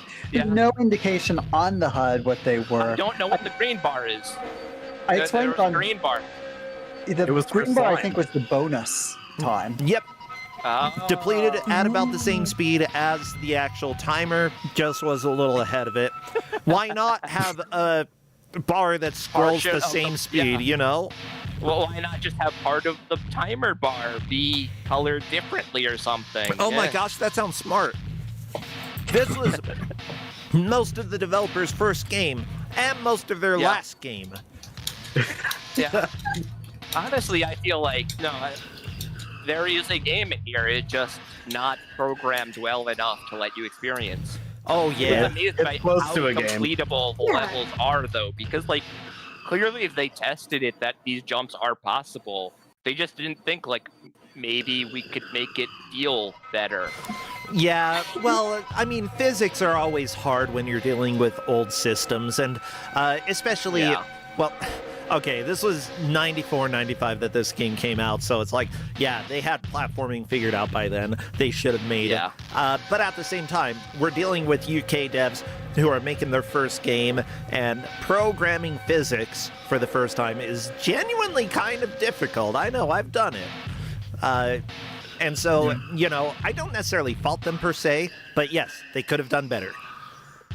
They have in the manual like a frequently asked question section. Help. The game's too hard. Keep trying. The level really is impossible. No, it's not. Yeah, that sounds like British devs.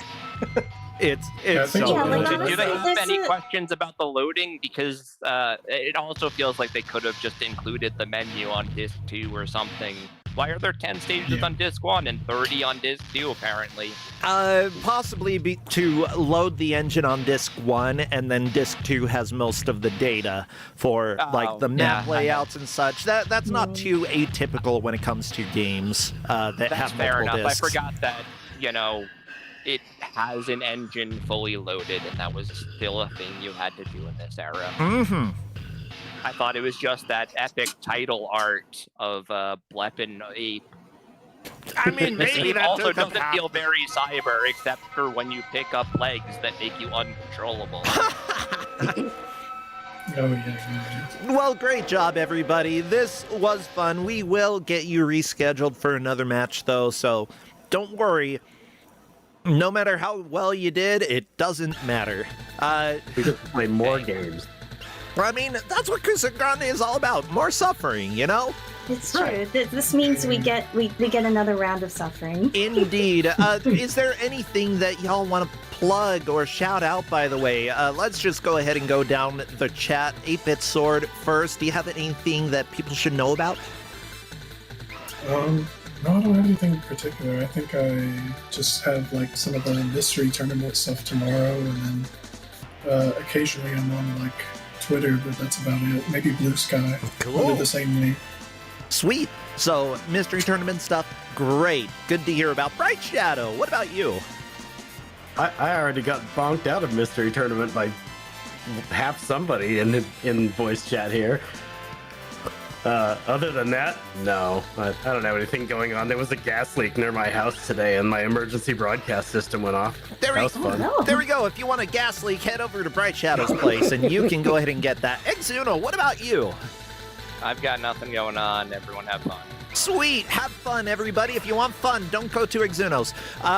Peachy-chan, what about you? I think I've plugged this before, but I stream every Friday at 9:30 PST. That's about it. Cool. 9:30 in the evening, right? Yeah. 9:30 p.m. Pacific time. Feel free to go check out Peachy Chan's channel, and they are fantastic. Jeff, what about you?